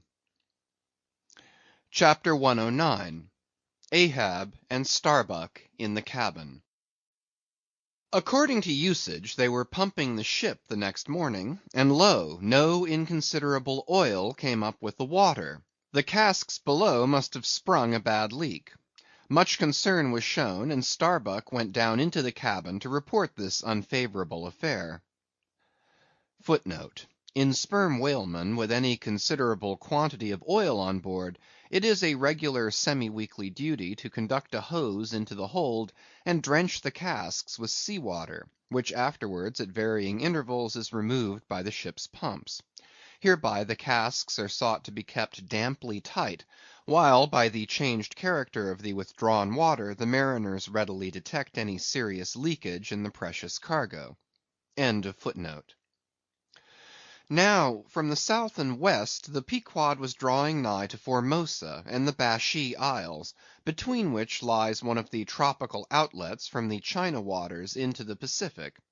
And so Starbuck found Ahab with a general chart of the Oriental archipelagos spread before him, and another separate one representing the long eastern coasts of the Japanese islands, Niphon, Matsmai, and Sikoke.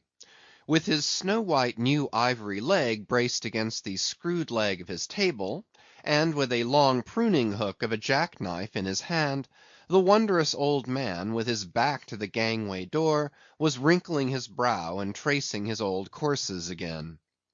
"Who's there?" Hearing the footstep at the door, but not turning round to it. "On deck! Begone!" Captain Ahab mistakes. It is I. The oil in the hold is leaking, sir. We must up Burton's and break out.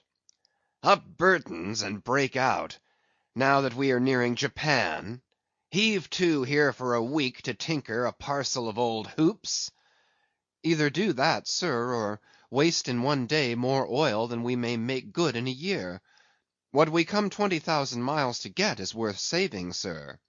So it is, if we get it. I was speaking of the oil in the hold, sir. And I was not speaking or thinking of that at all. Begone! Let it leak. I'm all a leak myself. Aye, leaks in leaks. Not only full of leaky casks, but those leaky casks are in a leaky ship. And that's a far worse plight than the Pequod's, man. Yet I don't stop to plug my leak, for who can find it in the deep-loaded hull? Or how hope to plug it, even if found, in this life's howling gale? Starbuck, I'll not have the Burtons hoisted. What will the owners say, sir? Let the owners stand on Nantucket beach and out-yell the typhoons. What cares Ahab? Owners, owners! Thou art always prating to me, Starbuck, about those miserly owners, as if the owners were my conscience. But look ye, the only real owner of anything is its commander, and hark ye, my conscience is in this ship's keel. On deck!" "Captain Ahab," said the reddening mate, moving further into the cabin, with a daring so strangely respectful and cautious, that it almost seemed not only every way seeking to avoid the slightest outward manifestation of itself, but within also seemed more than half distrustful of itself.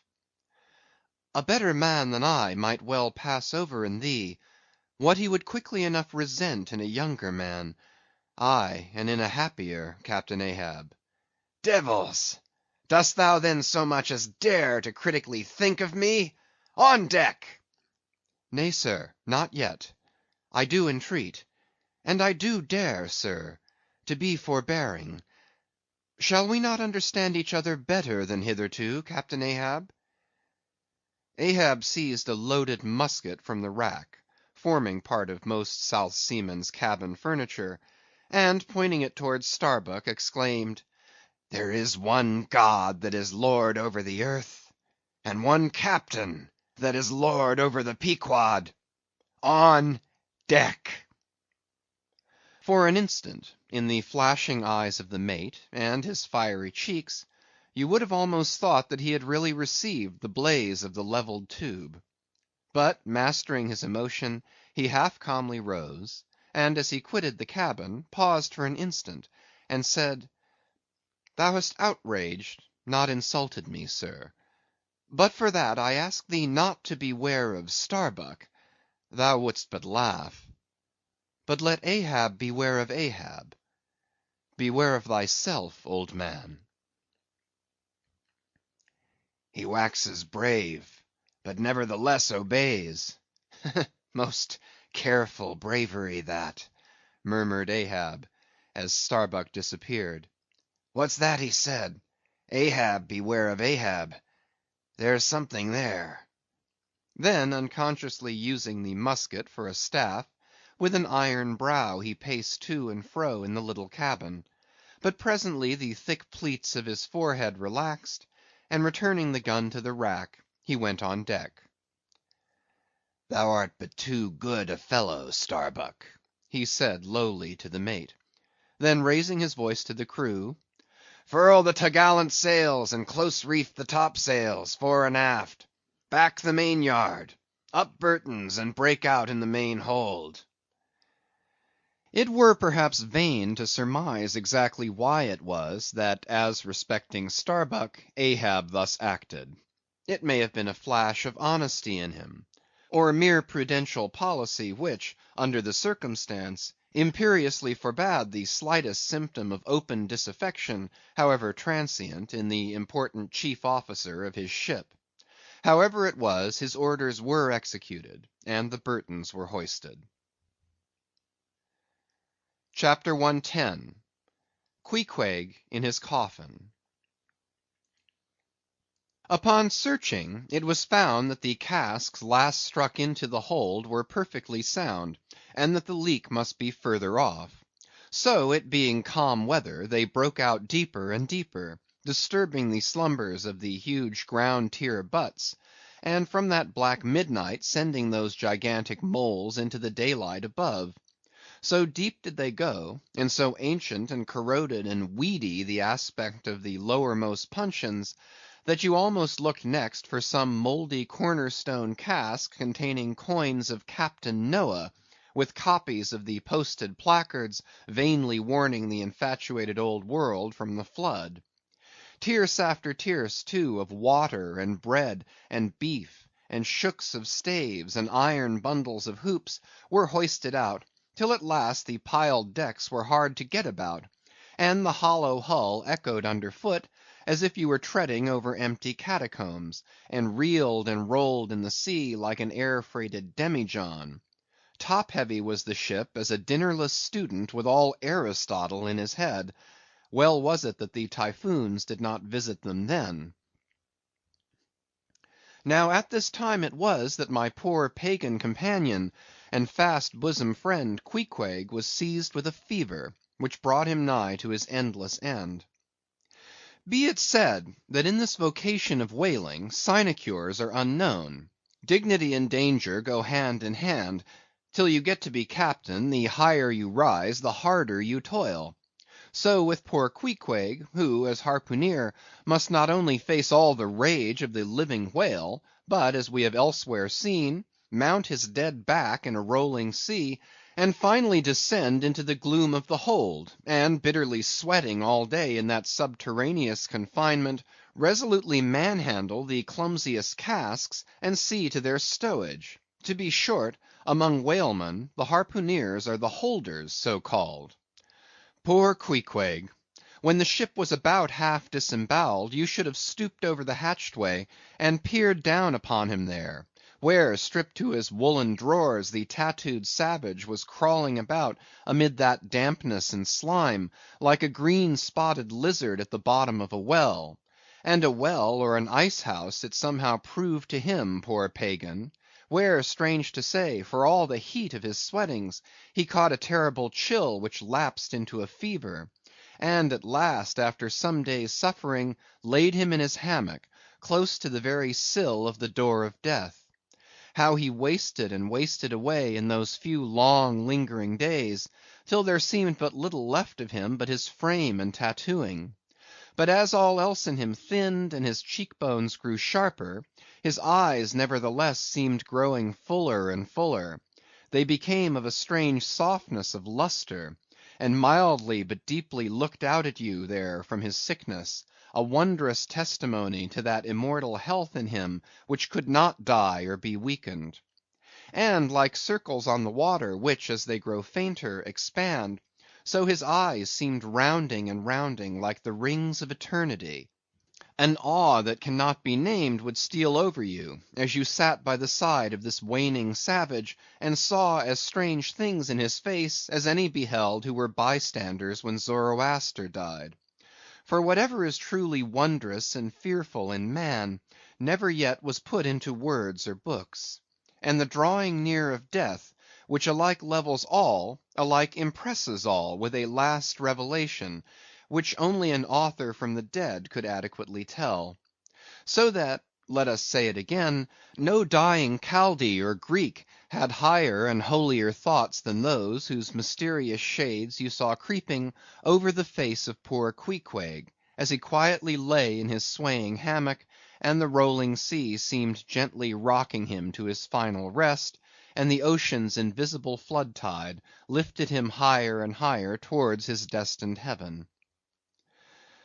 Not a man of the crew but gave him up; and as for Queequeg himself, what he thought of the case was forcibly shown by a curious favour he asked.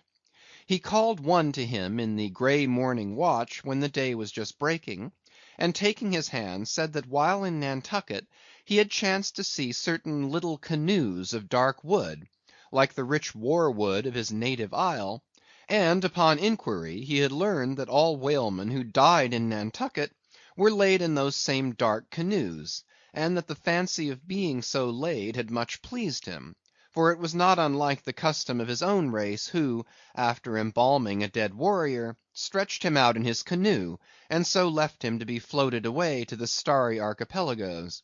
For not only do they believe that the stars are isles, but that far beyond all visible horizons, their own mild uncontinented seas interflow with the blue heavens, and so form the white breakers of the Milky Way. He added that he shuddered at the thought of being buried in his hammock, according to the usual sea custom, tossed like something vile to the death‐devouring sharks.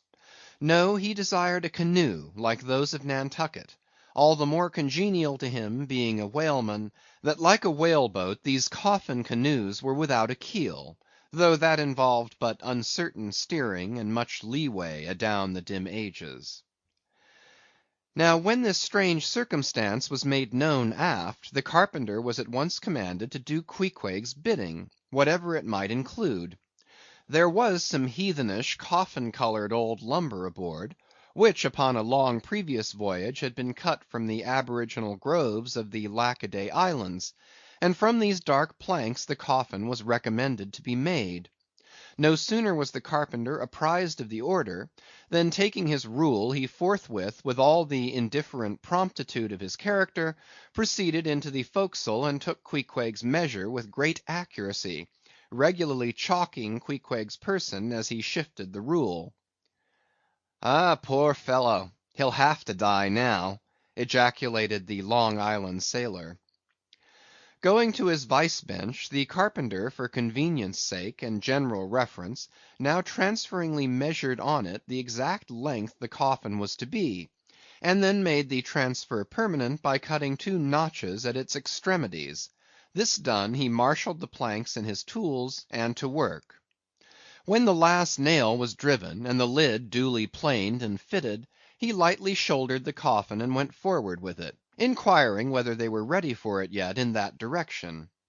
Overhearing the indignant but half humorous cries with which the people on deck began to drive the coffin away, Queequeg, to every one's consternation, commanded that the thing should be instantly brought to him; nor was there any denying him, seeing that of all mortals, some dying men are the most tyrannical, and certainly since they will shortly trouble us so little for evermore, the poor fellows ought to be indulged. Leaning over in his hammock, Queequeg long regarded the coffin with an attentive eye. He then called for his harpoon, and had the wooden stock drawn from it, and then had the iron part placed in the coffin along with one of the paddles of his boat. All by his own request also, biscuits were then ranged round the sides within, a flask of fresh water was placed at the head, and a small bag of woody earth scraped up in the hold at the foot; and a piece of sail‐cloth being rolled up for a pillow, Queequeg now entreated to be lifted into his final bed, that he might make trial of its comforts, if any it had. He lay without moving a few minutes, then told one to go to his bag and bring out his little god, Yojo. Then crossing his arms on his breast with Yojo between, he called for the coffin lid (hatch he called it) to be placed over him. The head part turned over with a leather hinge, and there lay Queequeg in his coffin, with little but his composed countenance in view. Rarmai! "It will do; it is easy," he murmured at last, and signed to be replaced in his hammock. But ere this was done, Pip, who had been slyly hovering near by all this while, drew nigh to him where he lay, and with soft sobbings took him by the hand, in the other holding his tambourine. "Poor rover, will ye never have done with all this weary roving? Where go ye now? But if the currents carry ye to those sweet Antilles, where the beaches are only beat with water lilies, will ye do one little errand for me? Seek out one Pip, who's now been missing long. I think he's in those far Antilles. If ye find him, then comfort him, for he must be very sad, for look, he's left his tambourine behind. I found it. Rig-a-dig-dig! Now, Queequeg, die, and I'll beat your dying march." "I have heard," murmured Starbuck, gazing down the scuttle, "that in violent fevers men, all ignorance, have talked in ancient tongues; and that when the mystery is probed, it turns out always that in their wholly forgotten childhood those ancient tongues had been really spoken in their hearing by some lofty scholars. So to my fond faith, poor Pip, in this strange sweetness of his lunacy, brings heavenly vouchers of all our heavenly homes. Where learned he that but there? Hark, he speaks again, but more wildly now. Form 2 and 2, let's make a general of him.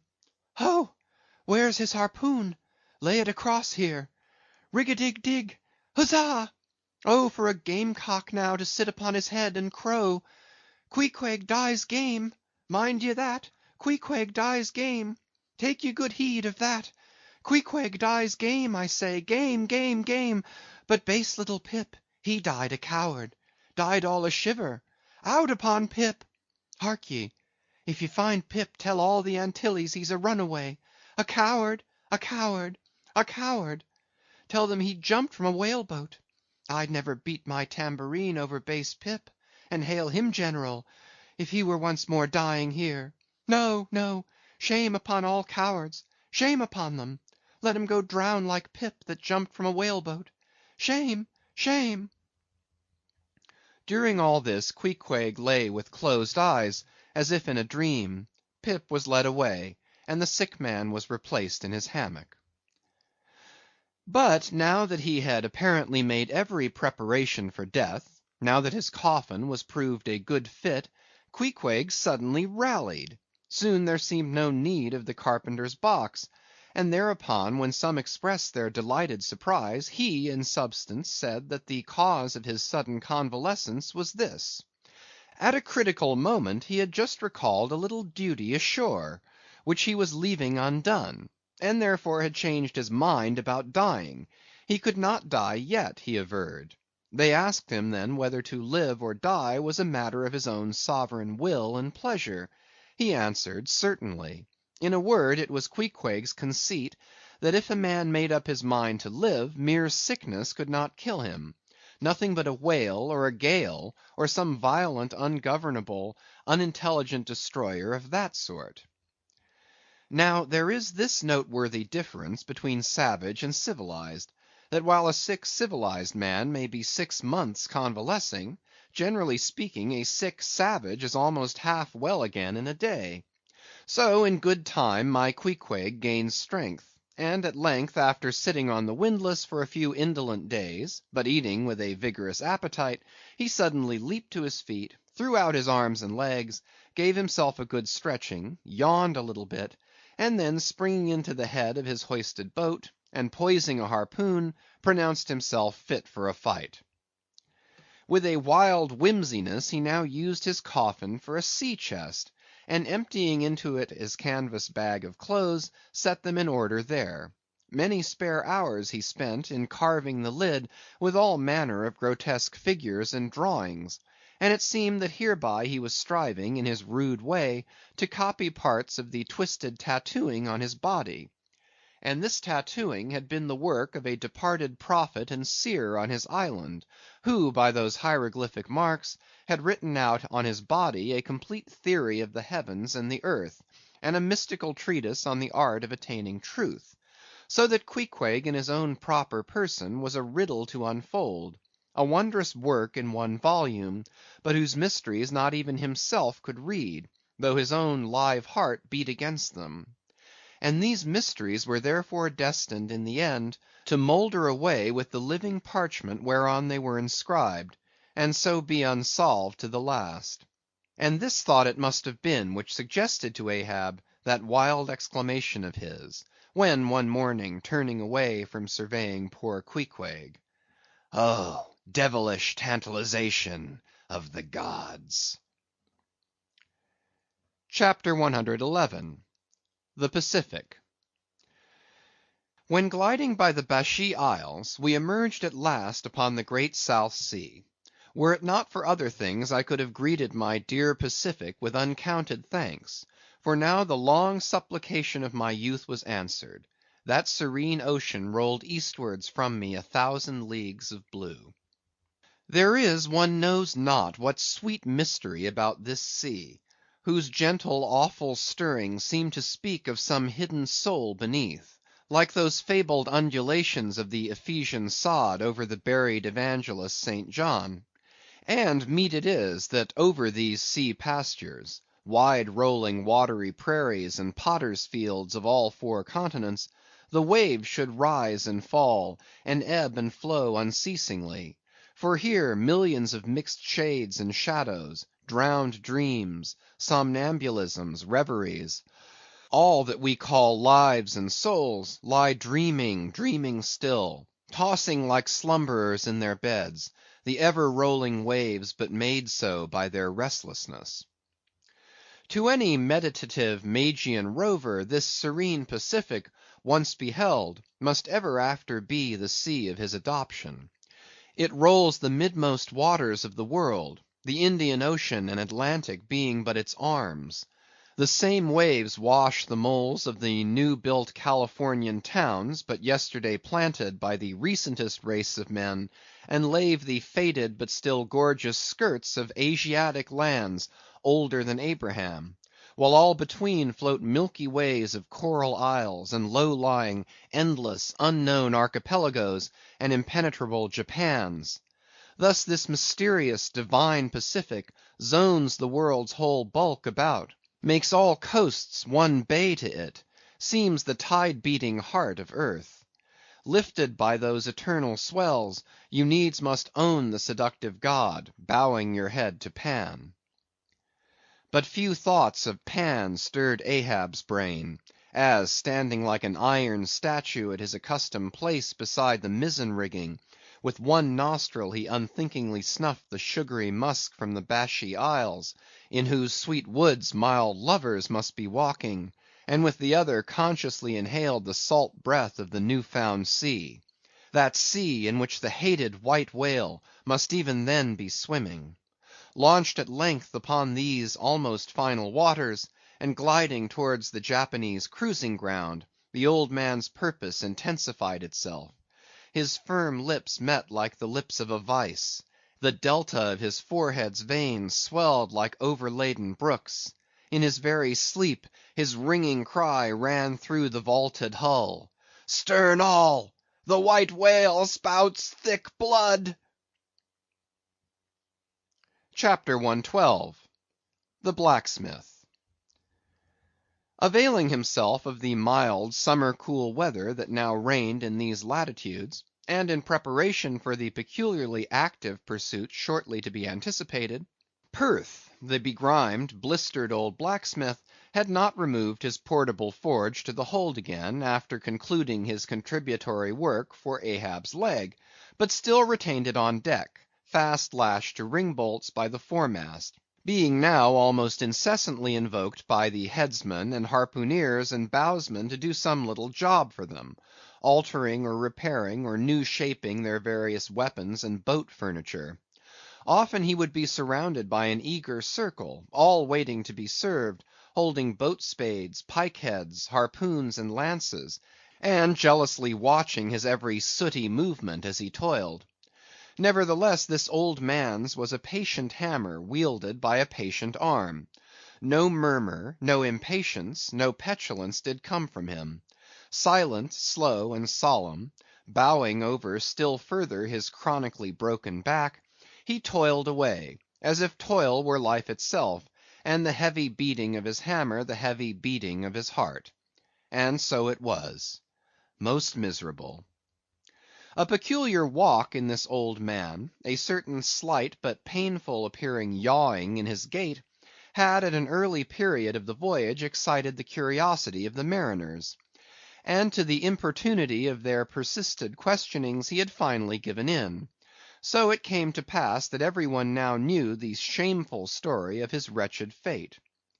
Belated, and not innocently, one bitter winter's midnight, on the road running between two country towns, the blacksmith half stupidly felt the deadly numbness stealing over him, and sought refuge in a leaning, dilapidated barn. The issue was the loss of the extremities of both feet. Out of this revelation, part by part, at last came out the 4 acts of the gladness, and the one long and as yet uncatastrophed 5th act of the grief of his life's drama. He was an old man, who, at the age of nearly 60, had postponedly encountered that thing in sorrow's technicals called ruin. He had been an artisan of famed excellence, and with plenty to do; owned a house and garden, embraced a youthful, daughter‐like, loving wife, and 3 blithe, ruddy children; every Sunday went to a cheerful looking church planted in a grove. But one night under cover of darkness, and further concealed in a most cunning disguisement, a desperate burglar slid into his happy home, and robbed them all of everything. And darker yet to tell, the blacksmith himself did ignorantly conduct this burglar into his family's heart. It was the bottle conjurer. Upon the opening of that fatal cork, forth flew the fiend and shrivelled up his home. Now for prudent, most wise, and economic reasons, the blacksmith's shop was in the basement of his dwelling, but with a separate entrance to it, so that always had the young and loving healthy wife listened with no unhappy nervousness, but with vigorous pleasure, to the stout ringing of her young-armed old husband's hammer, whose reverberations, muffled by passing through the floors and walls, came up to her not unsweetly in her nursery. And so to stout labor's iron lullaby the blacksmith's infants were rocked to slumber. Oh, woe on woe! Oh, death, why canst thou not sometimes be timely? Hadst thou taken this old blacksmith to thyself ere his full ruin came upon him, then had the young widow had a delicious grief, and her orphans a truly venerable, legendary sire to dream of in their after years, and all of them a care-killing competency. But death plucked down some virtuous elder brother, on whose whistling daily toil solely hung the responsibilities of some other family, and left the worse than useless old man standing, till the hideous rot of life should make him easier to harvest. Why tell the whole? The blows of the basement hammer every day grew more and more between, and each blow every day grew fainter than the last. The wife sat frozen at the window, with tearless eyes, glitteringly gazing into the weeping faces of her children. The bellows fell, the forge choked up with cinders, the house was sold, the mother dived down into the long churchyard grass, her children twice followed her thither, and the houseless, familyless old man staggered off a vagabond in crape, his every woe unreverenced, his grey head a scorn to flaxen curls. Death seems the only desirable sequel for a career like this. But death is only a launching into the region of the strange untried. It is but the first salutation to the possibilities of the immense remote, the wild, the watery, the unshored. Therefore, to the death‐longing eyes of such men, who still have left in them some interior compunctions against suicide, does the all‐contributed and all‐receptive ocean alluringly spread forth his whole plain of unimaginable, taking terrors, and wonderful new life adventures. and from the hearts of infinite Pacifics, the thousand mermaids sing to them, Come hither, broken-hearted, here is another life without the guilt of intermediate death. Here are wonders supernatural, without dying for them. Come hither, bury thyself in a life which, to your now equally abhorred and abhorring landed world, is more oblivious than death. Come hither, put up thy gravestone too within the churchyard, and come hither till we marry thee. Hearkening to these voices, east and west, by early sunrise, and by fall of eve, the blacksmith's soul responded, Aye, I come. And so Perth went a-whaling. CHAPTER 113. The Forge.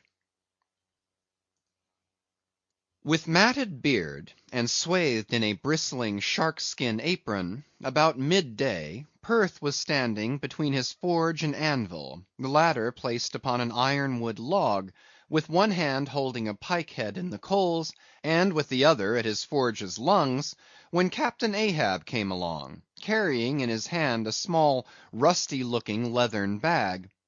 While yet a little distance from the forge, moody Ahab paused, till at last Perth, withdrawing his iron from the fire, began hammering it upon the anvil, the red mass sending off the sparks in thick hovering flights, some of which flew close to Ahab. Are these thy mother Carey's chickens, Perth? They are always flying in thy wake. Birds of good omen, too, but not to all. Look here, they burn, but thou livest among them without a scorch. Because I am scorched all over, Captain Ahab, answered Perth, resting for a moment on his hammer. I am past scorching. Not easily canst thou scorch a scar. Well, well, no more. Thy shrunk voice sounds too calmly, sanely woeful to me. In no paradise myself, I am impatient of all misery in others that is not mad. Thou shouldst go mad, blacksmith. Say, why dost thou not go mad? How canst thou endure without being mad? Do the heavens yet hate thee, that thou canst not go mad? What wert thou making there? Welding an old pike-head, sir. There were seams and dents in it. And canst thou make it all smooth again, blacksmith, after such hard usage as it had? I think so, sir. And I suppose thou canst smooth almost any seams and dents, never mind how hard the metal, blacksmith? Aye, sir, I think I can. All seams and dents but one. Look ye here, then, cried Ahab, passionately advancing, and leaning with both hands on Perth's shoulders. Look ye here, here. Can you smooth out a seam like this, blacksmith? Sweeping one hand across his ribbed brow. If thou couldst, blacksmith, glad enough would I lay my head upon thy anvil, and feel thy heaviest hammer between my eyes.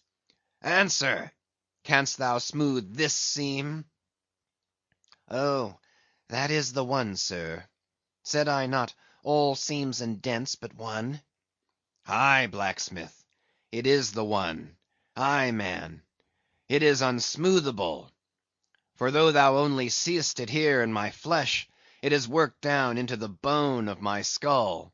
That is all wrinkles. But away with child's play. No more gaffs and pikes to-day. Look ye here, jingling the leathern bag, as if it were full of gold coins. I, too, want a harpoon made. One that 1,000 yoke of fiends could not part, Perth. Something that will stick in a whale like his own fin bone. There's the stuff, flinging the pouch upon the anvil. Look ye, blacksmith, these are the gathered nail stubs of the steel shoes of racing horses. Horseshoe stubs, sir? Why, Captain Ahab, thou hast there then the best and stubbornest stuff we blacksmiths ever work. I know it, old man. These stubs will weld together like glue from the melted bones of murderers.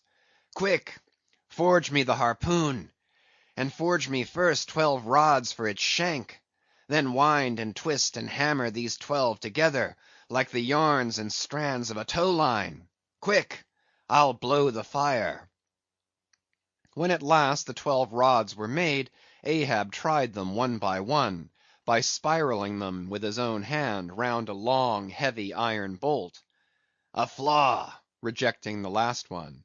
Work that over again, Perth. This done, Perth was about to begin welding the 12 into one, when Ahab stayed his hand, and said he would weld his own iron. As then with regular gasping hems he hammered on the anvil, Perth passing to him the glowing rods, one after the other, and the hard-pressed forge shooting up its intense straight flame, the Parsee passed silently, and bowing over his head towards the fire, seemed invoking some curse or some blessing on the toil. But as Ahab looked up, he slid aside. "What's that bunch of lucifers dodging about there for?" muttered Stubb, looking on from the forecastle. "That Parsee smells fire like a fusee, and smells of it himself like a hot musket's powder pan." At last the shank, in one complete rod, received its final heat, and as Perth, to temper it, plunged it all hissing into the cask of water near by, the scalding steam shot up into Ahab's bent face. "Wouldst thou brand me, Perth?" wincing for a moment with the pain. "Have I been but forging my own branding iron, then?" "Pray God, not that. Yet I fear something, Captain Ahab.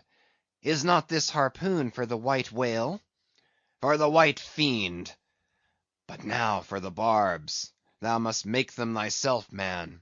Here are my razors, the best of steel. Here, and make the barbs sharp as the needle sleet of the icy sea." For a moment the old blacksmith eyed the razors, as though he would fain not use them. "Take them, man. I have no need for them. For I now neither shave, sup, nor pray till—but here! To work!" Fashioned at last into an arrowy shape, and welded by Perth to the shank, the steel soon pointed the end of the iron; and as the blacksmith was about giving the barbs their final heat prior to tempering them, he cried to Ahab to place the water cask near. "No, no, no water for that. I want it of the true death temper. Ahoy there! Tashtego, Queequeg, Daggoo! What say ye, pagans? Will you give me as much blood as will cover this barb?" holding it high up. A cluster of dark nods replied, yes. 3 punctures were made in the heathen flesh, and the white whale's barbs were then tempered. "Ego non baptizo te in nomine Patris, sed in nomine Diaboli!"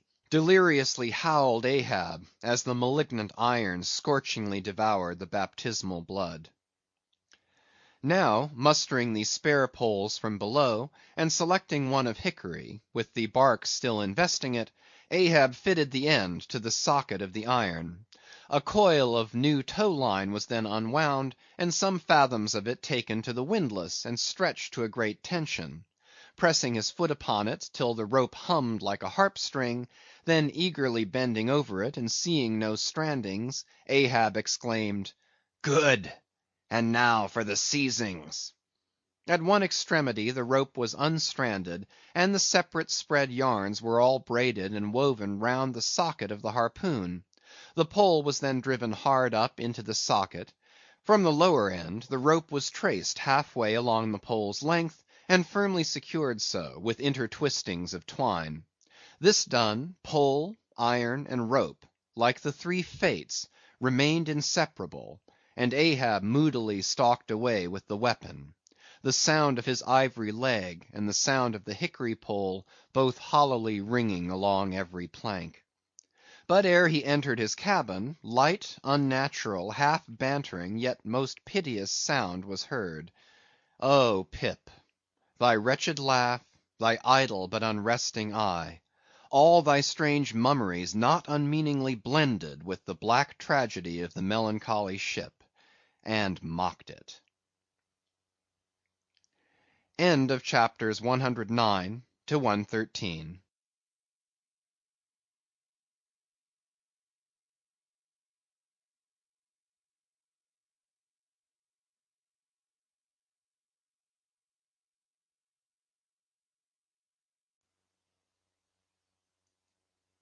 Moby Dick, by Herman Melville, chapters 114 to 118. Chapter 114. The Gilder. Penetrating further and further into the heart of the Japanese cruising ground, the Pequod was soon all astir in the fishery. Often in mild, pleasant weather, for 12, 15, 18, and 20 hours on the stretch, they were engaged in the boats, steadily pulling, or sailing, or paddling after the whales, or for an interlude of 60 or 70 minutes, calmly awaiting their uprising, though with but small success for their pains. At such times, under an unabated sun, afloat all day upon smooth, slow, heaving swells, seated in his boat light as a birch canoe, and so sociably mixing with the soft waves themselves, that like hearthstone cats they purr against the gunwale, these are the times of dreamy quietude, when beholding the tranquil beauty and brilliancy of the ocean's skin, one forgets the tiger heart that pants beneath it, and would not willingly remember that this velvet paw but conceals a remorseless fang.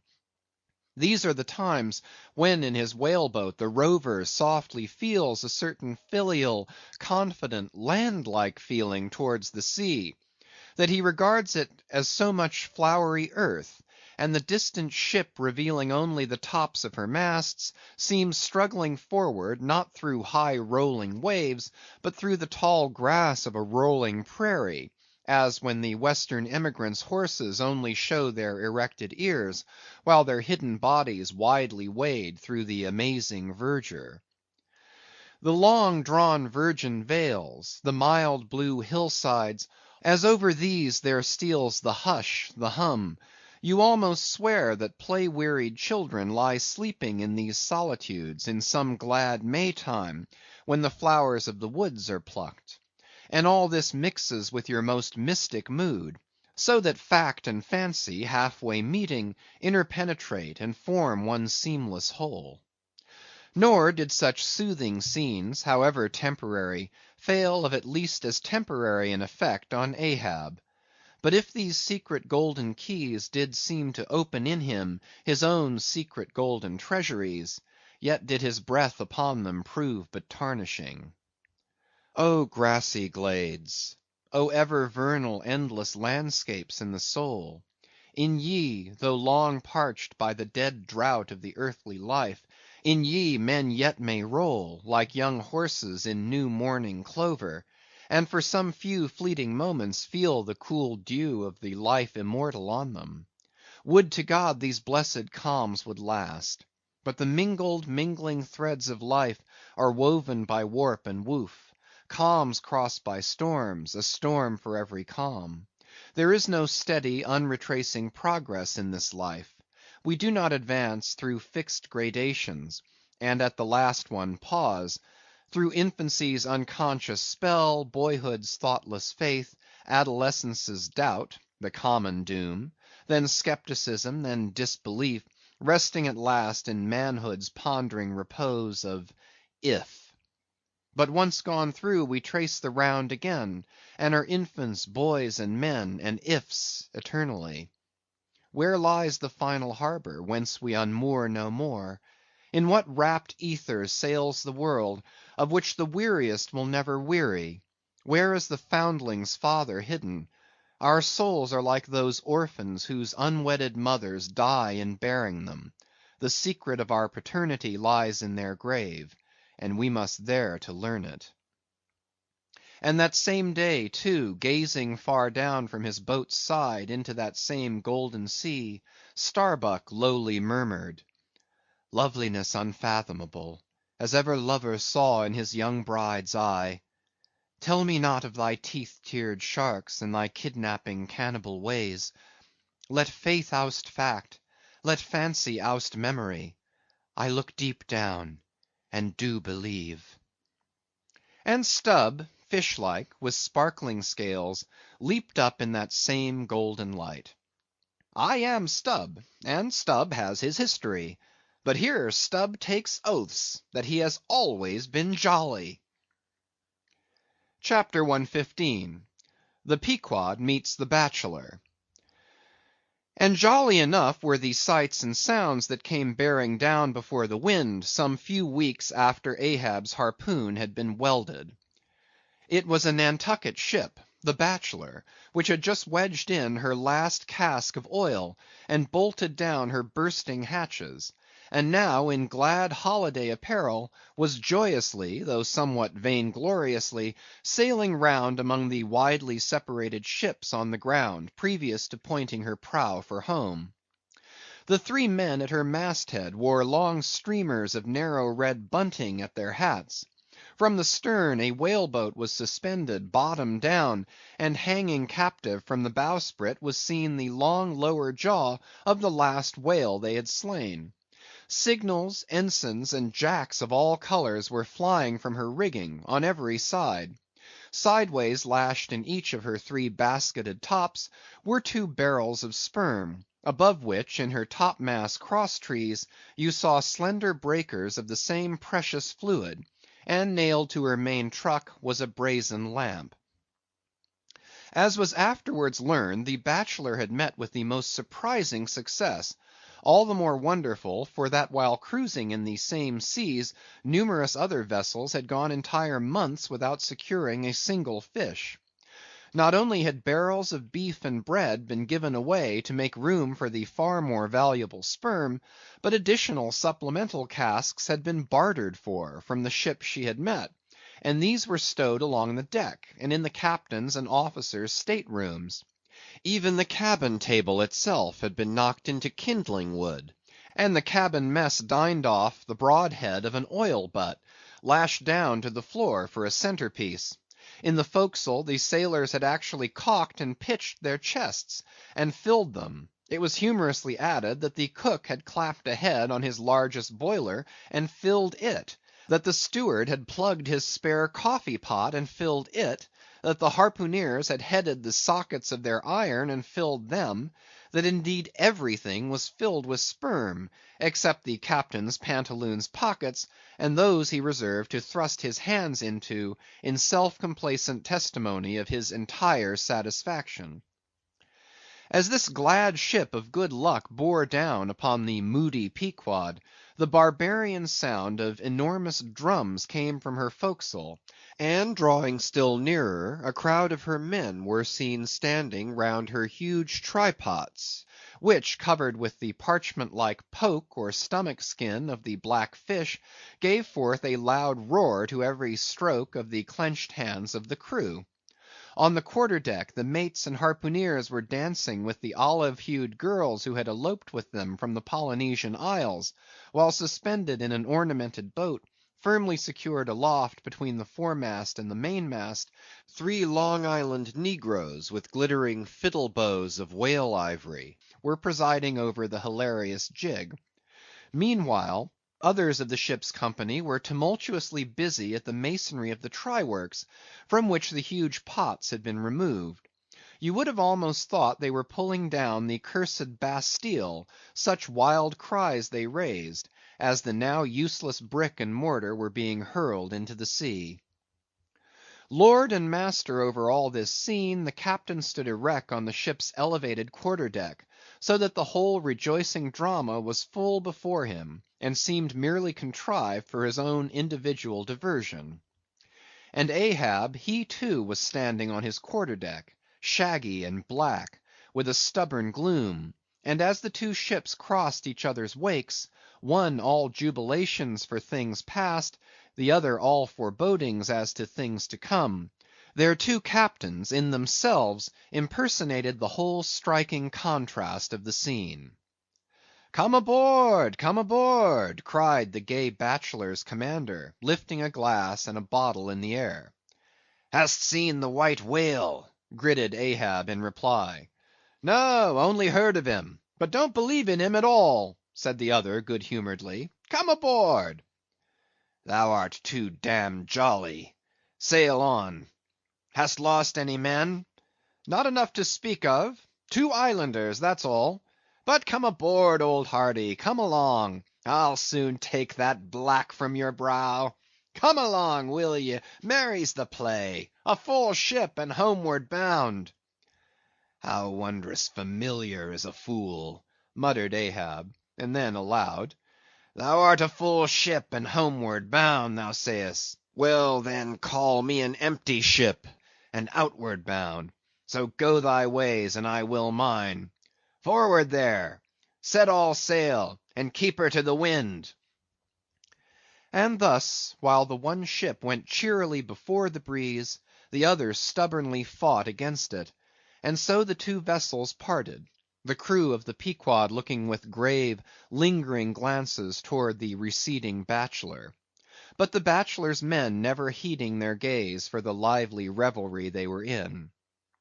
And as Ahab, leaning over the taffrail, eyed the homeward bound craft, he took from his pocket a small vial of sand, and then looking from the ship to the vial, seemed thereby bringing two remote associations together; for that vial was filled with Nantucket soundings. CHAPTER 116. The Dying Whale.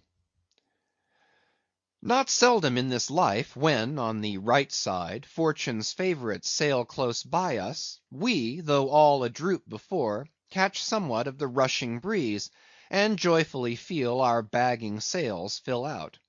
So seemed it with the Pequod; for next day after encountering the gay Bachelor, whales were seen, and 4 were slain, and one of them by Ahab. It was far down the afternoon, and when all the spearings of the crimson fight were done, and floating in the lovely sunset sea and sky, sun and whale both stilly died together, then such a sweetness and such plaintiveness, such inwreathing orisons, curled up in that rosy air, that it almost seemed as if far over from the deep green convent valleys of the Manilla Isles, the Spanish land breeze, wantonly turned sailor, had gone to sea, freighted with these vesper hymns. Soothed again, but only soothed to deeper gloom, Ahab, who had sterned off from the whale, sat intently watching his final wanings from the now tranquil boat. For that strange spectacle observable in all sperm whales dying, the turning sunwards of the head, and so expiring; that strange spectacle, beheld of such a placid evening, somehow to Ahab conveyed a wondrousness unknown before. He turns and turns him to it. How slowly, but how steadfastly, his homage rendering and invoking brow, with his last dying motions. He too worships fire, most faithful, broad, baronial vassal of the sun. Oh, that these two favoring eyes should see these two favoring sights! Look, here far waterlocked, beyond all hum of human weal or woe, in these most candid and impartial seas, where to traditions no rocks furnish tablets, where for long Chinese ages the billows have still rolled on speechless and unspoken to, as stars that shine upon the Niger's unknown source. Here, too, life dies sunwards, full of faith. But see! no sooner dead, than death whirls round the corpse, and it heads some other way. Oh, thou dark Hindoo half of nature, who of drowned bones hast builded thy separate throne somewhere in the heart of these unverdured seas, thou art an infidel, thou queen, and too truly speakest to me in the wide slaughtering Typhoon, and the hushed burial of its after calm. Nor has this thy whale sunwards turned his dying head, and then gone round again, without a lesson to me. Oh, trebly hooped and welded hip of power! Oh, high aspiring, rainbowed jet! That one strivest, this one jettest, all in vain. In vain, O whale, dost thou seek intercedings with yon all quickening sun, that only calls forth life, but gives it not again. Yet dost thou, darker half, rock me with a prouder if a darker faith. All thy unnameable imminglings float beneath me here. I am buoyed by breaths of once living things, exhaled as air but water now. Then hail, forever hail, O sea, in whose eternal tossings the wild fowl finds his only rest. Born of earth, yet suckled by the sea, though hill and valley mothered me, you billows are my foster brothers. Chapter 117. The Whale Watch. The 4 whales slain that evening had died wide apart; one far to windward, one less distant to leeward, one ahead, one astern. These last 3 were brought alongside ere nightfall, but the windward one could not be reached till morning, and the boat that had killed it lay by its side all night, and that boat was Ahab's. The waif pole was thrust upright into the dead whale's spout hole, and the lantern hanging from its top cast a troubled flickering glare upon the black glossy back, and far out upon the midnight waves, which gently chafed the whale's broad flank, like soft surf upon a beach. Ahab and all his boat's crew seemed asleep but the Parsee, who, crouching in the bow, sat watching the sharks that spectrally played round the whale, and tapped the light cedar planks with their tails. A sound like the moaning in squadrons over asphaltites of unforgiven ghosts of Gomorrah ran shuddering through the air. Startled from his slumbers, Ahab, face to face, saw the Parsee, and hooped round by the gloom of the night, they seemed the last men in a flooded world. I have dreamed it again, said he. Of the hearses? Have I not said, old man, that neither hearse nor coffin can be thine? And who are hearsed that die on the sea? But I said, old man, that ere thou couldst die on this voyage, 2 hearses must verily be seen by thee on the sea; the first not made by mortal hands, and the visible wood of the last one must be grown in America. Aye, aye, a strange sight that, Parsee; a hearse and its plumes floating over the ocean with the waves for the pallbearers. Ha! Such a sight we shall not soon see. Believe it or not, thou canst not die till it be seen, old man. And what was that saying about thyself? Though it come to the last, I shall still go before thee, thy pilot. And when thou art so gone before, if that ever befall, then ere I can follow, thou must still appear to me, to pilot me still. Was it not so? Well, then, did I believe all ye say, O my pilot. I have here 2 pledges that I shall yet slay Moby Dick and survive it. Take another pledge, old man, said the Parsee, as his eyes lighted up like fireflies in the gloom. Hemp only can kill thee. The gallows, ye mean?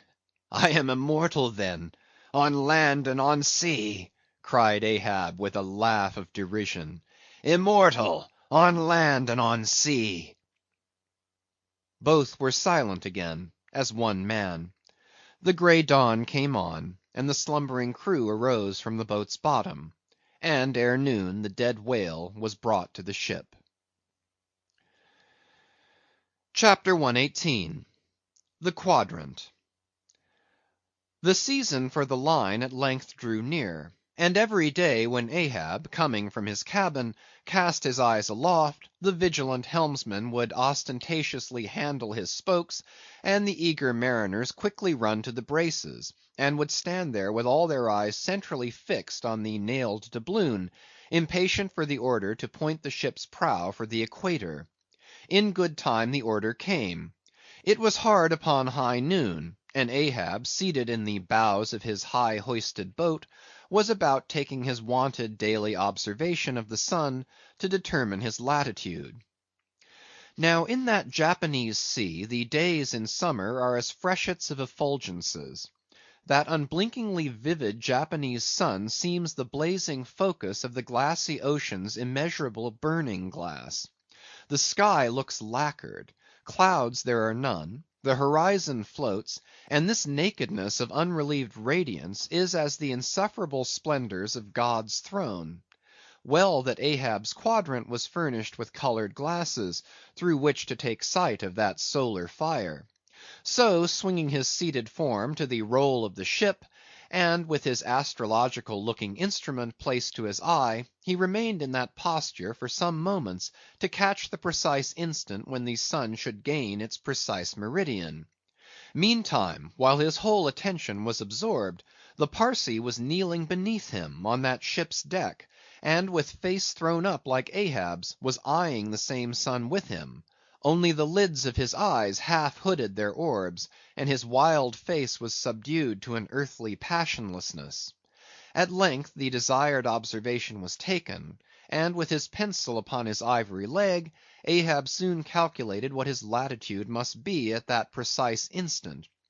Then falling into a moment's reverie, he again looked up towards the sun, and murmured to himself, "Thou sea mark, thou high and mighty pilot, thou tellest me truly where I am; but canst thou cast the least hint where I shall be? Or canst thou tell where some other thing besides me is this moment living? Where is Moby Dick? This instant thou must be eyeing him. These eyes of mine look into the very eye that is now beholding him; aye, and into the eye that is even now equally beholding the objects on the unknown thither side of thee, thou sun." Then gazing at his quadrant, and handling one after the other its numerous cabalistical contrivances, he pondered again, and muttered, "Foolish toy! baby's plaything of haughty admirals, and commodores, and captains. The world brags of thee, of thy cunning and might. But what after all canst thou do but tell the poor pitiful point where thou thyself happenest to be on this wide planet, and the hand that holds thee? No, not one jot more. Thou canst not tell where one drop of water or one grain of sand will be to‐morrow noon, and yet with thy impotence thou insultest the sun. Science! Curse thee, thou vain toy, and cursed be all the things that cast man's eyes aloft to that heaven, whose live vividness but scorches him, as these old eyes are even now scorched with thy light, O sun!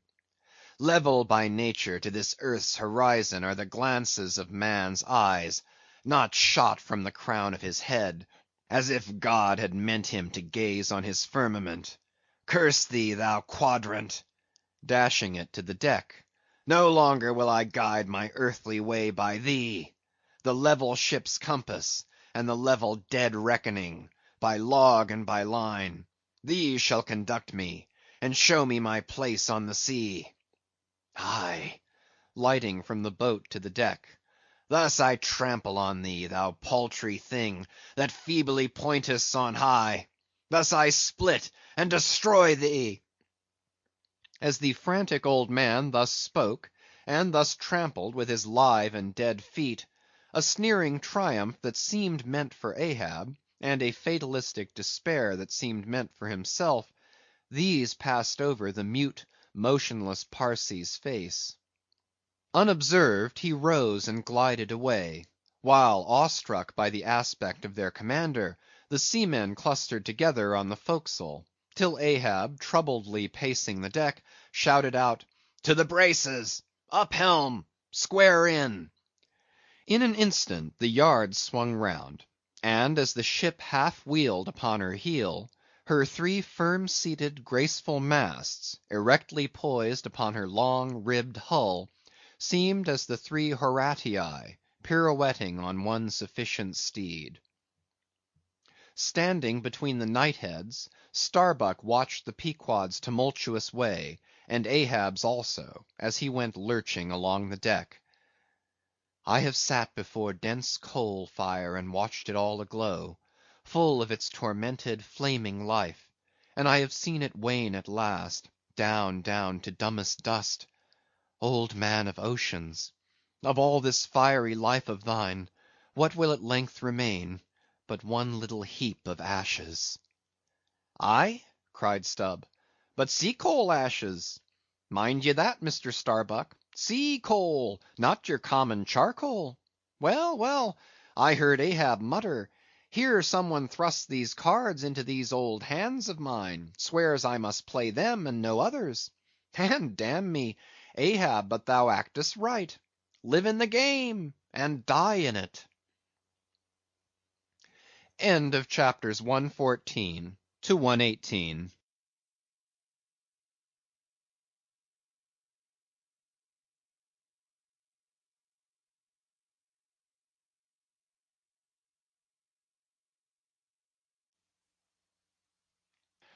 Moby Dick, by Herman Melville, chapters 119 to 123.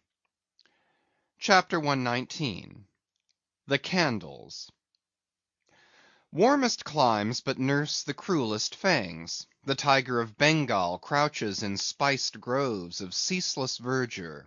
Skies the most effulgent but basket the deadliest thunders. Gorgeous Cuba knows tornadoes that never swept tame northern lands.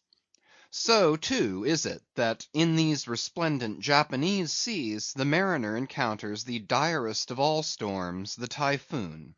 It will sometimes burst out of that cloudless sky like an exploding bomb upon a dazed and sleepy town. Towards evening of that day the Pequod was torn of her canvas, and bare poled was left to fight a Typhoon which had struck her directly ahead. When darkness came on, sky and sea roared and split with the thunder, and blazed with the lightning, that showed the disabled masts fluttering here and there with the rags which the first fury of the tempest had left for its after sport. Holding by a shroud, Starbuck was standing on the quarter deck, at every flash of the lightning glancing aloft to see what additional disaster might have befallen the intricate hamper there, while Stubb and Flask were directing the men in the higher hoisting and firmer lashing of the boats. But all their pains seemed naught. Though lifted to the very top of the cranes, the windward quarter boat, Ahab's, did not escape. A great rolling sea, dashing high up against the reeling ship's high teetering side, stove in the boat's bottom at the stern, and left it again all dripping through like a sieve. "Bad work, Mr. Starbuck," said Stubb, regarding the wreck, "but the sea will have its way. Stubb, for one, can't fight it. You see, Mr. Starbuck, a wave has such a great long start before it leaps; all round the world it runs, and then comes the spring. But as for me, all the start I have to meet it is just across the deck here. But never mind, it's all in fun, so the old song says," sings.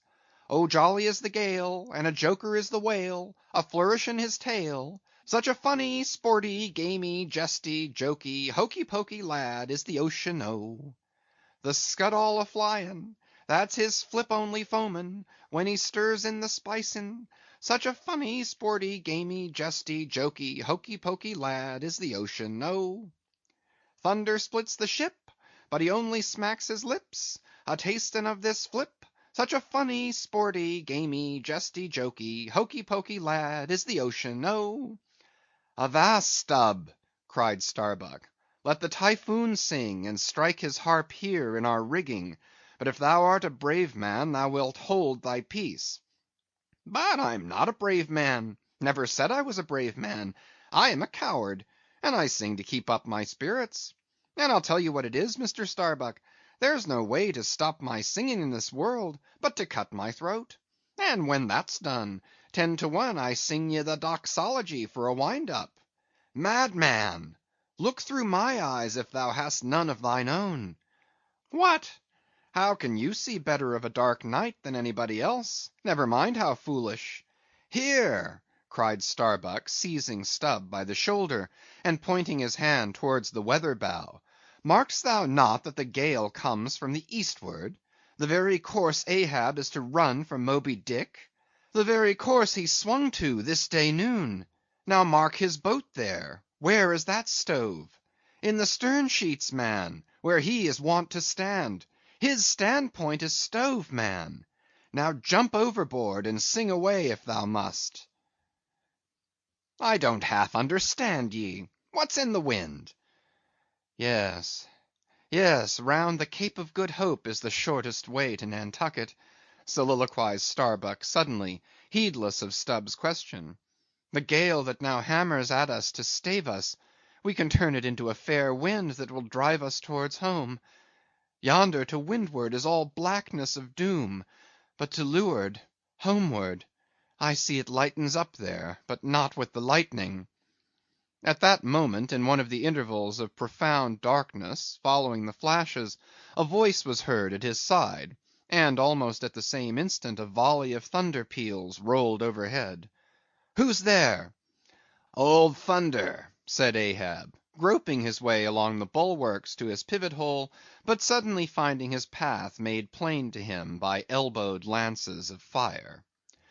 Now, as the lightning rod to a spire on shore is intended to carry off the perilous fluid into the soil, so the kindred rod which at sea some ships carry to each mast is intended to conduct it into the water. But as this conductor must descend to considerable depth, that its end may avoid all contact with the hull, and as, moreover, if kept constantly towing there, it would be liable to many mishaps, besides interfering not a little with some of the rigging, and more or less impeding the vessel's way in the water; because of all this, the lower parts of a ship's lightning rods are not always overboard, but are generally made in long slender links, so as to be the more readily hauled up into the chains outside, or thrown down into the sea as occasion may require. "The rods! the rods!" cried Starbuck to the crew, suddenly admonished to vigilance by the vivid lightning that had just been darting flambeaux to light Ahab to his post. "Are they overboard? Drop them over, fore and aft! Quick!" "Avast!" cried Ahab. "Let's have fair play here, though we be the weaker side. Yet I'll contribute to raise rods on the Himalayas and Andes, that all the world may be secured, but out on privileges. Let them be, sir." "Look aloft!" cried Starbuck. "The corpusants! the corpusants!" All the yard arms were tipped with a pallid fire, and, touched at each tri-pointed lightning rod end with three tapering white flames, each of the three tall masts was silently burning in that sulphurous air, like three gigantic wax tapers before an altar.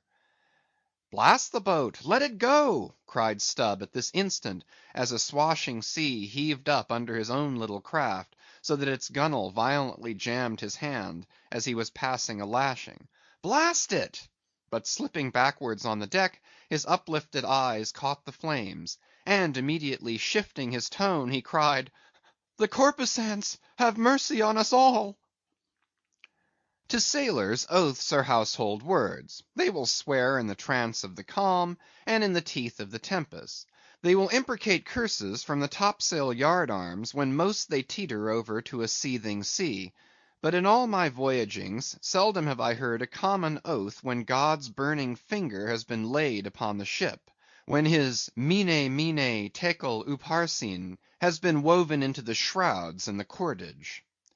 While this pallidness was burning aloft, few words were heard from the enchanted crew, who in one thick cluster stood on the forecastle, all their eyes gleaming in that pale phosphorescence like a far away constellation of stars. Relieved against the ghostly light, the gigantic jet negro, Daggoo, loomed up to thrice his real stature, and seemed the black cloud from which the thunder had come. The parted mouth of Tashtego revealed his shark white teeth, which strangely gleamed as if they too had been tipped by corpusants; while, lit up by the preternatural light, Queequeg's tattooing burned like satanic blue flames on his body. The tableau all waned at last with the pallidness aloft, and once more the Pequod and every soul on her decks were wrapped in a pall. A moment or two passed, when Starbuck, going forward, pushed against some one. It was Stubb. "What thinkest thou now, man? I heard thy cry. It was not the same in the song." "No, it wasn't. I said, the corpusants have mercy on us all, and I hope they will still. But do they only have mercy on long faces? Have they no bowels for a laugh? And look ye, Mr. Starbuck—but it's too dark for a look. Hear me, then. I take that masthead flame we saw for a sign of good luck; for those masts are rooted in a hold that is going to be chock-a-block with sperm oil, d'ye see? And so all that sperm oil will work up into the masts, like sap in a tree. Yes, our 3 masts will yet be as 3 spermaceti candles. That's the good promise we saw." At that moment Starbuck caught sight of Stubb's face slowly beginning to glimmer into sight. Glancing upwards, he cried, "See! see!" and once more the high, tapering flames were beheld with what seemed redoubled supernaturalness in their pallor. "The corpusants have mercy on us all!" cried Stubb again. At the base of the mainmast, full beneath the doubloon and the flame, the Parsee was kneeling in Ahab's front, but with his head bowed away from him; while near by, from the arched and overhanging rigging, where they had just been engaged in securing a spar, a number of the seamen, arrested by the glare, now cohered together, and hung pendulous, like a knot of numbed wasps from a drooping orchard twig. In various enchanted attitudes, like the standing or stepping or running skeletons in Herculaneum, others remained rooted to the deck, but all their eyes upcast. "Aye, aye, men," cried Ahab, "look up at it; mark it well; the white flame but lights the way to the white whale. Hand me those mainmast links there. I would fain feel this pulse, and let mine beat against it. Blood against fire. So." Then turning, the last link held fast in his left hand, he put his foot upon the Parsee, and with fixed upward eye and high flung right arm, he stood erect before the lofty tri-pointed trinity of flames. "Oh, thou clear spirit of clear fire, whom on these seas I as Persian once did worship, till in the sacramental act so burned by thee, that to this hour I bear the scar. I now know thee, thou clear spirit, and I now know that thy right worship is defiance. To neither love nor reverence wilt thou be kind, and e'en for hate thou canst but kill, and all are killed. No fearless fool now fronts thee. I own thy speechless, placeless power, but to the last gasp of my earthquake life will dispute its unconditional, unintegral mastery in me. In the midst of the personified impersonal, a personality stands here. Though but a point at best, whencesoever I came, whencesoe'er I go, yet while I earthly live, the queenly personality lives in me, and feels her royal rights. But war is pain, and hate is woe. Come in thy lowest form of love, and I will kneel and kiss thee; but at thy highest come as mere supernal power; and though thou launchest navies of full freighted worlds, there's that in here that still remains indifferent. O thou clear spirit, of thy fire thou madest me, and like a true child of fire I breathe it back to thee." Sudden repeated flashes of lightning; the 9 flames leap lengthwise to thrice their previous height. Ahab, with the rest, closes his eyes, his right hand pressed hard upon them. "I own thy speechless, placeless power. Said I not so? Nor was it wrung from me, nor do I now drop these links. Thou canst blind, but I can then grope. Thou canst consume, but I can then be ashes. Take the homage of these poor eyes and shutter hands. I would not take it. The lightning flashes through my skull, mine eyeballs ache and ache, my whole beaten brain seems as beheaded, and rolling on some stunning ground. Oh, oh! Yet blindfold, yet will I talk to thee. Light though thou be, thou leapest out of darkness, but I am darkness leaping out of light, leaping out of thee. The javelins cease. Open eyes, see or not? There burn the flames. Oh, thou magnanimous, now I do glory in my genealogy. But thou art but my fiery father. My sweet mother I know not.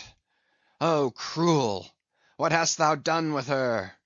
There lies my puzzle, but thine is greater. Thou knowest not how came ye, hence callest thyself unbegotten. Certainly knowest not thy beginning, hence callest thyself unbegun. I know that of me which thou knowest not of thyself, O thou omnipotent. There is some unsuffusing thing beyond thee, thou clear spirit, to whom all thy eternity is but time, all thy creativeness mechanical. Through thee, thy flaming self, my scorched eyes do dimly see it. O thou foundling fire, thou hermit immemorial! Thou too hast thy incommunicable riddle, thy unparticipated grief. Here again, with haughty agony, I read my sire. Leap, leap up and lick the sky. I leap with thee, I burn with thee, would fain be welded with thee. Defyingly, I worship thee. The boat! The boat! cried Starbuck. Look at thy boat, old man! Ahab's harpoon, the one forged at Perth's fire, remained firmly lashed in its conspicuous crotch, so that it projected beyond his whale boat's bow; but the sea that had stove its bottom had caused the loose leather sheath to drop off, and from the keen steel barb there now came a levelled flame of pale, forked fire. As the silent harpoon burned there like a serpent's tongue, Starbuck grasped Ahab by the arm. God! God is against thee, old man! Forbear! 'Tis an ill voyage, ill begun, ill continued. Let me square the yards while we may, old man, and make a fair wind of it homewards, to go on a better voyage than this. Overhearing Starbuck, the panic-stricken crew instantly ran to the braces, though not a sail was left aloft. For the moment all the aghast mate's thoughts seemed theirs. They raised a half mutinous cry; but dashing the rattling lightning links to the deck, and snatching the burning harpoon, Ahab waved it like a torch among them, swearing to transfix with it the first sailor that but cast loose a rope's end. Petrified by his aspect, and still more shrinking from the fiery dart that he held, the men fell back in dismay, and Ahab again spoke. All your oaths to hunt the white whale are as binding as mine, and heart, soul, and body, lungs and life, old Ahab is bound. And that ye may know to what tune this heart beats, look ye here, thus I blow out the last fear. And with one blast of his breath he extinguished the flame.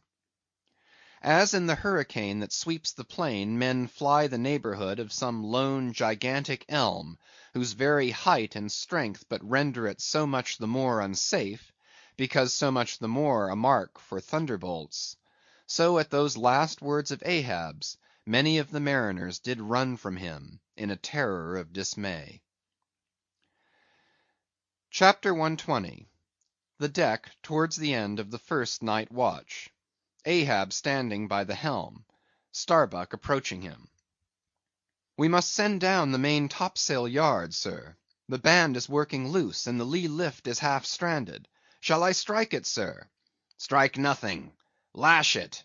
If I had skysail poles, I'd sway them up now. Sir, in God's name! Sir? Well? The anchors are working, sir. Shall I get them inboard? Strike nothing and stir nothing, but lash everything. The wind rises, but it has not got up to my table-lands yet. Quick, and see to it. By masts and keels, he takes me for the hunchbacked skipper of some coasting smack. Send down my main topsail yard. Ha!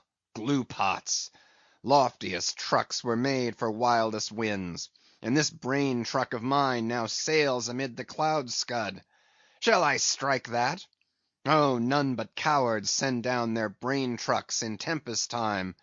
What a huroosh aloft there! I would e'en take it for sublime, did I not know that the colic is a noisy malady. Oh, take medicine, take medicine. CHAPTER 121. Midnight, the forecastle bulwarks. Stubb and Flask mounted on them, and passing additional lashings over the anchors there hanging. No, Stubb, you may pound that knot there as much as you please, but you will never pound into me what you were just now saying. And how long ago is it since you said the very contrary? Didn't you once say that whatever ship Ahab sails in, that ship should pay something extra on its insurance policy, just as though it were loaded with powder barrels aft and boxes of lucifers forward? Stop now, didn't you say so? Well, suppose I did. What then?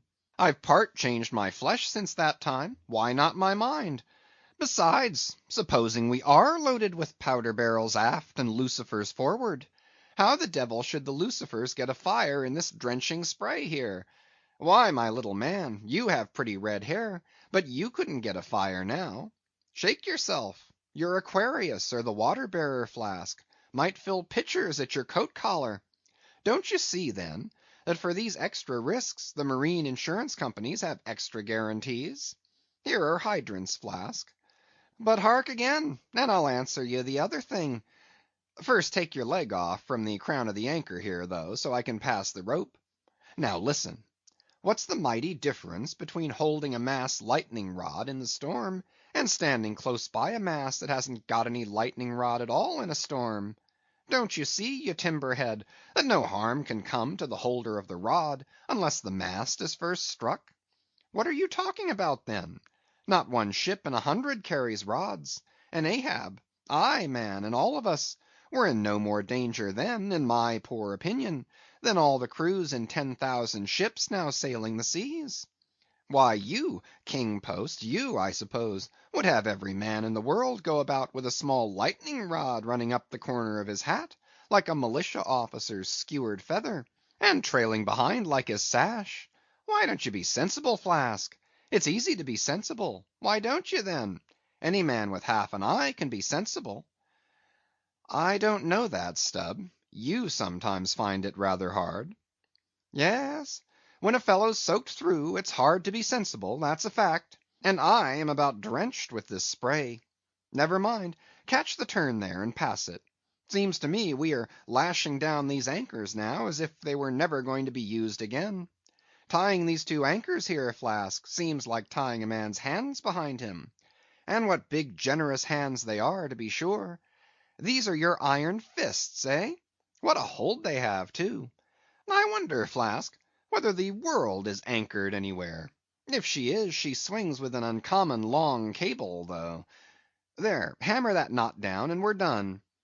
So, next to touching land, lighting on deck is most satisfactory. I say, just wring out my jacket skirts, will you? Thank you. They laugh at long togs so, Flask, but it seems to me a long-tailed coat ought always to be worn in storms afloat. The tails tapering down that way serve to carry off the water, do you see? Same with cocked hats. The cocks form gable-end eave-troughs, Flasks. No more monkey jackets and tarpaulins for me. I must mount a swallow-tail, and drive down a beaver, so. Hallo! Whew! There goes my tarpaulin overboard. Lord, Lord, that the winds that come from heaven should be so unmannerly. This is a nasty night, lad. Chapter 122. Midnight aloft. Thunder and lightning. The main topsail yard. Tashtego passing new lashings around it. Stop that thunder. Plenty too much thunder up here. What's the use of thunder? We don't want thunder, we want rum. Give us a glass of rum. Chapter 123. The Musket. During the most violent shocks of the Typhoon, the man at the Pequod's jawbone tiller had several times been reelingly hurled to the deck by its spasmodic motions, even though preventer tackles had been attached to it, for they were slack, because some play to the tiller was indispensable. In a severe gale like this, while the ship is but a tossed shuttlecock to the blast, it is by no means uncommon to see the needles in the compasses at intervals go round and round. It was thus with the Pequods. At almost every shock the helmsman had not failed to notice the whirling velocity with which they revolved upon the cards. it is a sight that hardly any one can behold without some sort of unwonted emotion. Some hours after midnight the Typhoon abated so much, that through the strenuous exertions of Starbuck and Stubb, one engaged forward and the other aft, the shivered remnants of the jib and fore and main topsails were cut adrift from the spars, and went eddying away to leeward like the feathers of an albatross, which sometimes are cast to the winds when that storm-tossed bird is on the wing. The three corresponding new sails were now bent and reefed, and a storm trysail was set further aft, so that the ship soon went through the water with some precision again, and the course, for the present east-south-east, which he was to steer, if practicable, was once more given to the helmsman; for during the violence of the gale he had only steered according to its vicissitudes; but as he was now bringing the ship as near her course as possible, watching the compass needle meanwhile, lo, a good sign! The wind seemed coming round astern. Aye, the foul breeze became fair. Instantly the yards were squared. To the lively song of Ho, the fair wind, O ye ho cheerily, men, the crew singing for joy, that so promising an event should so soon have falsified the evil portents preceding it. In compliance with the standing order of his commander, to report immediately, and at any one of the 24 hours, any decided change in the affairs of the deck, Starbuck had no sooner trimmed the yards to the breeze, however reluctantly and gloomily, than he mechanically went below to apprise Captain Ahab of the circumstance. Ere knocking at his state-room door, he involuntarily paused before it a moment. The cabin lamp, taking long swings this way and that, was burning fitfully, and casting fitful shadows upon the old man's bolted door; a thin one, with fixed blinds inserted in place of upper panels. The isolated subterraneousness of the cabin made a certain humming silence to reign there, though it was hooped round by all the roar of the elements. The loaded muskets in the rack were shiningly revealed, as they stood upright against the forward bulkhead. Starbuck was an honest, upright man; but out of Starbuck's heart, at that instant when he saw the muskets, there strangely evolved an evil thought, but so blent with its neutral or good accompaniments, that for the instant he hardly knew it for itself. "He would have shot me once," he murmured. "Yes, there's the very musket that he pointed at me; that one with the studded stock. Let me touch it, lift it. Strange that I, who have handled so many deadly lances, strange that I should shake so now. Loaded? I must see. Aye, aye, and powder in the pan; that's not good; best spill it. Wait, I'll cure myself of this. I'll hold the musket boldly while I think. I come to report a fair wind to him; but how fair? Fair for death and doom; that's fair for Moby Dick. It's a fair wind that's only fair for that accursed fish. The very tube he pointed at me, the very one, this one, I hold it here. He would have killed me with the very thing I handle now. Aye, and he would fain kill all his crew. Does he not say that he will not strike his spars to any gale? Has he not dashed his heavenly quadrant?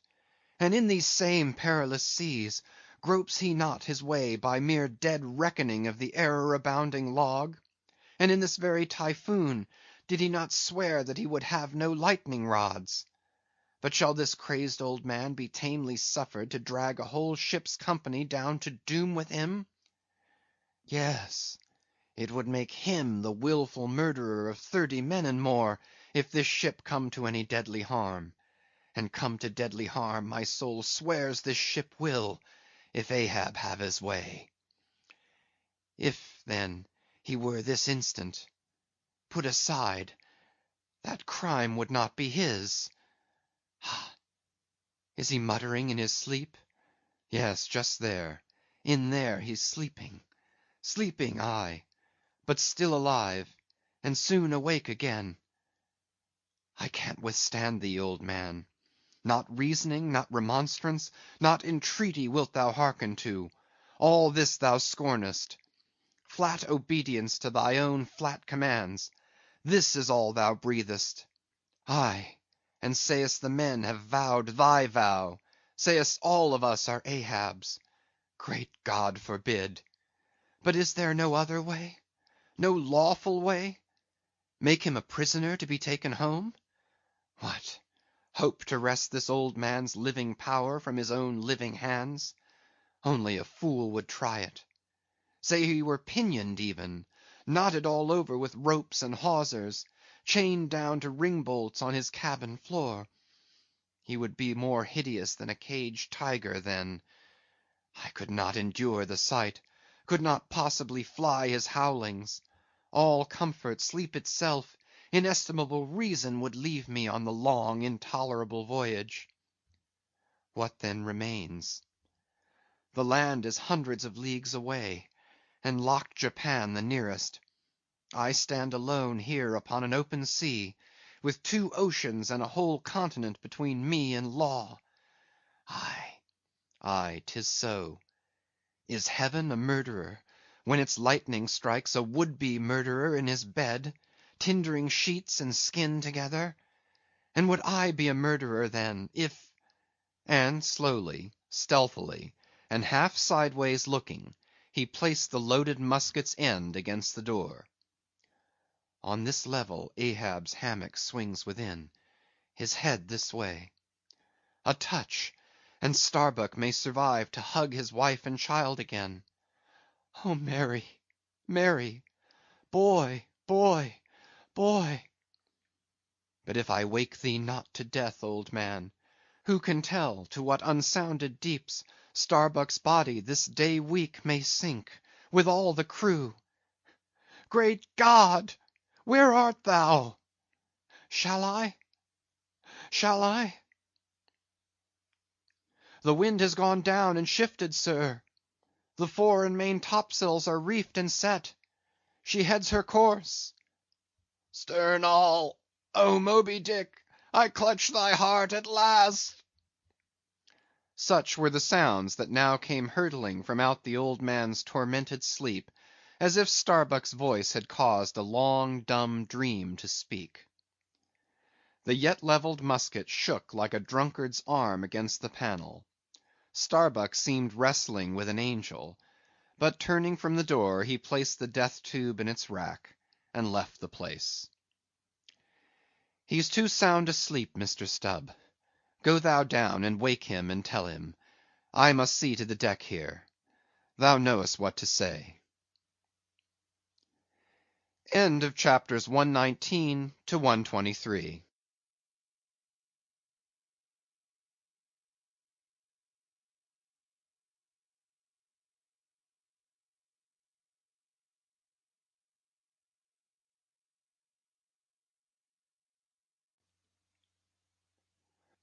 Moby Dick, by Herman Melville, chapters 124 to 127. Chapter 124. The Needle. Next morning the not yet subsided sea rolled in long, slow billows of mighty bulk, and striving in the Pequod's gurgling track, pushed her on like giants' palms outspread. The strong, unstaggering breeze abounded so, that sky and air seemed vast outbellying sails; the whole world boomed before the wind. Muffled in the full morning light, the invisible sun was only known by the spread intensity of his place, where his bayonet rays moved on in stacks. Emblazonings as of crowned Babylonian kings and queens reigned over everything. The sea was as a crucible of molten gold that bubblingly leaps with light and heat.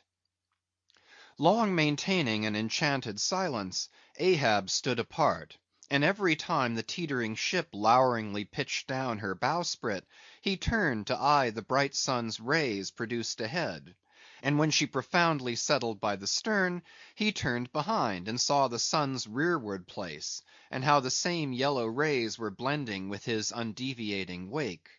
Ha! ha! my ship, thou mightest well be taken now for the sea chariot of the sun. Ho, ho, all ye nations before my prow, I bring the sun to ye. Yoke on the further billows, hallo! A tandem, I drive the sea.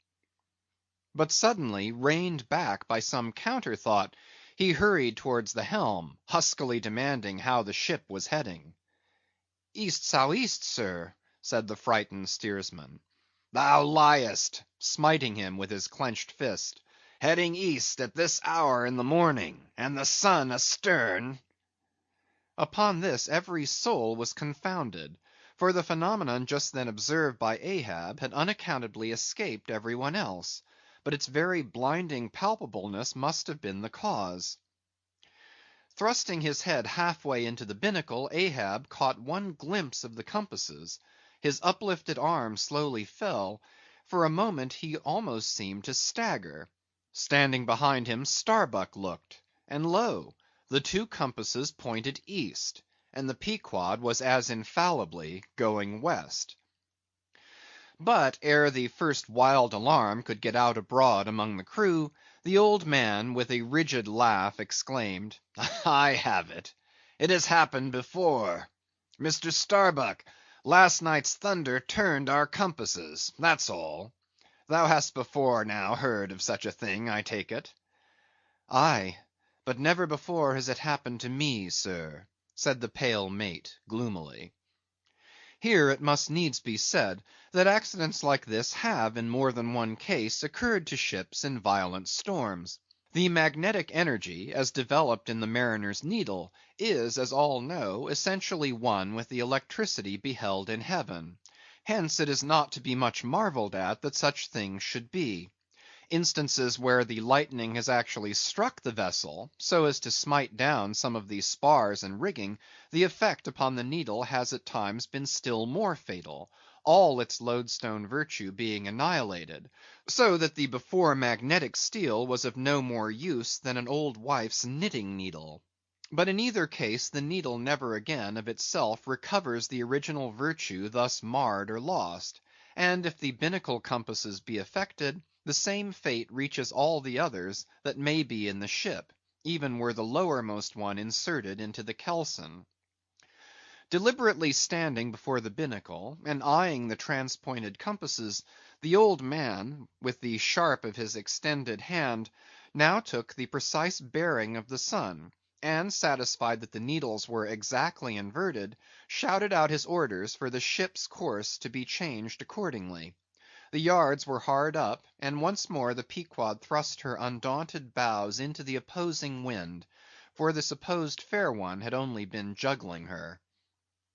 Meanwhile, whatever were his own secret thoughts, Starbuck said nothing, but quietly he issued all requisite orders; while Stubb and Flask, who in some small degree seemed then to be sharing his feelings, likewise unmurmuringly acquiesced. As for the men, though some of them lowly rumbled, their fear of Ahab was greater than their fear of fate.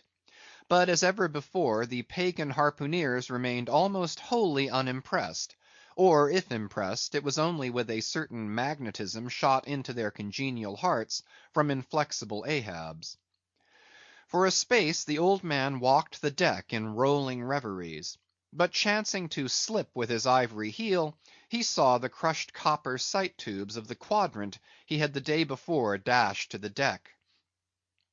Thou poor, proud heaven gazer and sun's pilot! Yesterday I wrecked thee, and to day the compasses would fain have wrecked me. So, so. But Ahab is lord over the level lodestone yet. Mr. Starbuck, a lance without a pole, a top maul, and the smallest of the sailmaker's needles. Quick! Accessory, perhaps, to the impulse dictating the thing he was now about to do, were certain prudential motives, whose object might have been to revive the spirits of his crew by a stroke of his subtle skill, in a matter so wondrous as that of the inverted compasses. Besides, the old man well knew that to steer by transpointed needles, though clumsily practicable, was not a thing to be passed over by superstitious sailors without some shudderings and evil portents. Men, said he, steadily turning upon the crew, as the mate handed him the things he had demanded. My men, the thunder turned old Ahab's needles, but out of this bit of steel Ahab can make one of his own that will point as true as any. Abashed glances of servile wonder were exchanged by the sailors as this was said, and with fascinated eyes they awaited whatever magic might follow. But Starbuck looked away. With a blow from the top-maul, Ahab knocked off the steel head of the lance, and then handing to the mate the long iron rod remaining, bade him hold it upright, without its touching the deck. Then with the maul, after repeatedly smiting the upper end of this iron rod, he placed the blunted needle endwise on top of it, and less strongly hammered that several times, the mate still holding the rod as before. Then going through some small strange motions with it, whether indispensable to the magnetizing of the steel, or merely intended to augment the awe of the crew, is uncertain, he called for linen thread, and moving to the binnacle, slipped out the two reverse needles there, and horizontally suspended the sail needle by its middle over one of the compass cards. At first the steel went round and round, quivering and vibrating at either end, but at last it settled to its place, when Ahab, who had been intently watching for this result, stepped frankly back from the binnacle, and pointing his stretched arm towards it, exclaimed, "Look ye for yourselves if Ahab be not lord of the level lodestone. The sun is east, and that compass swears it." One after another they peered in, for nothing but their own eyes could persuade such ignorance as theirs, and one after another they slunk away. In his fiery eyes of scorn and triumph, you then saw Ahab in all his fatal pride. CHAPTER 125. The Log and Line. While now the fated Pequod had been so long afloat this voyage, the log and line had but very seldom been in use. Owing to a confident reliance on other means of determining the vessel's place, some merchantmen and many whalemen, especially when cruising, wholly neglect to heave the log, though at the same time, and frequently more for form's sake than anything else, regularly putting down upon the customary slate the course steered by the ship, as well as the presumed average rate of progression every hour. It had thus been with the Pequod. The wooden reel, an angular log attached, hung, long untouched, just beneath the railing of the after bulwarks. Rains and spray had damped it, sun and wind had warped it, all the elements had combined to rot a thing that hung so idly. But heedless of all this, his mood seized Ahab, as he happened to glance upon the reel not many hours after the magnet scene, and he remembered how his quadrant was no more, and recalled his frantic oath about the level log and line. The ship was sailing plungingly, astern the billows rolled in riots. "Forward there! Heave the log!" Two seamen came, the golden-hued Tahitian and the grizzly Manxman. "Take the reel, one of ye; I'll heave." They went towards the extreme stern on the ship's lee side, where the deck, with the oblique energy of the wind, was now almost dipping into the creamy, sidelong rushing sea. The Manxman took the reel, and holding it high up by the projecting handle ends of the spindle, round which the spool of line revolved, so stood with the angular log hanging downwards, till Ahab advanced to him. Ahab stood before him, and was lightly unwinding some 30 or 40 turns to form a preliminary hand coil to toss overboard, when the old Manxman, who was intently eyeing both him and the line, made bold to speak. "Sir, I mistrust it. This line looks far gone. Long heat and wet have spoiled it." "'Twill hold, old gentleman. Long heat and wet, have they spoiled thee? Thou seem'st to hold. Or truer, perhaps, life holds thee, not thou it." "I hold the spool, sir. But just as my captain says, with these grey hairs of mine, 'tis not worth while disputing, specially with a superior, who'll ne'er confess." "What's that? There now's a patched professor in Queen Nature's granite-founded college, but methinks he's too subservient. Where wert thou born? In the little rocky Isle of Man, sir. Excellent! Thou'st hit the world by that. I know not, sir, but I was born there. In the Isle of Man, hey? Well, the other way, it's good. Here's a man from Man. A man born in once independent Man, and now unmanned of Man, which is sucked in by what? Up with the reel! The dead blind wall butts all inquiring heads at last. Up with it! So. The log was heaved. The loose coils rapidly straightened out in a long dragging line astern, and then, instantly, the reel began to whirl. In turns, jerkingly raised and lowered by the rolling billows, the towing resistance of the log caused the old reelman to stagger strangely. Hold hard! Snap! The overstrained line sagged down in one long festoon. The tugging log was gone. I crush the quadrant. The thunder turns the needles, and now the mad sea parts the log line. But Ahab can mend all. Haul in there, Tahitian; reel up, Manxman; and look ye, let the carpenter make another log, and mend thou the line. See to it. There he goes now. To him nothing's happened, but to me the skewer seems loosening out of the middle of the world. Haul in, Tahitian. These lines run whole and whirling out, come in broken and dragging slow. Ha, Pip! Come to help, eh, Pip? Pip! Whom call ye Pip? Pip jumped from the whale-boat.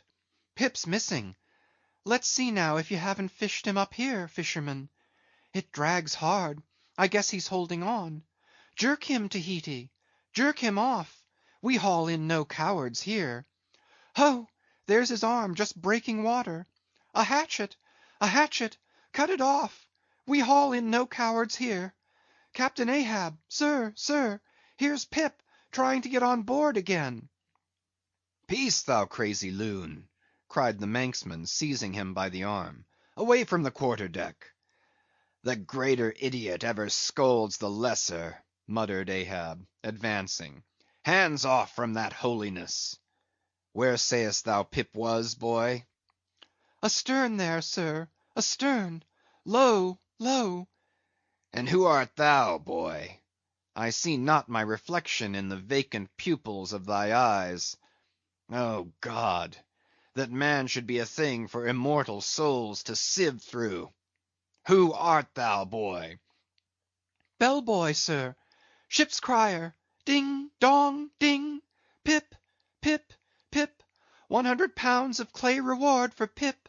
5 feet high. Looks cowardly. Quickest known by that. Ding, dong, ding. Who's seen Pip, the coward? There can be no hearts above the snow line. Oh, ye frozen heavens, look down here. Ye did beget this luckless child, and have abandoned him, ye creative libertines. Here, boy, Ahab's cabin shall be Pip's home henceforth, while Ahab lives. Thou touchest my innermost centre, boy. Thou art tied to me by cords woven of my heartstrings. Come, let's down. What's this? Here's velvet shark skin. Intently gazing at Ahab's hand and feeling it. Ah, now, had poor Pip but felt so kind a thing as this, perhaps he had ne'er been lost. This seems to me, sir, as a man-rope, something that weak souls may hold by. Oh, sir, let old Perth now come and rivet these two hands together, the black one with the white, for I will not let this go. Oh, boy, nor will I thee, unless I should thereby drag thee to worse horrors than are here. Come, then, to my cabin. Lo, ye believers in God's all goodness, and in man all ill. Lo, you, see the omniscient gods oblivious of suffering man, and man, though idiotic, and knowing not what he does, yet full of the sweet things of love and gratitude. Come, I feel prouder leading thee by thy black hand than though I had grasped an emperor's." "There go two daft ones now," muttered the old Manxman. "One daft with strength, the other daft with weakness. But here's the end of the rotten line, all dripping too. Mend it, eh? I think we had best have a new line altogether. I'll see Mr. Stubb about it." CHAPTER 126. The Life Buoy. Steering now southeastward by Ahab's levelled steel, and her progress solely determined by Ahab's level log and line, the Pequod held on her path towards the equator. Making so long a passage through such unfrequented waters, descrying no ships, and ere long sideways impelled by unvarying trade winds, over waves monotonously mild, all these seemed the strange calm things preluding some riotous and desperate scene. At last, when the ship drew near to the outskirts, as it were, of the equatorial fishing ground, and in the deep darkness that goes before the dawn was sailing by a cluster of rocky islets, the watch, then headed by Flask, was startled by a cry so plaintively wild and unearthly, like half-articulated wailings of the ghosts of all Herod's murdered innocents, that one and all they started from their reveries, and for the space of some moments stood, or sat, or leaned all transfixedly listening, like the carved Roman slave, while that wild cry remained within hearing. The Christian or civilized part of the crew said it was mermaids, and shuddered; but the pagan harpooneers remained unappalled. Yet the grey Manxman, the oldest mariner of all, declared that the wild thrilling sounds that were heard were the voices of newly drowned men in the sea. Below, in his hammock, Ahab did not hear of this till grey dawn, when he came to the deck. It was then recounted to him by Flask, not unaccompanied with hinted dark meanings. He hollowly laughed, and thus explained the wonder. Those rocky islands the ship had passed were the resort of great numbers of seals, and some young seals that had lost their dams, or some dams that had lost their cubs, must have risen nigh the ship and kept company with her, crying and sobbing with their human sort of wail. But this only the more affected some of them, because most mariners cherish a very superstitious feeling about seals, arising not only from their peculiar tones when in distress, but also from the human look of their round heads and semi-intelligent faces, seen peeringly uprising from the water alongside. In the sea, under certain circumstances, seals have more than once been mistaken for men. But the bodings of the crew were destined to receive a most plausible confirmation in the fate of one of their number that morning. At sunrise, this man went from his hammock to the mast-head at the fore, and whether it was that he had not yet half waked from his sleep, for sailors sometimes go aloft in a transition state, whether it was thus with the man, there is now no telling; but be that as it may, he had not been long at his perch when a cry was heard, a cry and a rushing, and looking up they saw a falling phantom in the air, and looking down, a little tossed heap of white bubbles in the blue of the sea. The life buoy, a long slender cask, was dropped from the stern, where it always hung obedient to a cunning spring, but no hand rose to seize it, and the sun having long beat upon this cask, it had shrunken, so that it slowly filled, and that parched wood also filled at its every pore, and the studded iron-bound cask followed the sailor to the bottom, as if to yield him his pillow, though in sooth but a hard one. And thus the first man of the Pequod that mounted the mast to look out for the white whale, on the white whale's own peculiar ground, that man was swallowed up in the deep. But few perhaps thought of that at the time. Indeed, in some sort they were not grieved at this event, at least as a portent, for they regarded it not as a foreshadowing of evil in the future, but as the fulfillment of an evil already presaged. They declared that now they knew the reason of those wild shrieks they had heard the night before. But again the old Manxman said nay. The lost life buoy was now to be replaced. Starbuck was directed to see to it. But as no cask of sufficient lightness could be found, and as in the feverish eagerness of what seemed the approaching crisis of the voyage, all hands were impatient of any toil but what was directly connected with its final end, whatever that might prove to be, therefore they were going to leave the ship's stern unprovided with a buoy, when by certain strange signs and innuendoes, Queequeg hinted a hint concerning his coffin. "A life buoy of a coffin!" cried Starbuck, starting. "Rather queer, that, I should say," said Stubb. "It will make a good enough one," said Flask. "The carpenter here can arrange it easily." "Bring it up; there's nothing else for it," said Starbuck, after a melancholy pause. "Rig it, carpenter. Do not look at me so; the coffin, I mean. Dost thou hear me? Rig it." "And shall I nail down the lid, sir?" moving his hand as with a hammer. "Aye." "And shall I caulk the seams, sir?" moving his hand as with a caulking iron. "Aye." "And shall I then pay over the same with pitch, sir?" moving his hand as with a pitch pot. "Away! What possesses thee to this? Make a life buoy of the coffin, and no more. Mr. Stubb, Mr. Flask, come forward with me." Off he goes in a huff. The whole he can endure; at the parts he balks. Now I don't like this. I make a leg for Captain Ahab, and he wears it like a gentleman. But I make a bandbox for Queequeg, and he won't put his head into it. Are all my pains to go for nothing with that coffin? And now I'm ordered to make a life buoy of it. It's like turning an old coat; going to bring the flesh on the other side now. I don't like this cobbling sort of business. I don't like it at all. It's undignified. It's not my place. Let tinkers' brats do tinkerings. We are their betters.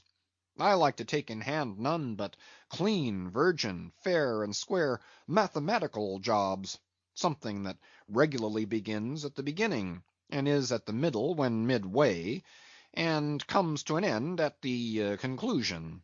Not a cobbler's job that's at an end in the middle, and at the beginning at the end. It's the old woman's tricks to be giving cobbling jobs. Lord! what an affection all women have for tinkers. I know an old woman of 65 who ran away with a bald‐headed young tinker once; and that's the reason I never would work for lonely widow old women ashore, when I kept my job shop in the Vineyards. They might have taken it into their lonely old heads to run off with me. But heigh ho! there are no caps at sea but snow caps. Let me see. Nail down the lid, caulk the seams, pay over the same with pitch, batten them down tight, and hang it with the snap spring over the ship's stern. Were ever such things done before with a coffin? Some superstitious old carpenters, now, would be tied up in the rigging ere they would do the job. But I'm made of knotty aroostook hemlock; I don't budge. Cruppered with a coffin, sailing about with a graveyard tray; but never mind. We workers in woods make bridal bedsteads and card tables, as well as coffins and hearses. We work by the month, or by the job, or by the profit. Not for us to ask the why and wherefore of our work, unless it be too confounded cobbling; then we stash it if we can. Hem! I'll do the job now, tenderly. I'll have let's see, how many in the ship's company, all told? But I've forgotten. Anyway, I'll have 30 separate Turk's headed life lines, each 3 feet long, hanging all round the coffin. Then, if the hull go down, there'll be 30 lively fellows all fighting for one coffin; a sight not seen very often beneath the sun. Come, hammer, caulking iron, pitch pot, and marling spike; let's to it. CHAPTER 127. The Deck. The coffin laid upon two line tubs, between the vice bench and the open hatchway, the carpenter caulking its seams, the string of twisted oakum slowly unwinding from a large roll of it placed in the bosom of his frock. Ahab comes slowly from the cabin gangway, and hears Pip following him. Back, lad. I will be with you again presently. He goes. Not this hand complies with my humor more genially than that boy. Middle aisle of a church. What's here? Life buoy, sir. Mr. Starbuck's orders. Oh, look, sir, beware the hatchway. Thank ye, man. Thy coffin lies handy to the vault. Sir? The hatchway. Oh, so it does, sir, so it does. Art thou not the leg maker? Look, did not this stump come from thy shop? I believe it did, sir. Does the ferrule stand, sir? Well enough. But art thou not also the undertaker? Aye, sir. I patched up this thing here as a coffin for Queequeg, but they've set me now to turning it into something else. Then tell me, art thou not an arrant, all-grasping, intermeddling, monopolizing, heathenish old scamp, to be one day making legs, and the next day coffins to clap them in, and yet again life buoys out of those same coffins? Thou art as unprincipled as the gods, and as much of a jack of all trades. But I do not mean anything, sir. I do as I do. The gods again. Hark ye! Dost thou not ever sing working about a coffin? The Titans, they say, hummed snatches when chipping out the craters for volcanoes, and the grave digger in the play sings, spade in hand. Dost thou never? Sing, sir? Do I sing? Oh, I'm indifferent enough, sir, for that. But the reason why the grave digger made music must have been because there was none in his spade, sir. But the caulking mallet is full of it. Hark to it. Aye, and that's because the lid there's a sounding board. And what in all things makes the sounding board is this: there's naught beneath. And yet a coffin with a body in it rings pretty much the same, carpenter. Hast thou ever helped carry a bier, and heard the coffin knock against the churchyard gate going in? Faith, sir, Faith? What's that? Why, faith, sir, it's only a sort of exclamation like. That's all, sir. Go on. I was about to say, sir, that... Art thou a silkworm? Dost thou spin thy own shroud out of thyself? Look at thy bosom. Dispatch, and get these traps out of sight. He goes aft. That was sudden now. But squalls come sudden in hot latitudes. I've heard that the Isle of Albemarle, one of the Galapagos, is cut by the equator right in the middle. It seems to me some sort of equator cuts yon old man, too, right in his middle. He's always under the line. Fiery hot, I tell ye. He's looking this way. Come, oakum, quick. Here we go again. This wooden mallet is the cork, and I'm the professor of musical glasses. Tap, tap. Ahab to himself. There's a sight. There's a sound. The grey-headed woodpecker tapping the hollow tree. Blind and dumb might well be envied now. See, that thing rests on two line tubs full of tow lines. A most malicious wag, that fellow. Rat, tat. So man's seconds tick. Oh, how immaterial are all materials. What things real are there but imponderable thoughts? Here now's the very dreaded symbol of grim death, by a mere hap made the expressive sign of the help and hope of most endangered life. A life buoy of a coffin. Does it go further?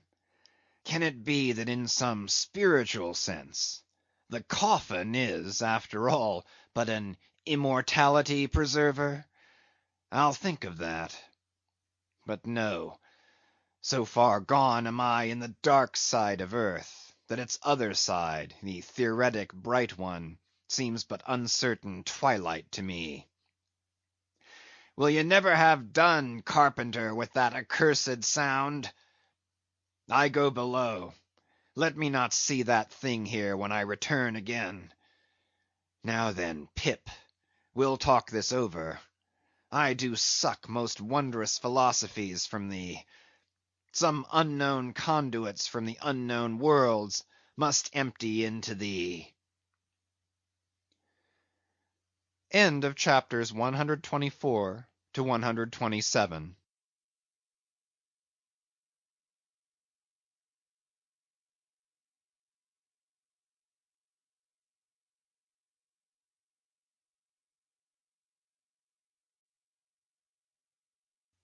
Moby Dick by Herman Melville, chapters 128 to 132. Chapter 128. The Pequod meets the Rachel. Next day a large ship, the Rachel, was descried, bearing directly down upon the Pequod, all her spars thickly clustering with men. At the time the Pequod was making good speed through the water, but as the broad-winged windward stranger shot nigh to her, the boastful sails all fell together as blank bladders that are burst, and all life fled from the smitten hull. "Bad news, she brings bad news," muttered the old Manxman; but ere her commander, who with trumpet to mouth stood up in his boat, ere he could hopefully hail, Ahab's voice was heard. "Hast seen the white whale?" "Aye, yesterday. Have ye seen a whale boat adrift?"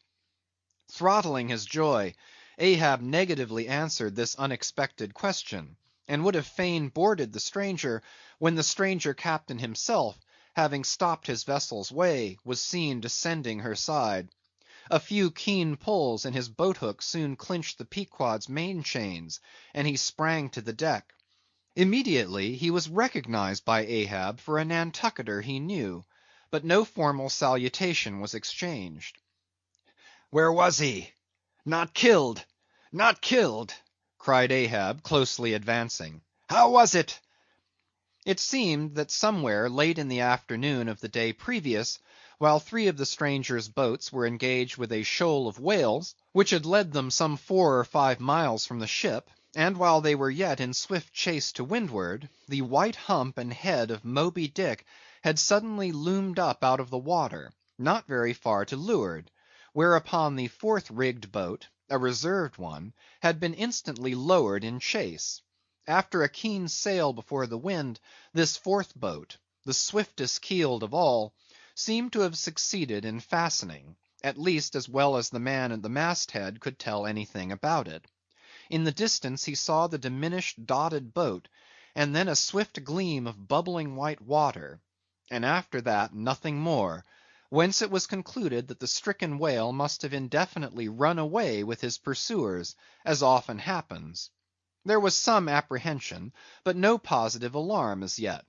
The recall signals were placed in the riggings, darkness came on, and forced to pick up her 3 far to windward boats, ere going in quest of the fourth one in the precisely opposite direction, the ship had not only been necessitated to leave that boat to its fate till near midnight, but for the time to increase her distance from it. But the rest of her crew being at last safe aboard, she crowded all sail, stunsail on stunsail, after the missing boat, kindling a fire in her trypots for a beacon, and every other man aloft on the look out. But though when she had thus sailed a sufficient distance to gain the presumed place of the absent ones when last seen; though she then paused to lower her spare boats to pull all around her, and not finding anything, had again dashed on; again paused and lowered her boats; and though she had thus continued doing till daylight, yet not the least glimpse of the missing keel had been seen.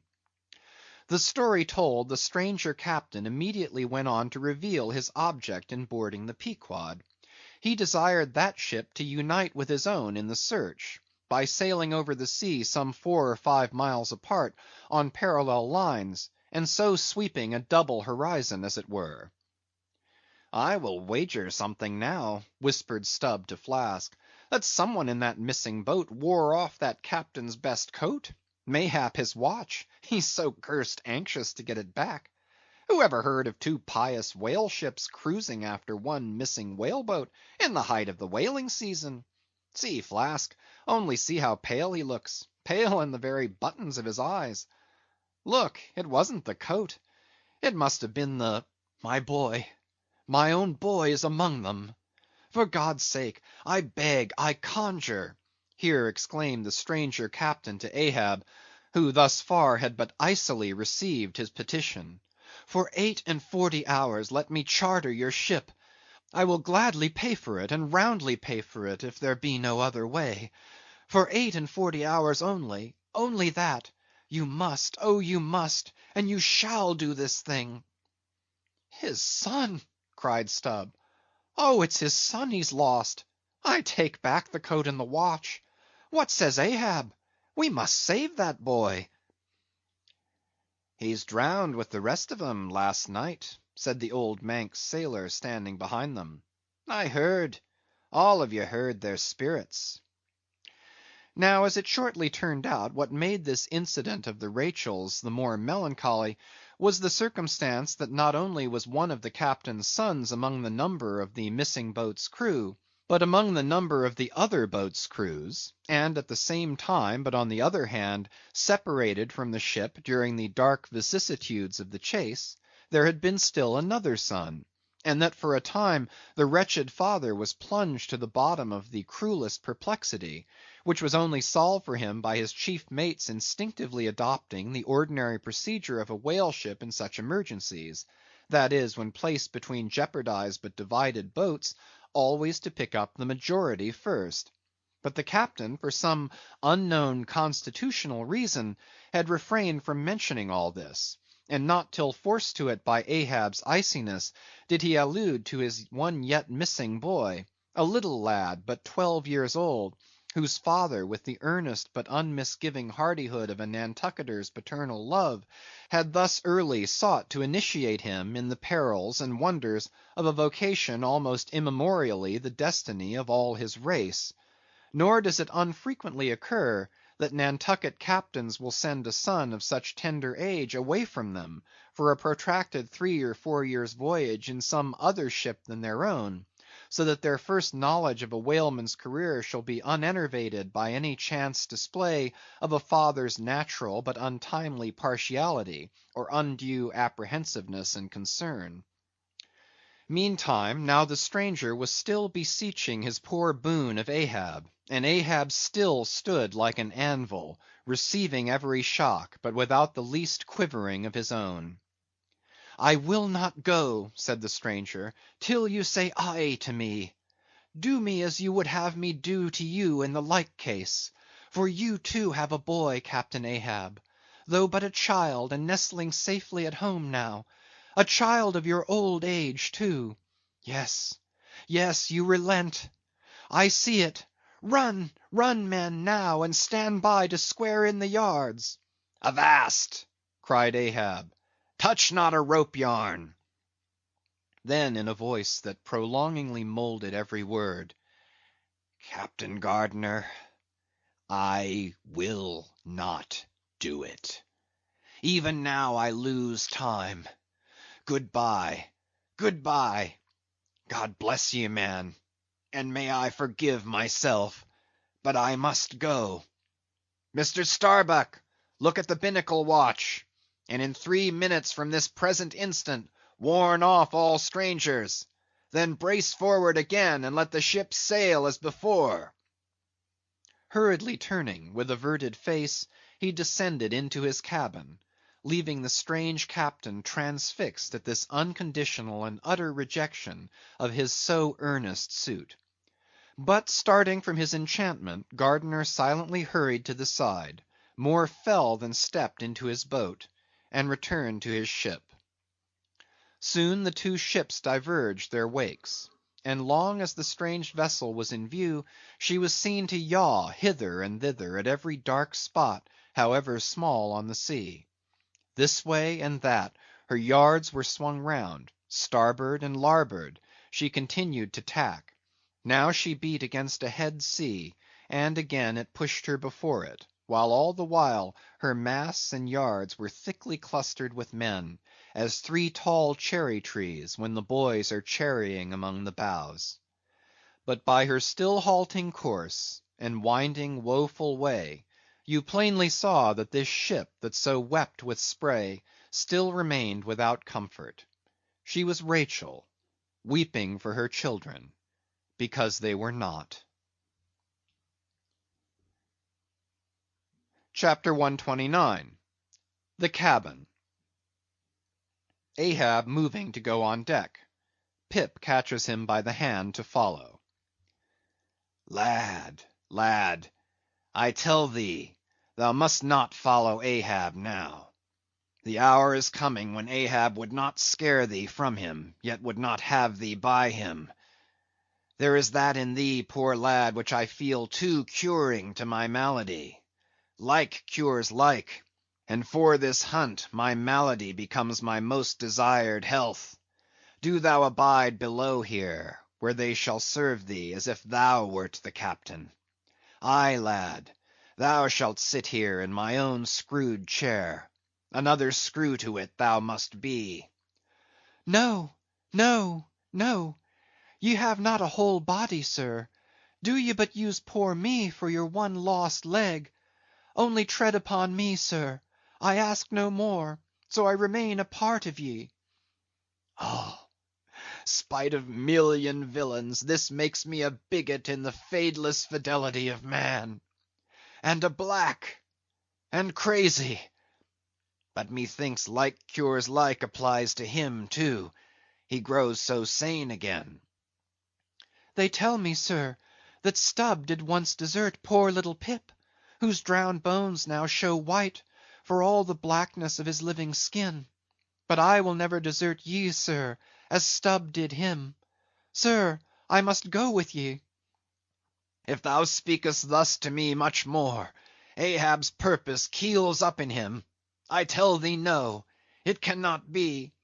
Oh, good master, master, master! Weep so, and I will murder thee. Have a care, for Ahab too is mad. Listen, and thou wilt often hear my ivory foot upon the deck, and still know that I am there. And now I quit thee. Thy hand met. True art thou, lad, as the circumference to its centre. So God for ever bless thee, and if it come to that, God for ever save thee, let what will befall. Ahab goes. Pip steps one step forward. Here he this instant stood. I stand in his air, but I'm alone. Now were even poor Pip here I could endure it, but he's missing. Pip, Pip, ding dong ding, who's seen Pip? He must be up here, let's try the door. What? Neither lock, nor bolt, nor bar, and yet there's no opening it. It must be the spell. He told me to stay here, aye, and told me this screwed chair was mine. Here then, I'll seat me against the transom, in the ship's full middle, all her keel and her 3 masts before me. Here our old sailors say, in their black 74s great admirals sometimes sit at table and lord it over rows of captains and lieutenants. Huh! What's this? Epaulets! Epaulets! The epaulets all come crowding. Pass round the decanters. Glad to see ye. Fill up, messieurs. What an odd feeling now, when a black boy's host to white men with gold lace upon their coats. Messieurs, have you seen one Pip? A little negro lad, 5 feet high, hang-dog look, and cowardly. Jumped from a whale-boat once. Seen him? No? Well then, fill up again, captains, and let's drink shame upon all cowards. I name no names. Shame upon them. Put one foot upon the table. Shame upon all cowards. Hist! Above there! I hear ivory. Oh, master, master, I am indeed downhearted when you walk over me. But here I'll stay, though this stern strikes rocks, and they bulge through, and oysters come to join me. CHAPTER 130. The Hat. And now that at the proper time and place, after so long and wide a preliminary cruise, Ahab, all other whaling waters swept, seemed to have chased his foe into an ocean fold to slay him the more securely there; now that he found himself hard by the very latitude and longitude where his tormenting wound had been inflicted; now that a vessel had been spoken, which on the very day preceding had actually encountered Moby Dick; and now that all his successive meetings with various ships contrastingly concurred to show the demoniac indifference with which the white whale tore his hunters, whether sinning or sinned against; now it was that there lurked a something in the old man's eyes which it was hardly sufferable for feeble souls to see. As the unsetting polar star, which through the livelong, Arctic, 6 months' night sustains its piercing, steady, central gaze, so Ahab's purpose now fixedly gleamed down upon the constant midnight of the gloomy crew. It domineered above them so, that all their bodings, doubts, misgivings, fears, were fain to hide beneath their souls, and not sprout forth a single spear or leaf. In this foreshadowing interval, too, all humor, forced or natural, vanished. Stubb no more strove to raise a smile; Starbuck no more strove to check one. Alike joy and sorrow, hope and fear, seemed ground to finest dust, and powdered for the time in the clamped mortar of Ahab's iron soul. Like machines they dumbly moved about the deck, ever conscious that the old man's despot eye was on them. But did you deeply scan him in his more secret confidential hours, when he thought no glance but one was on him, then you would have seen that even as Ahab's eyes so awed the crew's, the inscrutable Parsee's glance awed his, or somehow at least in some wild way at times affected it. Such an added, gliding strangeness began to invest the thin Fedallah now; such ceaseless shuddering shook him, that the men looked dubious at him, half uncertain, as it seemed, whether indeed he were a mortal substance, or else a tremulous shadow cast upon the deck by some unseen being's body. And that shadow was always hovering there; for not by night even had Fedallah ever certainly been known to slumber, or go below. He would stand still for hours, but never sat or leaned. His wan but wondrous eyes did plainly say, we two watchmen never rest.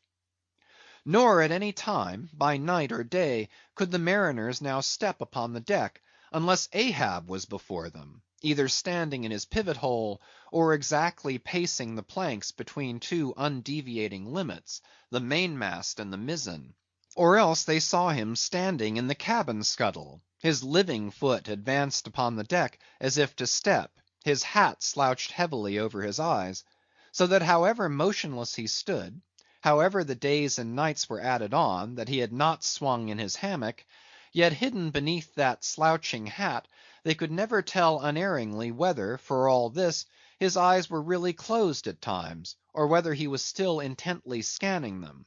No matter, though he stood so in the scuttle for a whole hour on the stretch, and the unheeded night damp gathered in beads of dew upon that stone‐carved coat and hat. The clothes that night had wet, the next day's sunshine dried upon him; and so day after day, and night after night, he went no more beneath the planks; whatever he wanted from the cabin, that thing he sent for. He ate in the same open air; that is, his two only meals, breakfast and dinner. Supper he never touched, nor reaped his beard, which darkly grew all gnarled, as unearthed roots of trees blown over, which still grow idly on at naked base, though perished in the upper verdure. But though his whole life was now become one watch on deck, and though the Parsee's mystic watch was without intermission as his own, yet these two never seemed to speak, one man to the other, unless at long intervals some passing, unmomentous matter made it necessary. Though such a potent spell seemed secretly to join the twain, openly, and to the awe-struck crew, they seemed pole-like asunder. If by day they chanced to speak one word, by night dumb men were both, so far as concerned the slightest verbal interchange. At times, for longest hours, without a single hail, they stood far parted in the starlight, Ahab in his scuttle, the Parsee by the mainmast, but still fixedly gazing upon each other, as if in the Parsee Ahab saw his forethrown shadow, in Ahab the Parsee his abandoned substance. And yet, somehow, did Ahab, in his own proper self, as daily, hourly, and every instant commandingly revealed to his subordinates, Ahab seemed an independent lord, the Parsee but his slave. Still again both seemed yoked together, and an unseen tyrant driving them, the lean shade siding the solid rib. For be this Parsee what he may, all rib and keel was solid Ahab. At the first faintest glimmering of the dawn, his iron voice was heard from aft, "Man the mast heads!" and all through the day, till after sunset and after twilight, the same voice every hour, at the striking of the helmsman's bell, was heard, "What d'ye see? Sharp! Sharp!" But when 3 or 4 days had slided by after meeting the children seeking Rachel, and no spout had yet been seen, the monomaniac old man seemed distrustful of his crew's fidelity. At least of nearly all except the pagan harpooneers. He seemed to doubt, even, whether Stubb and Flask might not willingly overlook the sight he sought. But if these suspicions were really his, he sagaciously refrained from verbally expressing them, however his actions might seem to hint them. "I will have first sight of the whale myself," he said. "Aye, Ahab must have the doubloon." And with his own hands he rigged a nest of basketed bowlines, and sending a hand aloft with a single sheaved block to secure to the main mast head, he received the two ends of the downward reeved rope, and attaching one to his basket, prepared a pin for the other end, in order to fasten it at the rail. This done, with that end yet in his hand, and standing beside the pin, he looked round upon his crew, sweeping from one to the other, pausing his glance long upon Daggoo, Queequeg, Tashtego, but shunning Fedallah, and then settling his firm, relying eye upon the chief mate, said, "Take the rope, sir. I give it into thy hands, Starbuck." Then arranging his person in the basket, he gave the word for them to hoist him to his perch, Starbuck being the one who secured the rope at last, and afterwards stood near it. And thus, with one hand clinging round the royal mast, Ahab gazed abroad upon the sea for miles and miles, ahead, astern, this side and that, within the wide expanded circle commanded at so great a height. When, in working with his hands at some lofty, almost isolated place in the rigging, which chances to afford no foothold, the sailor at sea is hoisted up to that spot, and sustained there by the rope, under these circumstances, its fastened end on deck is always given in strict charge to some one man, who has the special watch of it. Because in such a wilderness of running rigging, whose various different relations aloft cannot always be infallibly discerned by what is seen of them at the deck, and when the deck ends of these ropes are being every few minutes cast down from the fastenings, it would be but a natural fatality if, unprovided with a constant watchman, the hoisted sailor should by some carelessness of the crew be cast adrift and fall all swooping to the sea. So Ahab's proceedings in this matter were not unusual. The only strange thing about them seemed to be, that Starbuck, almost the one only man who had ever ventured to oppose him with anything in the slightest degree approaching to decision, one of those, too, whose faithfulness on the look out he had seemed to doubt somewhat, It was strange that this was the very man he should select for his watchman, freely giving his whole life into such an otherwise distrusted person's hands. Now the first time Ahab was perched aloft, ere he had been there 10 minutes, one of those red-billed savage sea hawks which so often fly incommodiously close round the manned mastheads of whalemen in these latitudes, one of those birds came wheeling and screaming round his head in a maze of untrackably swift circlings. Then it darted 1,000 feet straight up into the air, then spiralized downwards, and went eddying again round his head. But with his gaze fixed upon the dim and distant horizon, Ahab seemed not to mark this wild bird, nor, indeed, would any one else have marked it much, it being no uncommon circumstance. Only now, almost the least heedful eye seemed to see some sort of cunning meaning in almost every sight. "Your hat, sir!" suddenly cried the Sicilian seaman, who, being posted at the mizzen mast head, stood directly behind Ahab, though somewhat lower than his level, and with a deep gulf of air dividing them. But already the sable wing was before the old man's eyes, the long hooked bill at his head. With a scream the black hawk darted away with his prize. An eagle flew thrice round Tarquin's head, removing his cap to replace it, and thereupon Tanaquil, his wife, declared that Tarquin would be king of Rome. But only by the replacing of the cap was that omen accounted good. Ahab's hat was never restored. The wild hawk flew on and on with it, far in advance of the prow, and at last disappeared, while from the point of that disappearance a minute black spot was dimly discerned falling from that vast height into the sea. CHAPTER 131. The Pequod Meets the Delight. The intense Pequod sailed on, the rolling waves and days went by, the life-buoy coffin still lightly swung, and another ship, most miserably misnamed the Delight, was descried. As she drew nigh, all eyes were fixed upon her broad beams, called shears, which in some whaling ships cross the quarter-deck at the height of 8 or 9 feet, serving to carry the spare, unrigged, or disabled boats. Upon the stranger's shears were beheld the shattered white ribs and some few splintered planks of what had once been a whale-boat. But you now saw through this wreck, as plainly as you see through the peeled, half unhinged, and bleaching skeleton of a horse. "Hast seen the white whale?" "Look!" replied the hollow-cheeked captain from his taffrail, and with his trumpet he pointed to the wreck. "Hast killed him?" "The harpoon is not yet forged that will ever do that," answered the other, sadly glancing upon a rounded hammock on the deck, whose gathered sides some noiseless sailors were busy in sewing together. "Not forged!" and snatching Perth's levelled iron from the crotch, Ahab held it out, exclaiming, "Look ye, Nantucketer!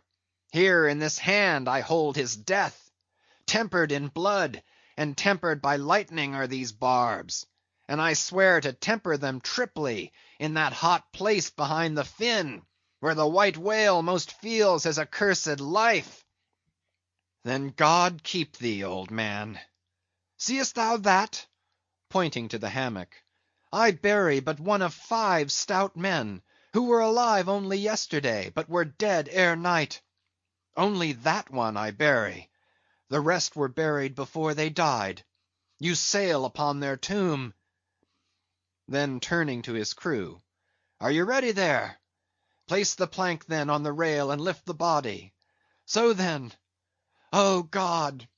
advancing toward the hammock with uplifted hands, "may the resurrection and the life—" "Brace forward! Up helm!" cried Ahab like lightning to his men.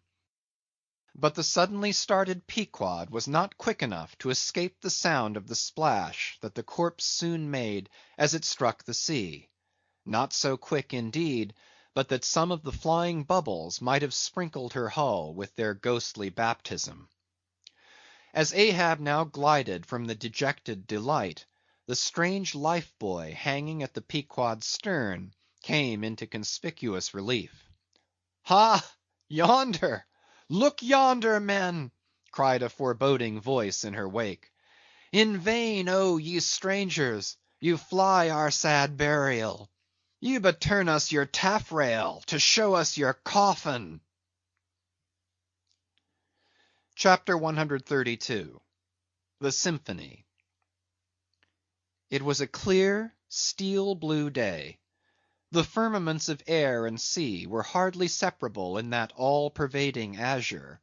Only the pensive air was transparently pure and soft, with a woman's look, and the robust and man-like sea heaved with long, strong, lingering swells, as Samson's chest in his sleep.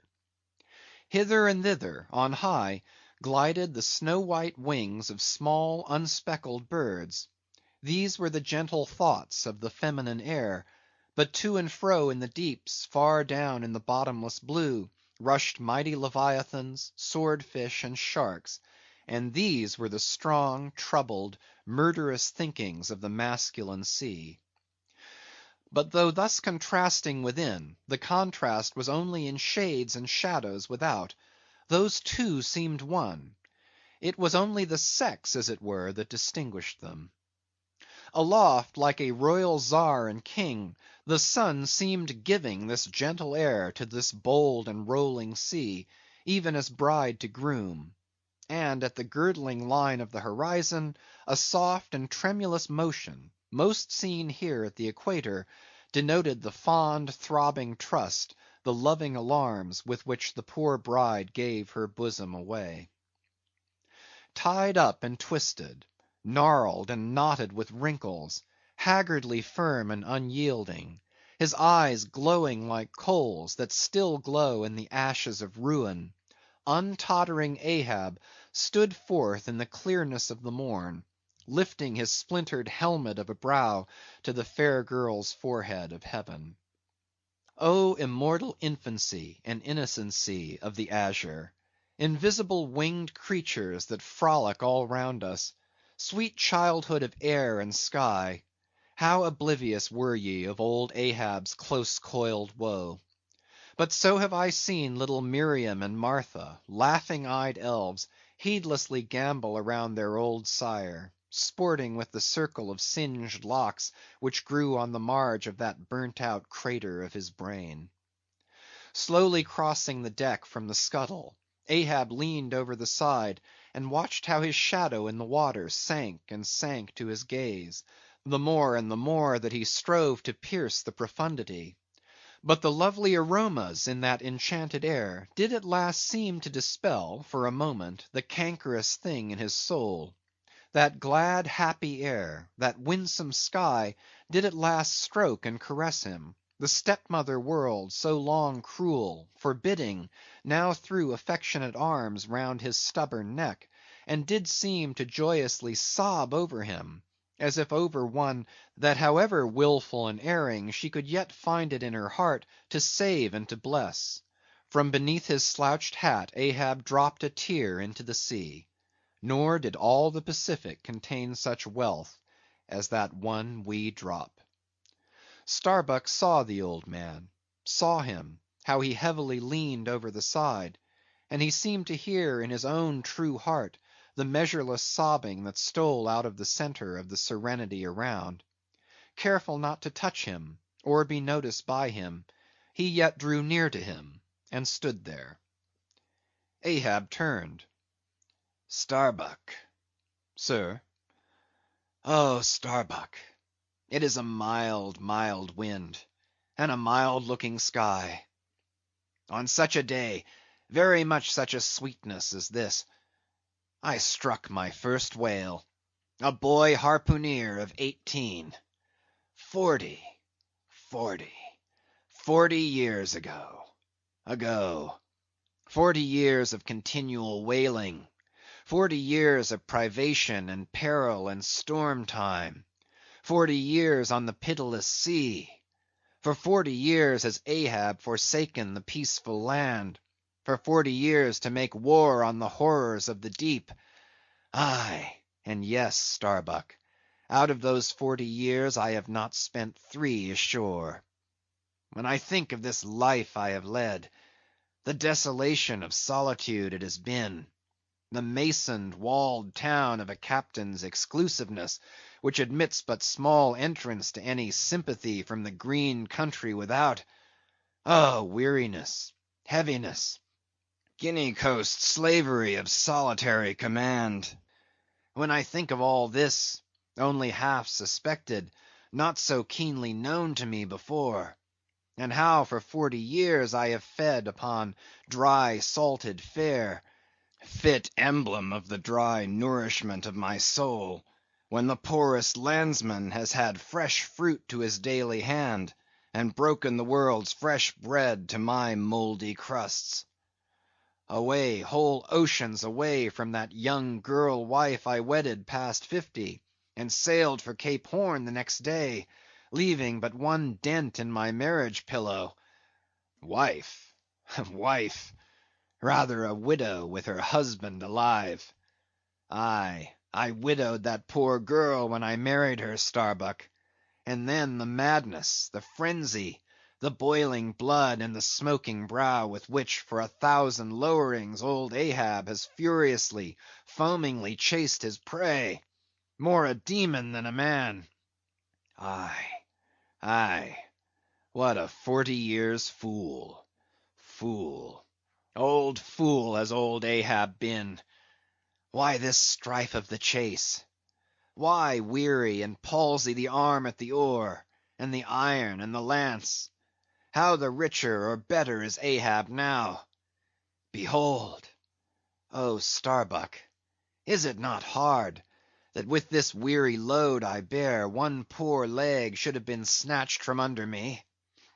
Here, brush this old hair aside; it blinds me that I seem to weep. Locks so grey did never grow, but from out some ashes.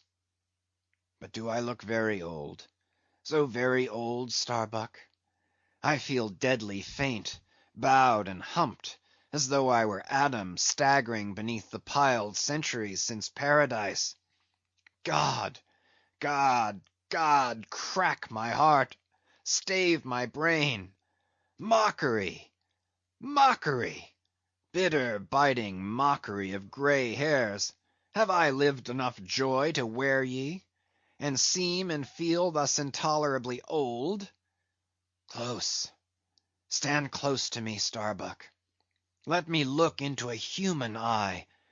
It is better than to gaze into sea or sky, better than to gaze upon God. By the green land, by the bright hearthstone, this is the magic glass, man. I see my wife and my child in thine eye. No, no, stay on board, on board. Lower not when I do, when branded Ahab gives chase to Moby Dick. That hazard shall not be thine. No, no, not with the far-away home I see in that eye. Oh, my captain, noble soul, grand old heart after all! Why should any one give chase to that hated fish? Away with me! Let us fly these deadly waters. Let us home. Wife and child, too, are Starbuck's; wife and child of his brotherly, sisterly, playfellow youth, even as thine, sir, are the wife and child of thy loving, longing, paternal old age. Away! Let us away! This instant let me alter the course. How cheerily, how hilariously, oh my captain, would we bowl our way to see old Nantucket again! I think, sir, they have some such mild blue days, even as this in Nantucket. They have, they have. I have seen them. Some summer days in the morning. About this time. Yes, it is his noon nap now. The boy vivaciously wakes, sits up in bed, and his mother tells him of me, of cannibal old me, how I am abroad upon the deep, but will yet come back to dance him again. 'Tis my Mary herself. She promised that my boy every morning should be carried to the hill to catch the first glimpse of his father's sail. Yes, yes, no more. It is done. We head for Nantucket. Come, my captain, study out the course, and let us away. See, see, the boy's face from the window, the boy's hand on the hill. But Ahab's glance was averted. Like a blighted fruit tree he shook, and cast his last cindered apple to the soil. What is it? What nameless, inscrutable, unearthly thing is it? What cozening, hidden lord and master, and cruel, remorseless emperor commands me, that against all natural lovings and longings I so keep pushing and crowding and jamming myself on all the time, recklessly making me ready to do what in my own proper natural heart I durst not so much as dare? Is Ahab, Ahab? Is it I, God, or who that lifts this arm? But if the great sun move not of himself, but is as an errand boy in the heaven, nor one single star can revolve but by some invisible power, then how can this one small heart beat, this one small brain think thoughts, unless God does that beating, does that thinking, does that living, and not I? By heaven, man, we are turned round and round in this world, like yonder windlass, and fate is the handspike. And all the time, lo, that smiling sky and this unsounded sea. Look, see yon albacore? Who put it into him to chase and fang that flying fish? Where do murderers go, man?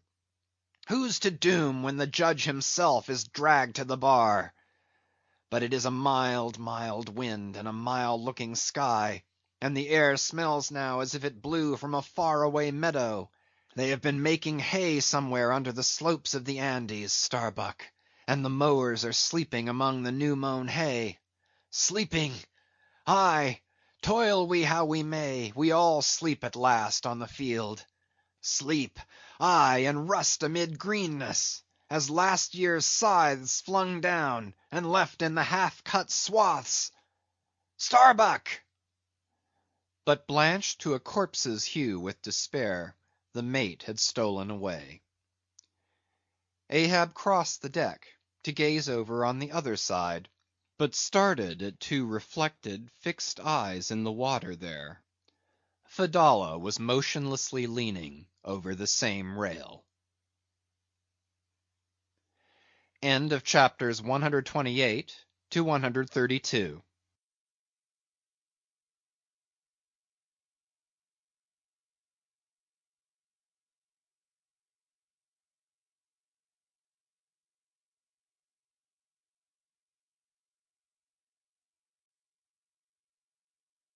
Moby Dick, by Herman Melville, chapter 133. The Chase. First Day.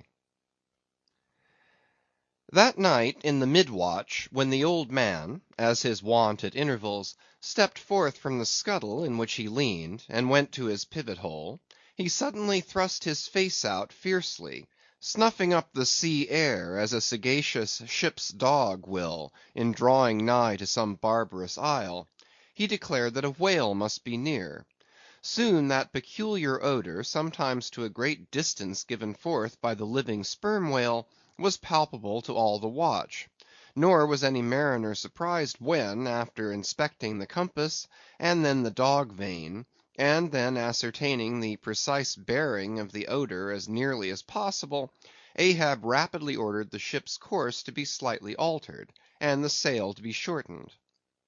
The acute policy dictating these movements was sufficiently vindicated at daybreak, by the sight of a long sleek on the sea directly and lengthwise ahead, smooth as oil, and resembling in the pleated watery wrinkles bordering it, the polished metallic-like marks of some swift tide-rip at the mouth of a deep rapid stream. Man the mastheads! Call all hands! Thundering with the butts of 3 clubbed handspikes on the forecastle deck, Daggoo roused the sleepers with such judgment claps that they seemed to exhale from the scuttle, so instantaneously did they appear with their clothes in their hands. "What do you see?" cried Ahab, flattening his face to the sky. "Nothing, nothing, sir," was the sound hailing down in reply. "T'gallant sails, stunsails, alow and aloft, and on both sides." All sail being set, he now cast loose the life line reserved for swaying him to the main royal mast head, and in a few moments they were hoisting him thither, when, while but 2/3 of the way aloft, and while peering ahead through the horizontal vacancy between the main topsail and the t'gallant sail, he raised a gull-like cry in the air. "There she blows! There she blows! A hump like a snow hill! It is Moby Dick!" Fired by the cry, which seemed simultaneously taken up by the 3 lookouts, the men on deck rushed to the rigging to behold the famous whale they had so long been pursuing. Ahab had now gained his final perch, some feet above the other lookouts, Tashtego standing just beneath him on the cap of the t'gallant mast, so that the Indian's head was almost on a level with Ahab's heel. From this height the whale was now seen some mile or so ahead, at every roll of the sea revealing his high sparkling hump, and regularly jetting his silent spout into the air. To the credulous mariners it seemed the same silent spout they had so long ago beheld in the moonlit Atlantic and Indian Oceans. "And did none of ye see it before?" cried Ahab, hailing the perched men all around him. "I saw him almost that same instant, sir, that Captain Ahab did, and I cried out," said Tashtego. "Not the same instant, not the same. No, the doubloon is mine. Fate reserved the doubloon for me. I only. None of ye could have raised the white whale first. There she blows! There she blows! There she blows! There again! There again!" he cried out in long-drawn, lingering, methodic tones, attuned to the gradual prolongings of the whale's visible jets. "He's going to sound! In stunsails! Down t'gallant sails! Stand by 3 boats! Mr. Starbuck, remember, stay on board and keep the ship. Helm there! Luff, luff a point! So, steady, man, steady! There go flukes! No, no, only black water! Already the boats there! Stand by! Stand by! Lower me, Mr. Starbuck! Lower, lower! Quick, quicker!" And he slid through the air to the deck. "He's heading straight to leeward, sir," cried Stubb. "Right away from us. Cannot have seen the ship yet." "Be dumb, man! Stand by the braces! Hard down the helm! Brace up! Shiver her, shiver her! So, well that! Boats, boats!" Soon all the boats but Starbuck's were dropped, all the boat sails set, all the paddles plying, with rippling swiftness shooting to leeward, and Ahab heading the onset. A pale death glimmer lit up Fedallah's sunken eyes, a hideous motion gnawed his mouth. Like noiseless nautilus shells their light prows sped through the sea, but only slowly they neared the foe. As they neared him, the ocean grew still more smooth, seemed drawing a carpet over its waves, seemed a noon meadow, so serenely it spread. At length the breathless hunter came so nigh his seemingly unsuspecting prey, that his entire dazzling hump was distinctly visible, sliding along the sea as if an isolated thing, and continually set in a revolving ring of finest, fleecy, greenish foam. He saw the vast, involved wrinkles of the slightly projecting head beyond. Before it, far out on the soft, Turkish-rugged waters, went the glistening white shadow from his broad, milky forehead, a musical rippling playfully accompanying the shade; and behind, the blue waters interchangeably flowed over into the moving valley of his steady wake, and on either hand bright bubbles arose and danced by his side.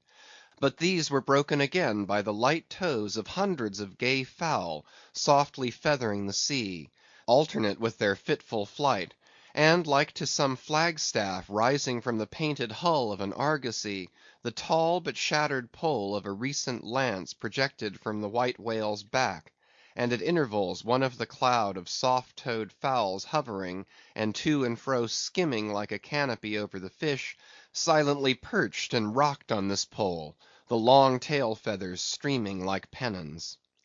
A gentle joyousness, a mighty mildness of repose and swiftness invested the gliding whale. Not the white bull Jupiter swimming away with ravished Europa clinging to his graceful horns, his lovely leering eyes sideways intent upon the maid, with smooth bewitching fleetness rippling straight for the nuptial bower in Crete; not Jove, not that great majesty supreme did surpass the glorified whale as he so divinely swam. On each soft side, coincident with the parted swell, that but once leaving him then flowed so wide away, on each bright side the whale shed off enticings. No wonder there had been some among the hunters, who, namelessly transported and allured by all this serenity, had ventured to assail it, but had fatally found that quietude but the vesture of tornadoes. Yet calm, enticing calm, O whale, thou glidest on to all who for the first time eye thee, no matter how many in that same way thou mayest have bejuggled and destroyed before. And thus, through the serene tranquillities of the tropical sea, among waves whose hand clappings were suspended by exceeding rapture, Moby Dick moved on, still withholding from sight the full terrors of his submerged trunk, entirely hiding the wrenched hideousness of his jaw. But soon the fore part of him slowly rose from the water. For an instant his whole marbleized body formed a high arch, like Virginia's natural bridge; and warningly waving his bannered flukes in the air, the grand god revealed himself, sounded, and went out of sight. Hoveringly halting and dipping on the wing, the white sea fowls longingly lingered over the agitated pool that he left. With oars apeak and paddles down, the sheets of their sails adrift, the three boats now stilly floated, awaiting Moby Dick's reappearance. "An hour," said Ahab, standing rooted in his boat's stern; and he gazed beyond the whale's place, towards the dim blue spaces and wide wooing vacancies to leeward. It was only an instant, for again his eyes seemed whirling round in his head as he swept the watery circle. The breeze now freshened, the sea began to swell. "The birds! the birds!" cried Tashtego. In long Indian file, as when herons take wing, the white birds were now all flying towards Ahab's boat; and when within a few yards, began fluttering over the water there, wheeling round and round with joyous expectant cries. Their vision was keener than man's. Ahab could discover no sign in the sea. But suddenly as he peered down and down into its depths, he profoundly saw a white living spot no bigger than a white weasel, with wonderful celerity uprising, and magnifying as it rose, till it turned, and then there were plainly revealed two long crooked rows of white glistening teeth, floating up from the undiscoverable bottom. It was Moby Dick's open mouth and scrolled jaw, his vast shadowed bulk still half blending with the blue of the sea.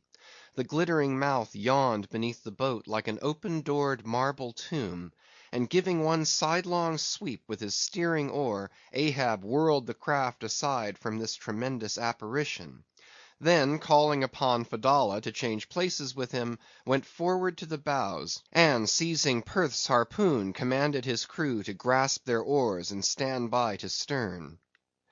Now, by reason of this timely spinning round the boat upon its axis, its bow by anticipation was made to face the whale's head while yet under water. But as if perceiving this stratagem, Moby Dick, with that malicious intelligence ascribed to him, sidlingly transplanted himself, as it were, in an instant, shooting his pleated head lengthwise beneath the boat. Through and through every plank and each rib, it thrilled for an instant, the whale obliquely lying on his back, in the manner of a biting shark, slowly and feelingly taking its bows full within his mouth, so that the long, narrow, scrolled lower jaw curled high up into the open air, and one of the teeth caught in a rowlock. the bluish pearl white of the inside of the jaw was within 6 inches of Ahab's head, and reached higher than that. In this attitude the white whale now shook the slight cedar as a mildly cruel cat her mouse. With unastonished eyes Fedallah gazed and crossed his arms, but the tiger yellow crew were tumbling over each other's heads to gain the uttermost stern. And now, while both elastic gunwales were springing in and out, while the whale dallied with the doomed craft in this devilish way, and from his body being submerged beneath the boat he could not be darted at from the bows, for the bows were almost inside of him, as it were, and while the other boats involuntarily paused as before a quick crisis impossible to withstand, then it was that monomaniac Ahab, furious with this tantalizing vicinity of his foe, which placed him all alive and helpless in the very jaws he hated, frenzied with all this, he seized the long bone with his naked hands, and wildly strove to wrench it from its grip. As now he thus vainly strove, the jaw slipped from him, the frail gunwales bent in, collapsed, and snapped, as both jaws, like an enormous shears, sliding further aft, bit the craft completely in twain, and locked themselves fast again in the sea, midway between the two floating wrecks. These floated aside, the broken ends drooping, the crew at the stern wreck clinging to the gunwales, and striving to hold fast to the oars to lash them across. At that preluding moment, ere the boat was yet snapped, Ahab, the first to perceive the whale's intent by the crafty upraising of his head, a movement that loosed his hold for the time, at that moment his hand made one final effort to push the boat out of the bight, but only slipping further into the whale's mouth, and tilting over sideways as it slipped, the boat had shaken off his hold on the jaw, spilled him out of it, as he leaned to the push, and so he fell flat-faced upon the sea. Ripplingly withdrawing from his prey, Moby Dick now lay at a little distance, vertically thrusting his oblong white head up and down in the billows, and at the same time slowly revolving his whole spindled body, so that when his vast wrinkled forehead rose, some 20 or more feet out of the water, the now rising swells, with all their confluent waves, dazzlingly broke against it, vindictively tossing their shivered spray still higher in the air. So in a gale, the but half baffled Channel billows only recoil from the base of the Eddystone, triumphantly to overleap its summit with their scud. Footnote: This motion is peculiar to the sperm whale. It receives its designation, pitch-poling, from its being likened to that preliminary up and down poise of the whale lance in the exercise called pitch-poling previously described. By this motion the whale must best and most comprehensively view whatever objects may be encircling him. End of footnote. But soon resuming his horizontal attitude, Moby Dick swam swiftly round and round the wrecked crew, sideways churning the water in his vengeful wake, as if lashing himself up to still another and more deadly assault. The sight of the splintered boat seemed to madden him, as the blood of grapes and mulberries cast before Antiochus's elephants in the book of Maccabees. Meanwhile Ahab, half smothered in the foam of the whale's insolent tail, and too much of a cripple to swim, though he could still keep afloat even in the heart of such a whirlpool as that, helpless Ahab's head was seen, like a tossed bubble which the least chance shock might burst. From the boat's fragmentary stern, Fedallah incuriously and mildly eyed him. The clinging crew at the other drifting end could not succor him. More than enough was it for them to look to themselves. For so revolvingly appalling was the white whale's aspect, and so planetarily swift the ever-contracting circles he made, that he seemed horizontally swooping upon them. And though the other boats, unharmed, still hovered hard by, still they dared not pull into the eddy to strike, lest that should be the signal for the instant destruction of the jeopardized castaways, Ahab and all; nor, in that case, could they themselves hope to escape. With straining eyes, then, they remained on the outer edge of the direful zone, whose center had now become the old man's head. Meantime, from the beginning, all this had been descried from the ship's mastheads, and squaring her yards, she had borne down upon the scene, and was now so nigh that Ahab in the water hailed her. "Sail on the—" But that moment a breaking sea dashed on him from Moby Dick, and whelmed him for the time. But struggling out of it again, and chancing to rise on the towering crest, he shouted, "Sail on the whale! Drive him off!" The Pequod's prows were pointed, and breaking up the charmed circle, she effectually parted the white whale from his victim. As he sullenly swam off, the boats flew to the rescue. Dragged into Stubb's boat with bloodshot, blinded eyes, the white brine caking in his wrinkles, the long tension of Ahab's bodily strength did crack, and helplessly he yielded to his body's doom, for a time lying all crushed in the bottom of Stubb's boat, like one trodden under foot of herds of elephants. Far inland, nameless wails came from him, as desolate sounds from out ravines. But this intensity of his physical prostration did but so much the more abbreviate it. In an instant's compass, great hearts sometimes condense to one deep pang the sum total of those shallow pains kindly diffused through feebler men's whole lives. And so such hearts, though summary in each one suffering, still, if the gods decree it, in their lifetime aggregate a whole age of woe, wholly made up of instantaneous intensities. For even in their pointless centres, those noble natures contain the entire circumferences of inferior souls. "The harpoon," said Ahab, halfway rising, and draggingly leaning on one bended arm. "Is it safe?" "Aye, sir, for it was not darted. This is it," said Stubb, showing it. "Lay it before me. Any missing men?" "1, 2, 3, 4, 5. There were 5 oars, sir, and here are 5 men." "That's good. Help me, man. I wish to stand. So, so, I see him. There, there. Going to leeward still. What a leaping spout. Hands off from me. The eternal sap runs up in Ahab's bones again. Set the sail. Out oars. The helm." It is often the case that when a boat is stove, its crew being picked up by another boat, help to work that second boat, and the chase is thus continued with what is called double banked oars. It was thus now.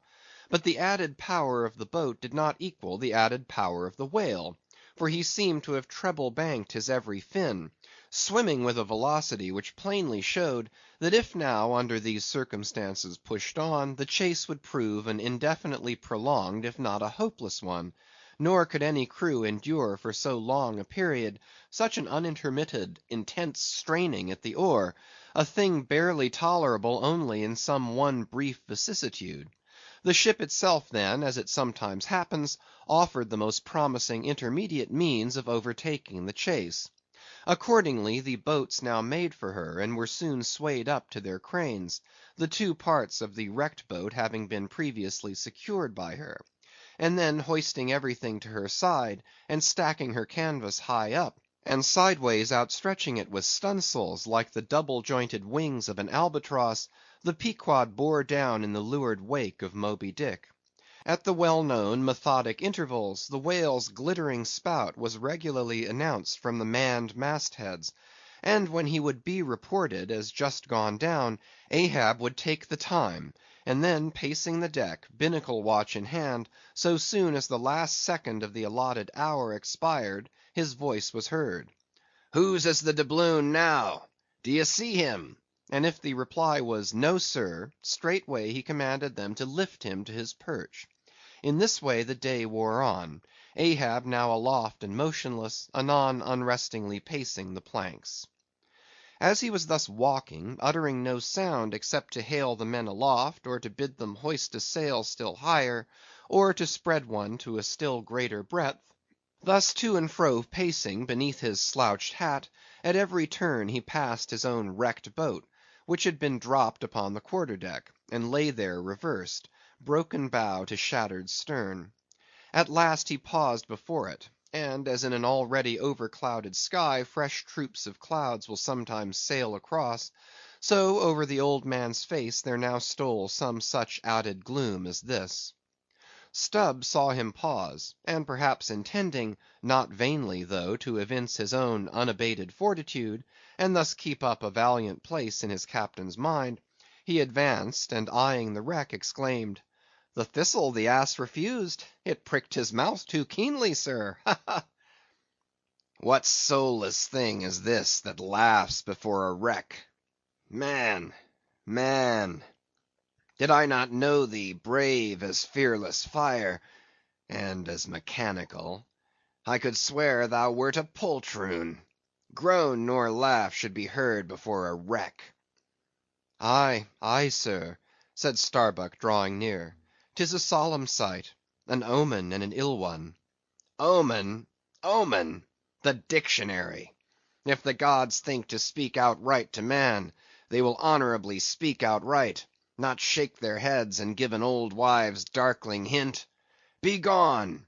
Ye two are the opposite poles of one thing. Starbuck is Stubb reversed, and Stubb is Starbuck. And ye two are all mankind. And Ahab stands alone among the millions of the peopled earth, nor gods nor men his neighbors. Cold, cold, I shiver. How now? Aloft there! D'ye see him? Sing out for every spout, though he spout 10 times a second. The day was nearly done; only the hem of his golden robe was rustling. Soon it was almost dark, but the look out men still remained unset. "Can't see the spout now, sir; too dark," cried a voice from the air. How heading when last seen? "As before, sir; straight to leeward." Good; he will travel slower now 'tis night. Down royals and t'gallant stunsails, Mr. Starbuck; we must not run over him before morning. He's making a passage now, and may heave to a while. Helm there! Keep her full before the wind. Aloft, come down! Mr. Stubb, send a fresh hand to the foremast head, and see it manned till morning."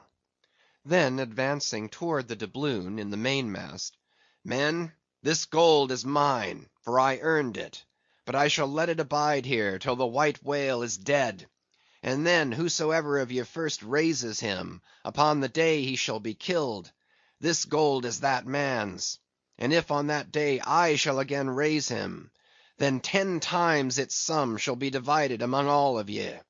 Away now! The deck is thine, sir." And so saying, he placed himself halfway within the scuttle, and slouching his hat, stood there till dawn, except when at intervals rousing himself to see how the night wore on. CHAPTER 133.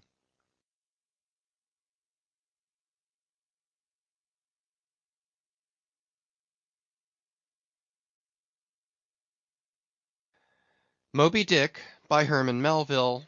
Chapter 134. The Chase. Second Day.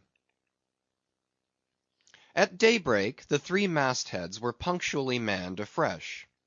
"D'ye see him?" cried Ahab, after allowing a little space for the light to spread. "See nothing, sir." "Turn up all hands and make sail. He travels faster than I thought for.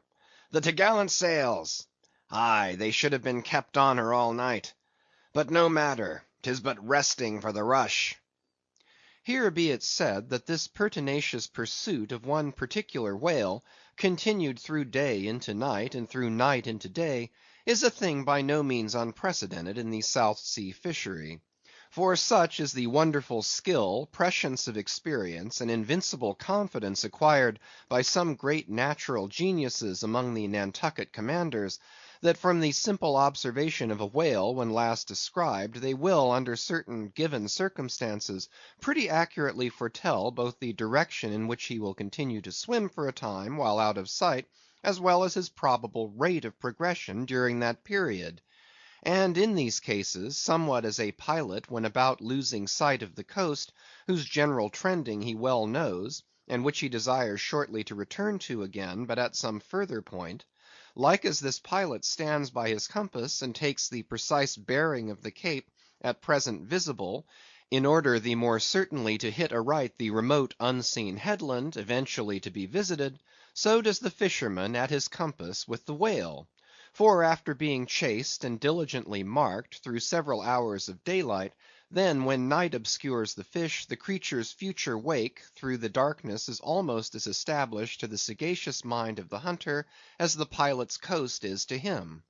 So that to this hunter's wondrous skill, the proverbial evanescence of a thing writ in water, awake, is to all desired purposes well nigh as reliable as the steadfast land. And as the mighty iron leviathan of the modern railway is so familiarly known in its every pace, that with watches in their hands men time his rate as doctors that of a baby's pulse, and lightly say of it, the up train or the down train will reach such and such a spot at such and such an hour, even so almost there are occasions when these Nantucketers time that other leviathan of the deep according to the observed humor of his speed, and say to themselves, so many hours hence this whale will have gone 200 miles, will have about reached this or that degree of latitude or longitude. But to render this acuteness at all successful in the end, the wind and the sea must be the whaleman's allies. For of what present avail to the becalmed or wind-bound mariner is the skill that assures him that he is exactly 93 leagues and a quarter from his port? Inferable from these statements are many collateral subtle matters touching the chase of whales. The ship tore on, leaving such a furrow in the sea as when a cannon ball missent becomes a ploughshare and turns up the level field. "By salt and hemp!" cried Stubb, "but this swift motion of the deck creeps up one's legs and tingles at the heart. This ship and I are two brave fellows, ha, ha! Some one take me up and launch me spinewise on the sea, for by live oaks my spine's a keel. Ha, ha! We go the gait that leaves no dust behind. There she blows! She blows! She blows right ahead!" was now the masthead cry. "Aye, aye!" cried Stubb, "I knew it. Ye can't escape. Blow on and split your spout, O whale! The mad fiend himself is after ye. Blow your trump, blister your lungs. Ahab will dam off your blood, as a miller shuts his water gate upon the stream." And Stubb did but speak out for well nigh all the crew. The frenzies of the chase had by this time worked them bubblingly up, like old wine worked anew. Whatever pale fears and forebodings some of them might have felt before, these were not only now kept out of sight through the growing awe of Ahab, but they were broken up and on all sides routed, as timid prairie hares that scatter before the bounding bison. The hand of fate had snatched all their souls, and by the stirring perils of the previous day, the rack of the past night's suspense, the fixed, unfearing, blind, reckless way in which their wild craft went plunging toward its flying mark, by all these things their hearts were bowled along. The wind that made great bellies of their sails, and rushed the vessel on by arms invisible as irresistible, this seemed the symbol of that unseen agency which so enslaved them to the race. They were one man, not 30; for as the one ship that held them all, though it was put together of all contrasting things, oak and maple and pine wood, iron and pitch and hemp, yet all these ran into each other into the one concrete hull, which shot on its way, both balanced and directed by the long central keel. Even so all the individualities of the crew, this man's valor, that man's fear, guilt and guiltiness, all varieties were welded into oneness, and were all directed to that fatal goal which Ahab, their one lord and keel, did point to. The rigging lived. The mastheads, like the tops of tall palms, were outspreadingly tufted with arms and legs. Clinging to a spar with one hand, some reached forth the other with impatient wavings; others, shading their eyes from the vivid sunlight, sat far out on the rocking yards; all the spars in full bearing of mortals ready and ripe for their fate.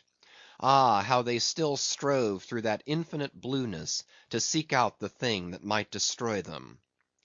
"Why sing ye not out for him, if ye see him?" cried Ahab, when, after the lapse of some minutes since the first cry, no more had been heard. "Sway me up, men! You have been deceived. Not Moby Dick casts one odd jet that way, and then disappears. It was even so. In their headlong eagerness, the men had mistaken some other thing for the whale spout, as the event itself soon proved. For hardly had Ahab reached his perch, hardly was the rope belayed to its pin on the deck, when he struck the keynote to an orchestra that made the air vibrate as with the combined discharges of rifles. The triumphant halloo of 30 buckskin lungs was heard, as, much nearer to the ship than the place of the imaginary jet, Moby Dick bodily burst into view. For not by any calm or indolent spoutings, not by the peaceable gush of that mystic fountain in his head, did the white whale now reveal his vicinity, but by the far more wondrous phenomenon of breaching. Rising with his utmost velocity from the furthest depths, the sperm whale thus booms his entire bulk into the pure element of air, and piling up a mountain of dazzling foam, shows his place to the distance of 7 miles or more. In those moments, the torn, enraged waves he shakes off seem his mane. In some cases, this breaching is his act of defiance. "There she breaches! There she breaches!" was the cry, as in his immeasurable bravadoes the white whale tossed himself salmon-like to heaven. So suddenly seen in the blue plain of the sea, and relieved against the still bluer margin of the sky, the spray that he raised for the moment intolerably glittered and glared like a glacier, and stood there gradually fading and fading away from its first sparkling intensity to the dim mistiness of an advancing shower in a vale. "Aye, breach your last to the sun, Moby Dick," cried Ahab. "Thy hour and thy harpoon are at hand. Down, down, all of ye, but one man at the fore. The boats, stand by." Unmindful of the tedious rope ladders of the shrouds, the men, like shooting stars, slid to the deck, by the isolated backstays and halyards, while Ahab, less dartingly, but still rapidly, was dropped from his perch. "Lower away!" he cried, so soon as he had reached his boat, a spare one rigged the afternoon previous. "Mr. Starbuck, the ship is thine. Keep away from the boats, but keep near them. Lower all!" As if to strike a quick terror into them by this time being the first assailant himself, Moby Dick had turned, and was now coming for the 3 crews. Ahab's boat was central, and cheering his men, he told them he would take the whale head and head, that is, pull straight up to his forehead, a not uncommon thing, for when within a certain limit such a course excludes the coming onset from the whale's sidelong vision. But ere that close limit was gained, and while yet all 3 boats were plain as the ship's 3 masts to his eye, the white whale churning himself into furious speed, almost in an instant as it were, rushing among the boats with open jaws and a lashing tail, offered appalling battle on every side, and heedless of the irons darted at him from every boat, seemed only intent on annihilating each separate plank of which those boats were made. But skillfully maneuvered, incessantly wheeling like trained chargers in the field, the boats for a while eluded him, though at times but by a plank's breadth, while all the time Ahab's unearthly slogan tore every other cry but his to shreds. But at last, in his untraceable evolutions, the white whale so crossed and recrossed, and in 1,000 ways entangled the slack of the 3 lines now fast to him, that they foreshortened, and of themselves warped the devoted boats towards the planted irons in him, though now for a moment the whale drew aside a little, as if to rally for a more tremendous charge. Seizing that opportunity, Ahab first paid out more line, and then was rapidly hauling and jerking in upon it again, hoping that way to disencumber it of some snarls, when, lo! a sight more savage than the embattled teeth of sharks. Caught and twisted, corkscrewed in the mazes of the line, loose harpoons and lances, with all their bristling barbs and points, came flashing and dripping up to the chocks in the bows of Ahab's boat. Only one thing could be done. Seizing the boat knife, he critically reached within, through, and then without the rays of steel, dragged in the line beyond, passed it inboard to the bowsman, and then twice sundering the rope near the chocks, dropped the intercepted faggot of steel into the sea, and was all fast again. That instant, the white whale made a sudden rush among the remaining tangles of the other lines; by so doing irresistibly dragged the more involved boats of Stubb and Flask toward his flukes, dashed them together like two rolling husks on a surf-beaten beach, and then diving down into the sea, disappeared in a boiling maelstrom, in which, for a space, the odorous cedar chips of the wrecks danced round and round, like the grated nutmeg in a swiftly stirred bowl of punch.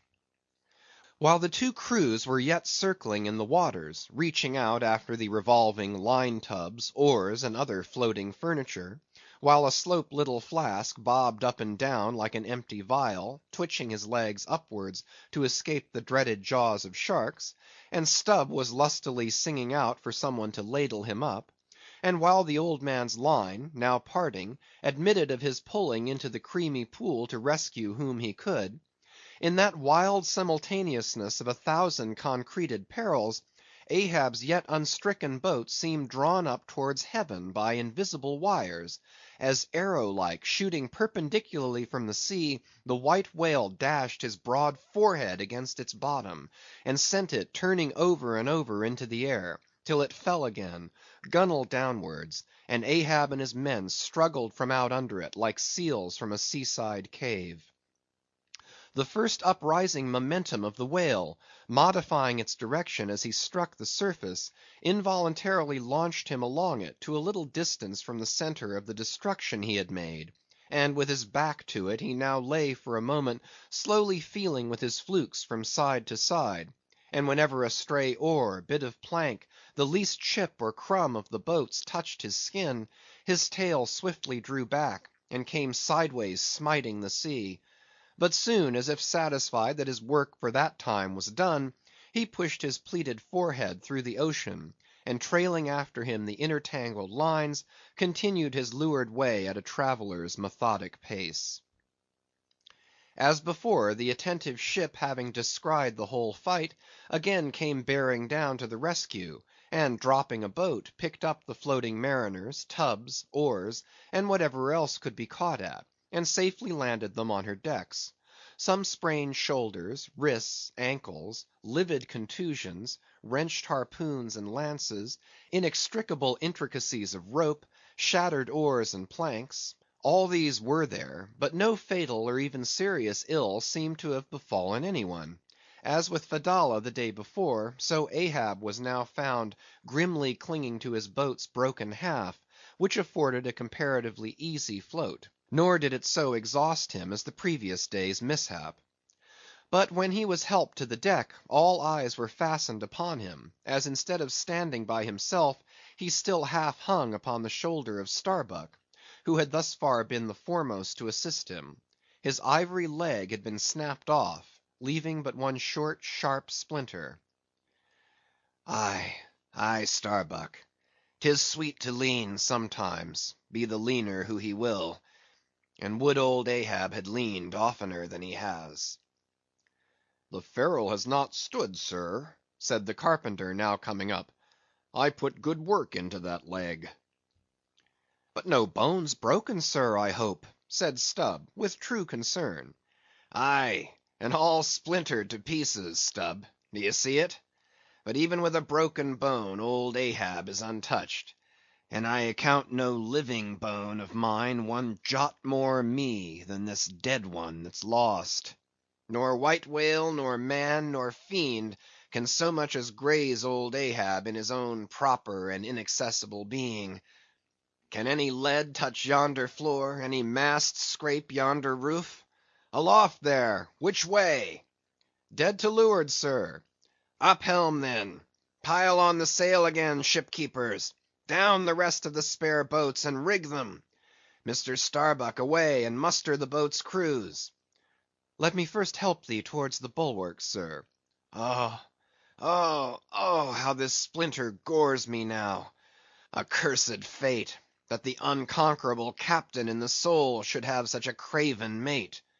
Sir! My body, man, not thee. Give me something for a cane. There, that shivered lance will do. Muster the men. Surely I have not seen him yet. By heaven, it cannot be. Missing? Quick, call them all. The old man's hinted thought was true. Upon mustering the company, the Parsee was not there. The Parsee, cried Stubb. He must have been caught in the black vomit wrench thee. Run, all of ye, above, alow, cabin, forecastle. Find him. Not gone, not gone. But quickly they returned to him with the tidings that the Parsee was nowhere to be found. Aye, sir, said Stubb, caught among the tangles of your line. I thought I saw him dragging under. My line, my line. Gone, gone. What means that little word? What death knell rings in it, that old Ahab shakes as if he were the belfry? The harpoon, too. Toss over the litter there. Do ye see it? The forged iron men, the white whales. No, no, no. Blistered fool. This hand did dart it. 'Tis in the fish. Aloft there. Keep him nailed. Quick. All hands to the rigging of the boats. Collect the oars. Harpooneers, the irons, the irons. Hoist the royals higher. A pull on all the sheets. Helm there, steady, steady for your life. I'll 10 times girdle the unmeasured globe. Yea, and drive straight through it. But I'll slay him yet. Great God! But for one single instant show thyself, cried Starbuck. Never, never wilt thou capture him, old man. In Jesus' name, no more of this. That's worse than devil's madness. 2 days' chase, twice stove to splinters, thy very leg once more snatched from under thee, thy evil shadow gone, all good angels mobbing thee with warnings. What more wouldst thou have? Shall we keep chasing this murderous fish till he swamps the last man? Shall we be dragged by him to the bottom of the sea? Shall we be towed by him to the infernal world? Oh, oh, impiety and blasphemy to hunt him more. Starbuck, of late I've felt strangely moved to thee. Ever since that hour we both saw, thou know'st what, in each other's eyes. But in this matter of the whale, be the front of thy face to me as the palm of this hand, a lipless, unfeatured blank. Ahab is forever Ahab, man. This whole act's immutably decreed. 'Twas rehearsed by thee and me a billion years before this ocean rolled. Fool! I am the Fates' lieutenant. I act under orders. Look thou, underling, that thou obeyest mine. Stand round me, men. Ye see an old man cut down to the stump, leaning on a shivered lance, propped up on a lonely foot. 'Tis Ahab, his body's part. But Ahab's soul's a centipede that moves upon 100 legs. I feel strained, half stranded, as ropes that tow dismasted frigates in a gale. And I may look so. But ere I break, you'll hear me crack. And till ye hear that, know that Ahab's hawser tows his purpose yet. Believe ye, men, in the things called omens? Then laugh aloud and cry encore. For ere they drown, drowning things will twice rise to the surface, then rise again to sink for evermore. So with Moby Dick. 2 days he's floated. Tomorrow will be the 3rd. Aye, men, he'll rise once more, but only to spout his last. Do ye feel brave, men? Brave! As fearless fire, cried Stubb. And as mechanical, muttered Ahab. Then, as the men went forward, he muttered on. The things called omens. And yesterday I talked the same to Starbuck there concerning my broken boat. Oh, how valiantly I seek to drive out of others' hearts what's clinched so fast in mine. The Parsee, gone, gone. And he was to go before, but still was to be seen again ere I could perish. How's that? There's a riddle now might baffle all the lawyers backed by the ghosts of the whole line of judges. Like a hawk's beak it pecks my brain. I'll solve it though. When dusk descended, the whale was still in sight to leeward. So once more the sail was shortened, and everything passed nearly as on the previous night; only the sound of hammers and the hum of the grindstone was heard till nearly daylight, as the men toiled by lanterns in the complete and careful rigging of the spare boats, and sharpening their fresh weapons for the morrow. Meantime, of the broken keel of Ahab's wrecked craft, the carpenter made him another leg, while still as on the night before, slouched Ahab stood fixed within his scuttle, his hid heliotrope glance anticipatingly gone backward on its dial, sat due eastward for the earliest sun. CHAPTER 134.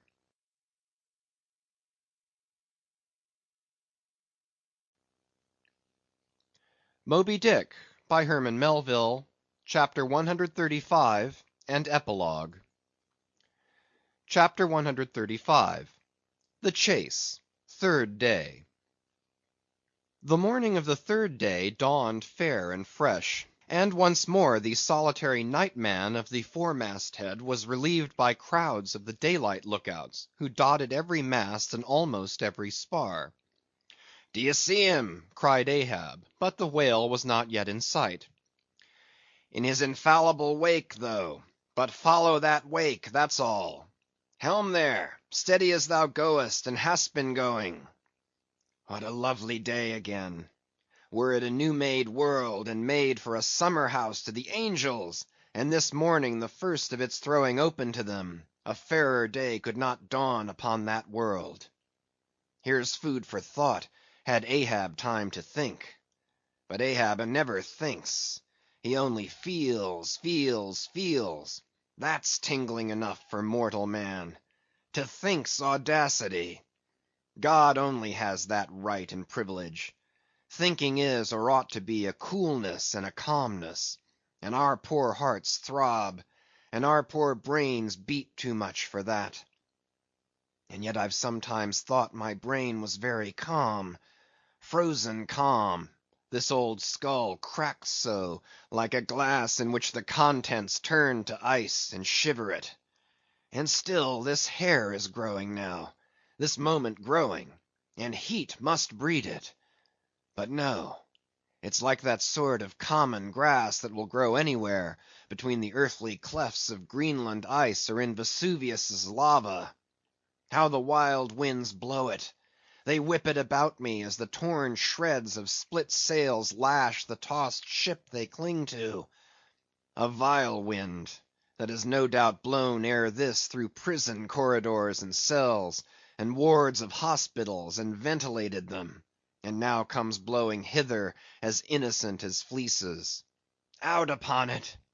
It's tainted. Were I the wind, I'd blow no more on such a wicked, miserable world. I'd crawl somewhere to a cave and slink there. And yet 'tis a noble and heroic thing, the wind. Who ever conquered it? In every fight it has the last and bitterest blow. Run tilting at it, and you but run through it. Ha! A coward wind that strikes stark naked men, but will not stand to receive a single blow. Even Ahab is a braver thing, a nobler thing than that. Would now the wind but had a body! But all the things that most exasperate and outrage mortal man, all these things are bodiless, but only bodiless as objects, not as agents. There's a most special, a most cunning, oh, a most malicious difference. And yet I say again, and swear it now, that there's something all glorious and gracious in the wind. These warm trade winds at least, that in the clear heavens blow straight on, in strong and steadfast vigorous mildness, and veer not from their mark, however the baser currents of the sea may turn and tack, and mightiest Mississippis of the land swift and swerve about, uncertain where to go at last. And by the eternal poles, these same trades that so directly blow my good ship on, these trades, or something like them, something so unchangeable and full as strong, blow my keeled soul along. To it! Aloft there! What do you see? Nothing, sir. Nothing, and noon at hand. The doubloon goes a-begging. See the sun! Aye, aye, it must be so. I've oversailed him. How, got the start? Aye, he's chasing me now, not I him. That's bad. I might have known it too. Fool! The lines!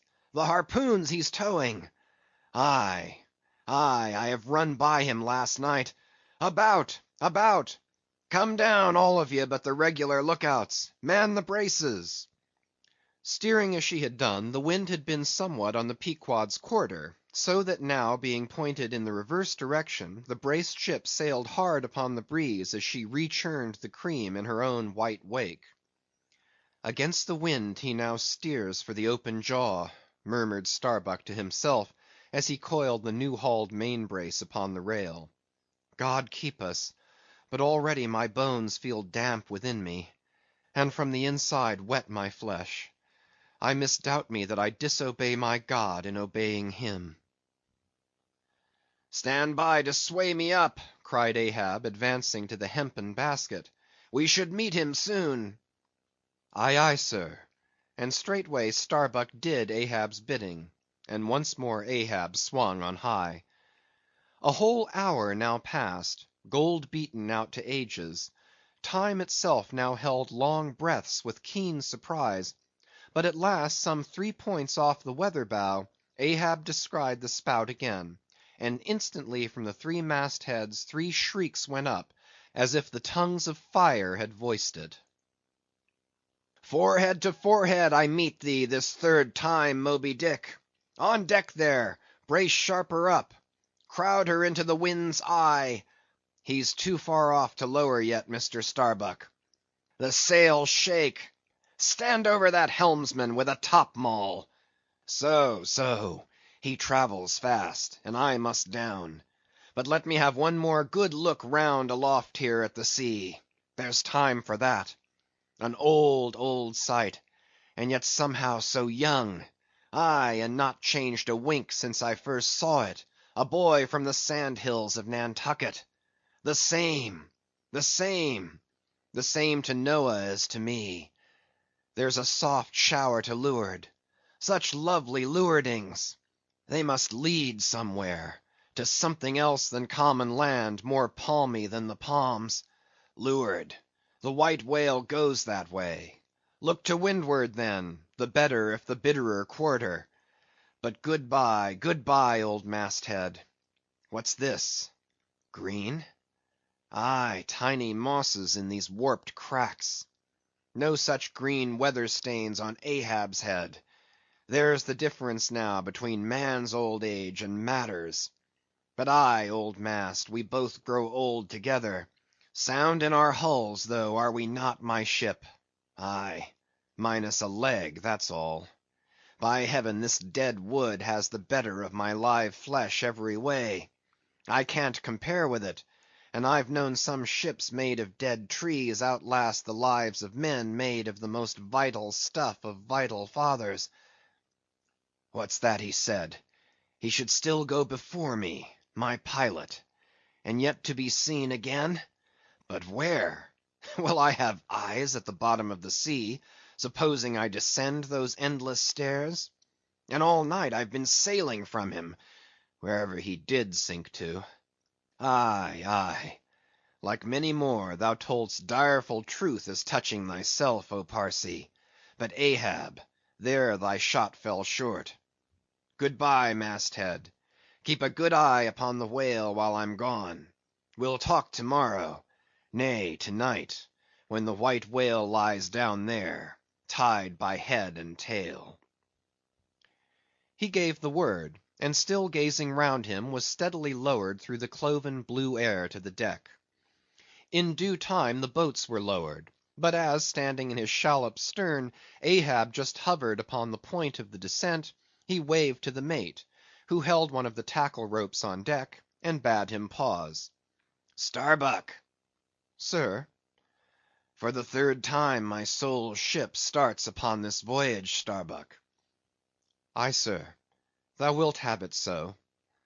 Some ships sail from their ports, and ever afterwards are missing, Starbuck. Truth, sir, saddest truth. Some men die at ebb tide, some at low water, some at the full of the flood. And I feel now like a billow that's all one crested comb, Starbuck. I am old.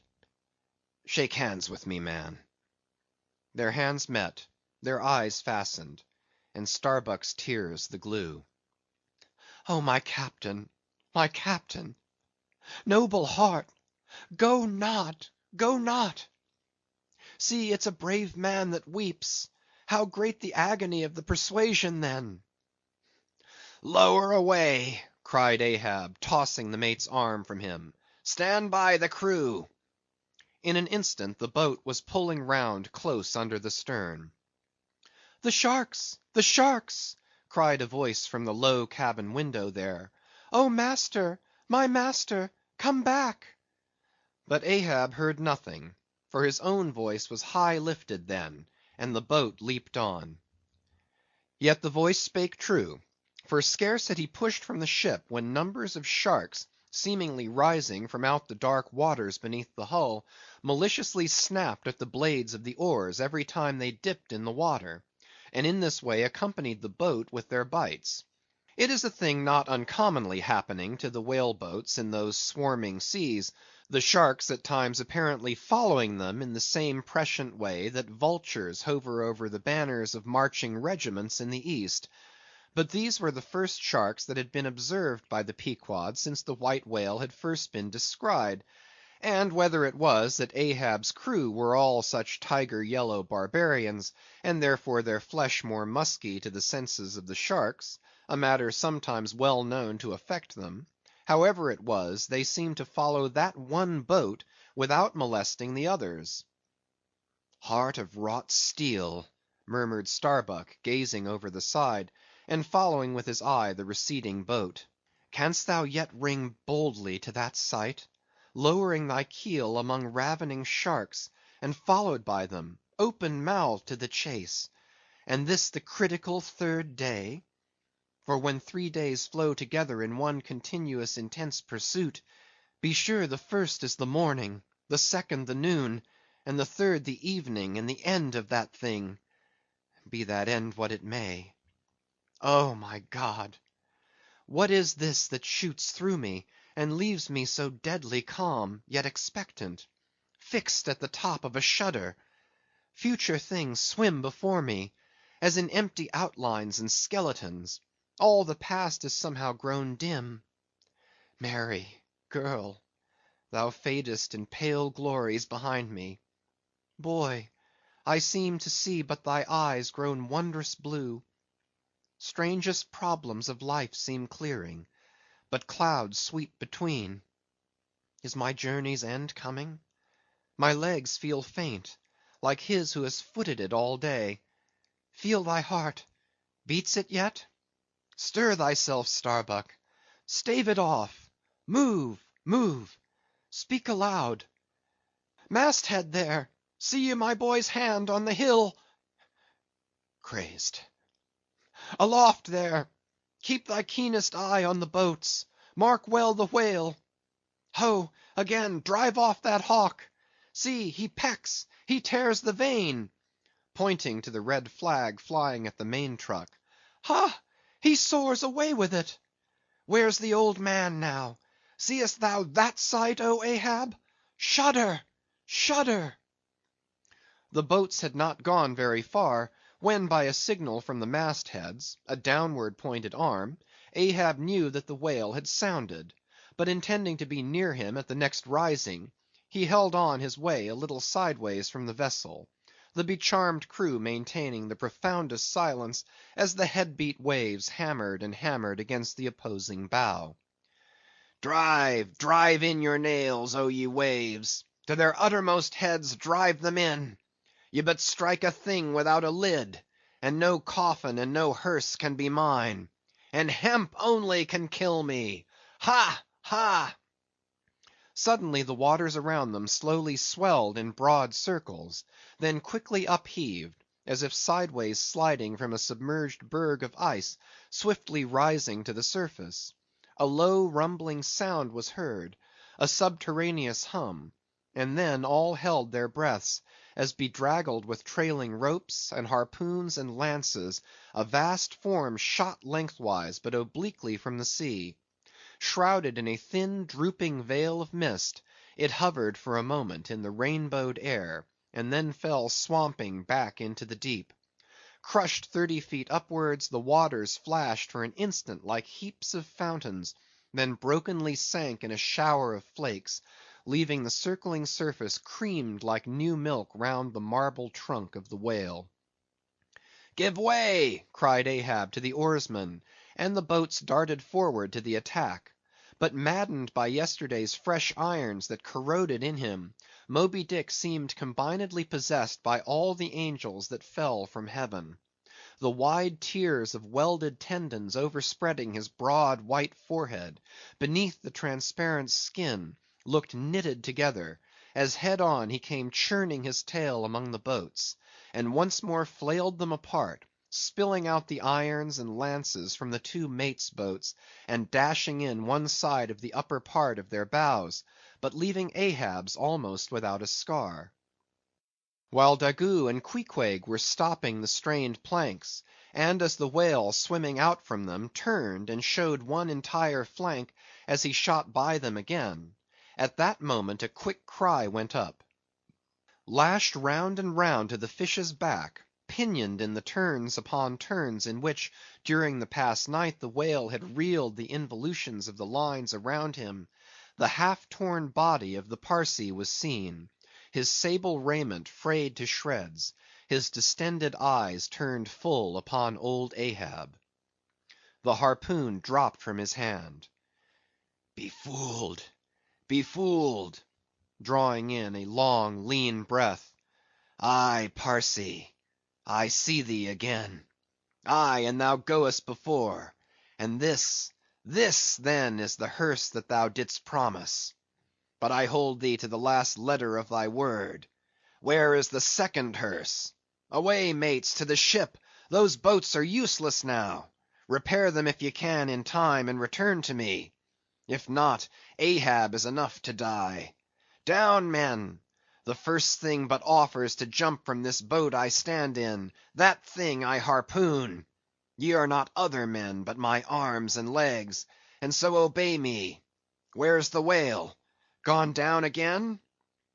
But he looked too nigh the boat; for as if bent upon escaping with the corpse he bore, and as if the particular place of the last encounter had been a stage in his leeward voyage, Moby Dick was now again steadily swimming forward, and had almost passed the ship, which thus far had been sailing in the contrary direction to him, though for the present her headway had been stopped. He seemed swimming with his utmost velocity, and now only intent upon pursuing his own straight path in the sea. "Oh, Ahab!" cried Starbuck, "not too late is it, even now the third day, to desist? See! Moby Dick seeks thee not! It is thou that madly seekest him!" Setting sail to the rising wind, the lonely boat was swiftly impelled to leeward by both oars and canvas. And at last, when Ahab was sliding by the vessel, so near as to plainly distinguish Starbuck's face as he leaned over the rail, he hailed him to turn the vessel about, and follow him, not too swiftly, at a judicious interval. Glancing upward, he saw Tashtego, Queequeg, and Daggoo eagerly mounting to the three mastheads, while the oarsmen were rocking in the two staved boats which had but just been hoisted to the side, and were busily at work in repairing them. One after the other, through the portholes, as he sped, he also caught flying glimpses of Stubb and Flask, busying themselves on deck among bundles of new irons and lances. As he saw all this, as he heard the hammers in the broken boats, far other hammers seemed driving a nail into his heart. But he rallied; and now, marking that the vane or flag was gone from the main masthead, he shouted to Tashtego, who had just gained that perch, to descend again for another flag, and a hammer and nails, and so nail it to the mast. Whether fagged by the 3 days' running chase, and the resistance to his swimming in the knotted hamper he bore, or whether it was some latent deceitfulness and malice in him. Whichever was true, the white whale's way now began to abate, as it seemed, from the boat so rapidly nearing him once more, though indeed the whale's last start had not been so long a one as before. And still as Ahab glided over the waves, the unpitying sharks accompanied him, and so pertinaciously stuck to the boat, and so continually bit at the plying oars, that the blades became jagged and crunched, and left small splinters in the sea at almost every dip. Heed them not. Those teeth but give new rowlocks to your oars. Pull on. 'Tis the better rest, the shark's jaw, than the yielding water. But at every bite, sir, the thin blades grow smaller and smaller. They will last long enough. Pull on. But who can tell, he muttered, whether these sharks swim to feast on the whale or on Ahab? But pull on. Aye, all alive. Now, we near him. The helm! Take the helm! Let me pass. And so saying, two of the oarsmen helped him forward to the bows of the still flying boat. At length, as the craft was cast to one side, and ran ranging along with the white whale's flank, he seemed strangely oblivious of its advance, as the whale sometimes will, and Ahab was fairly within the smoky mountain mist, which, thrown off from the whale's spout, curled round his great monadnock hump. He was even thus close to him, when, his body arched back, and both arms lengthwise high lifted to the poise, he darted his fierce iron, and his far fiercer curse into the hated whale. As both steel and curse sank into the socket, as if sucked into a morass, Moby Dick sideways writhed, spasmodically rolled his nigh flank against the bow, and without staving a hole in it, so suddenly canted the boat over, that had it not been for the elevated part of the gunwale to which he then clung, Ahab would once more have been tossed into the sea. As it was, three of the oarsmen, who foreknew not the precise instant of the dart, and were therefore unprepared for its effects, these were flung out, but so fell that in an instant two of them clutched the gunwale again, and rising to its level on a combing wave, hurled themselves bodily inboard again, the third man helplessly dropping astern, but still afloat and swimming. Almost simultaneously, with a mighty volition of ungraduated, instantaneous swiftness, the white whale darted through the weltering sea. But when Ahab cried out to the steersman to take new turns with the line, and hold it so, and commanded the crew to turn round on their seats, and tow the boat up to the mark, the moment the treacherous line felt that double strain and tug, it snapped in the empty air. What breaks in me? Some sinew cracks. 'Tis whole again. Oars! Oars! Burst in upon him! Hearing the tremendous rush of the sea-crashing boat, the whale wheeled round to present his blank forehead at bay. But in that evolution, catching sight of the nearing black hull of the ship, seemingly seeing in it the source of all his persecutions, bethinking it, it may be, a larger and nobler foe, of a sudden he bore down upon its advancing prow, smiting his jaws amid fiery showers of foam. Ahab staggered. His hand smote his forehead. I grow blind. Hands, stretch out before me that I may yet grope my way. Is it night? The whale! The ship!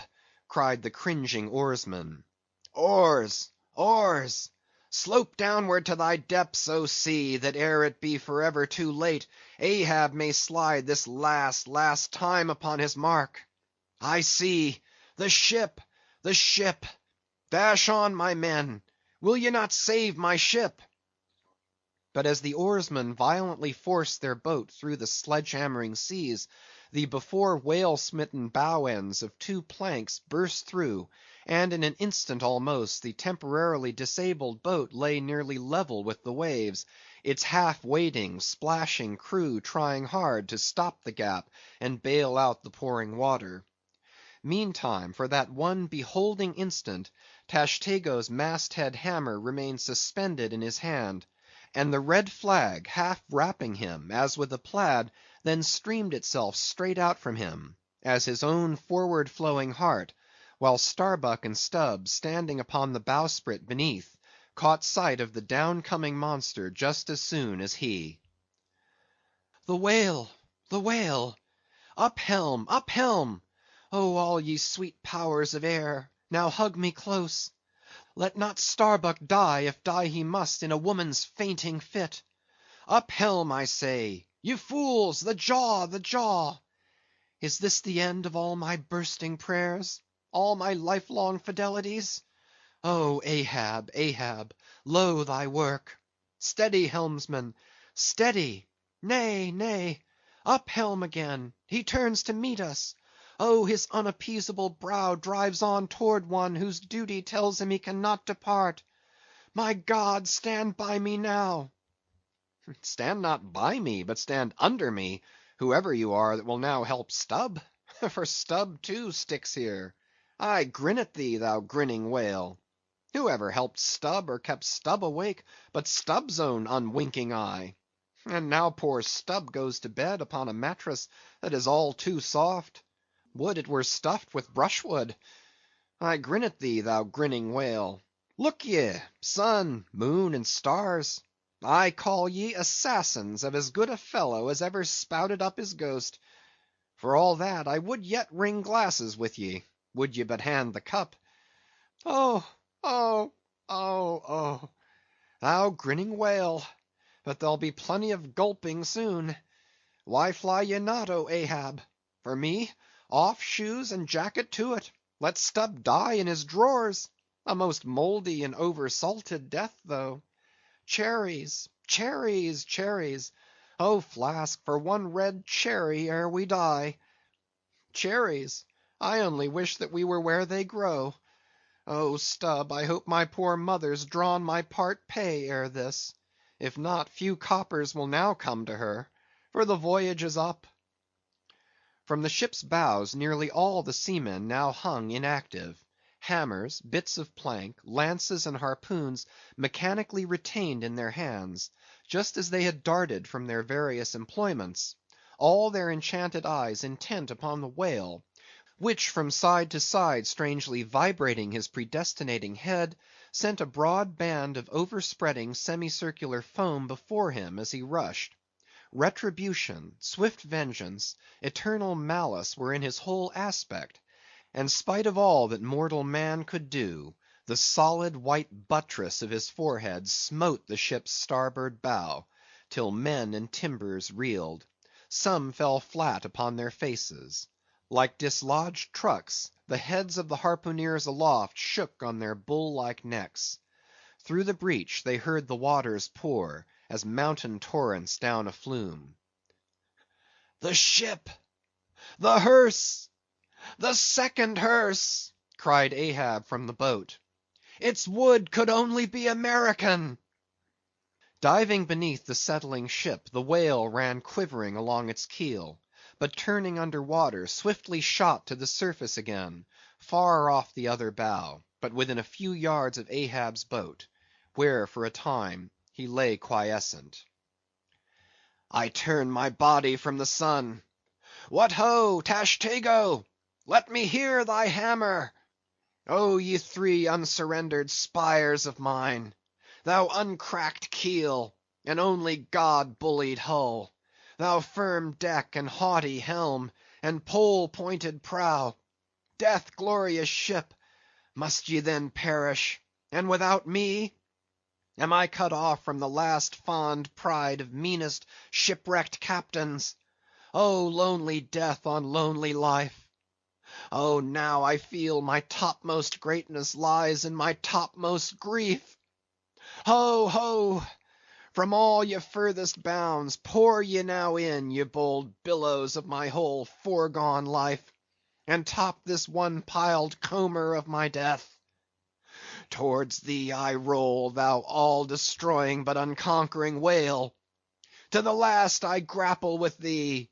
From hell's heart I stab at thee. For hate's sake I spit my last breath at thee.